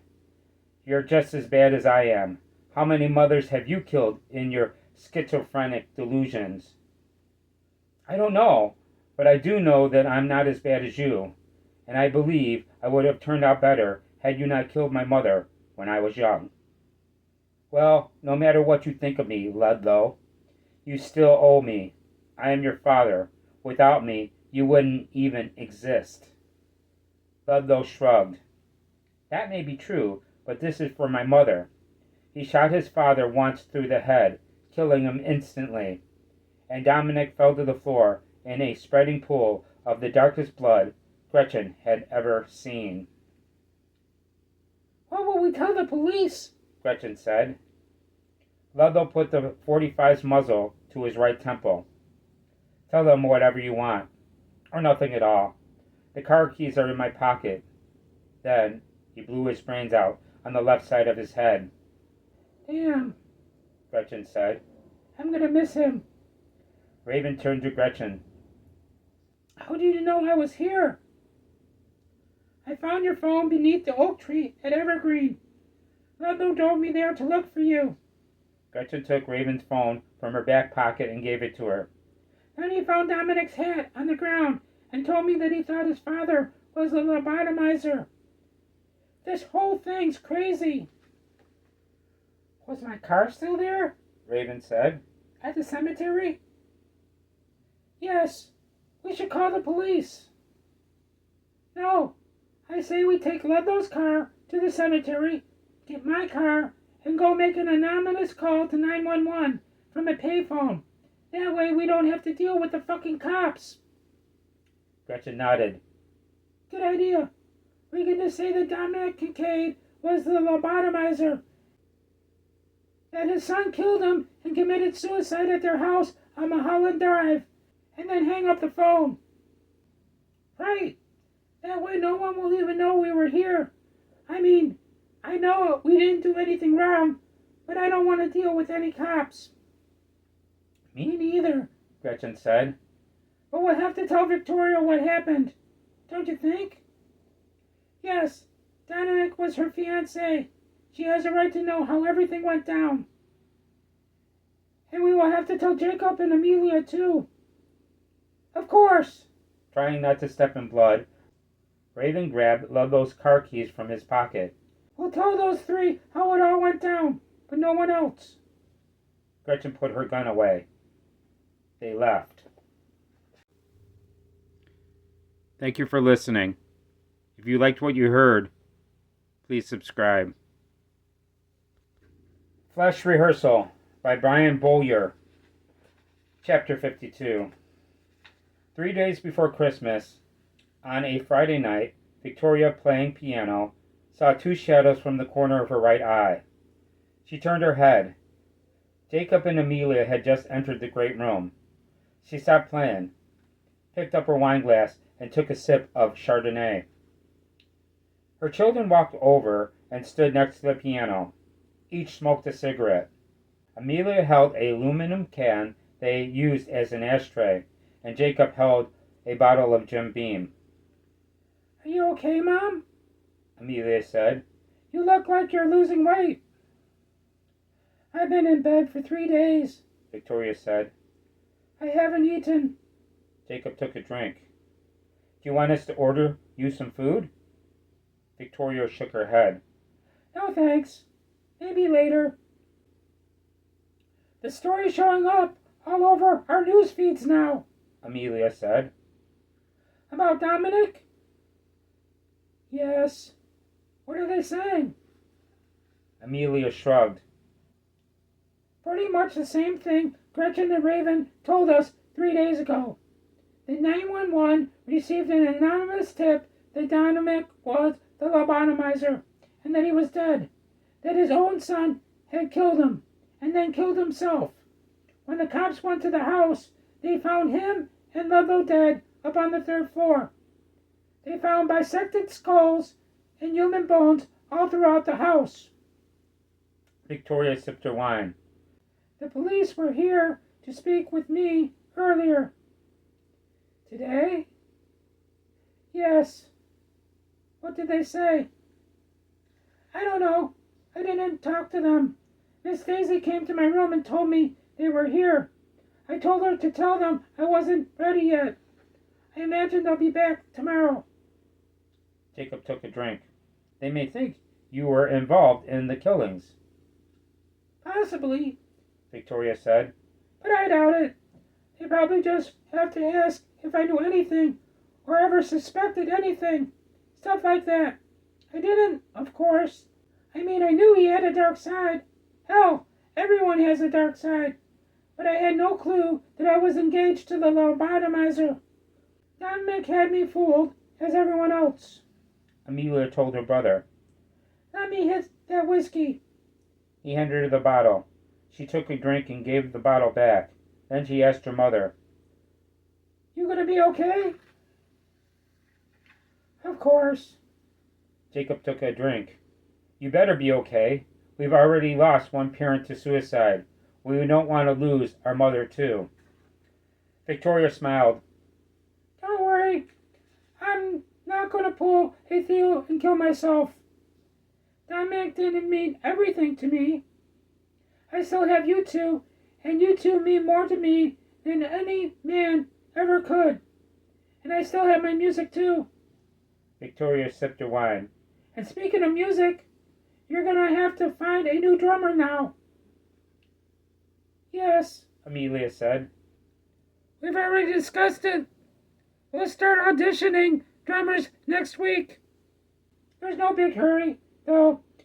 I mean, the album's finished completely, and it's not like we're going on tour right away. At least, I don't think we are. We'll have to see what happens after the album drops. And when will that be? Victoria said. Jacob shrugged. Probably next month, or maybe February at the latest. Definitely sometime early in the new year. We're releasing it independently, by the way. We already have distribution lined up and everything. Victoria lit a cigarette. The album is fantastic. I hope you both know how proud I am of you. And Theo would have been proud too. Thank you for listening. If you liked what you heard, please subscribe. Rehearsal by Brian Bowyer. Chapter 53. Gretchen and Raven spent Christmas Eve naked together in bed. Each read a book on their phone. Raven read a long-dead author's autobiography. Gretchen read the memoirs of a serial killer on death row. Occasionally they put their phones down to make love, smoke cigarettes, and take shots of whiskey. At some point, Raven said, Do you believe in fate? Yes, Gretchen said. I mean, just think about it. If Abby hadn't killed herself when she did, I never would have been waiting for a cab at the store when Jacob and Amelia stopped for gas in Nebraska. And I never would have come to California. Raven took a drink. And if Victoria hadn't been engaged to Dominic, then Jacob and Amelia never would have known Ludlow. And he never would have brought me here to you. Gretchen nodded. I know. It's so weird how we met. But I guess that's true for a lot of people who end up meeting each other. If one little thing had gone differently in their lives, they probably never would have met. Raven handed Gretchen the bottle. She took a drink and gave the bottle back. Gretchen checked her phone. The time was 11:58 p.m. Fate, Raven said. is basically the unfolding of events beyond a person's control, and it's often thought of as determined by a supernatural power. Do you believe in fate? Yes and no. I go on back and forth every day. I mean, if I only consider the first half of the definition, that fate is what happens to someone that's beyond their control. Then, of course, I believe in fate. The common fate of all people is death. We're all going to die. It's the second half of the definition, often thought of as determined by a supernatural power. That I go back and forth with. I believe, Gretchen said. that some things are meant to happen, but never do. Just like I believe that some things are not meant to happen, but happen anyway. But I also believe that some things are meant to happen, and actually do happen, occasionally. And I think we should go back to Vegas and get married when we turn 18. Raven cocked her head. Did you just propose to me? Yes. Will you marry me? Yes. Absolutely. Gretchen checked her phone. The time was 12:01 a.m. Merry Christmas, by the way. I love you. Raven took a drink and then handed her the bottle. Merry Christmas. I love you too. Thank you for listening. If you liked what you heard, please subscribe. Flash Rehearsal by Brian Bowyer. Chapter 54. The underground was closed after Dominic and Ludlow died.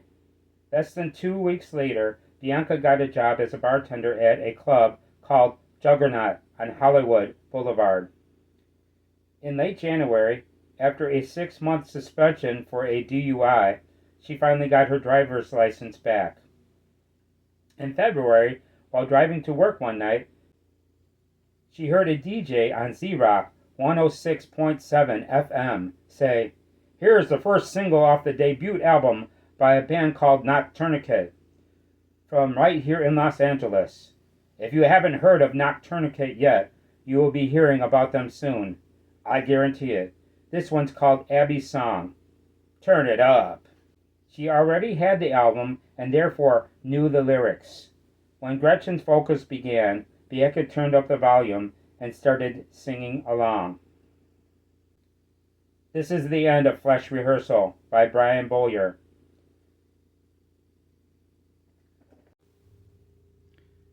Thank you for listening. If you liked what you heard, please subscribe.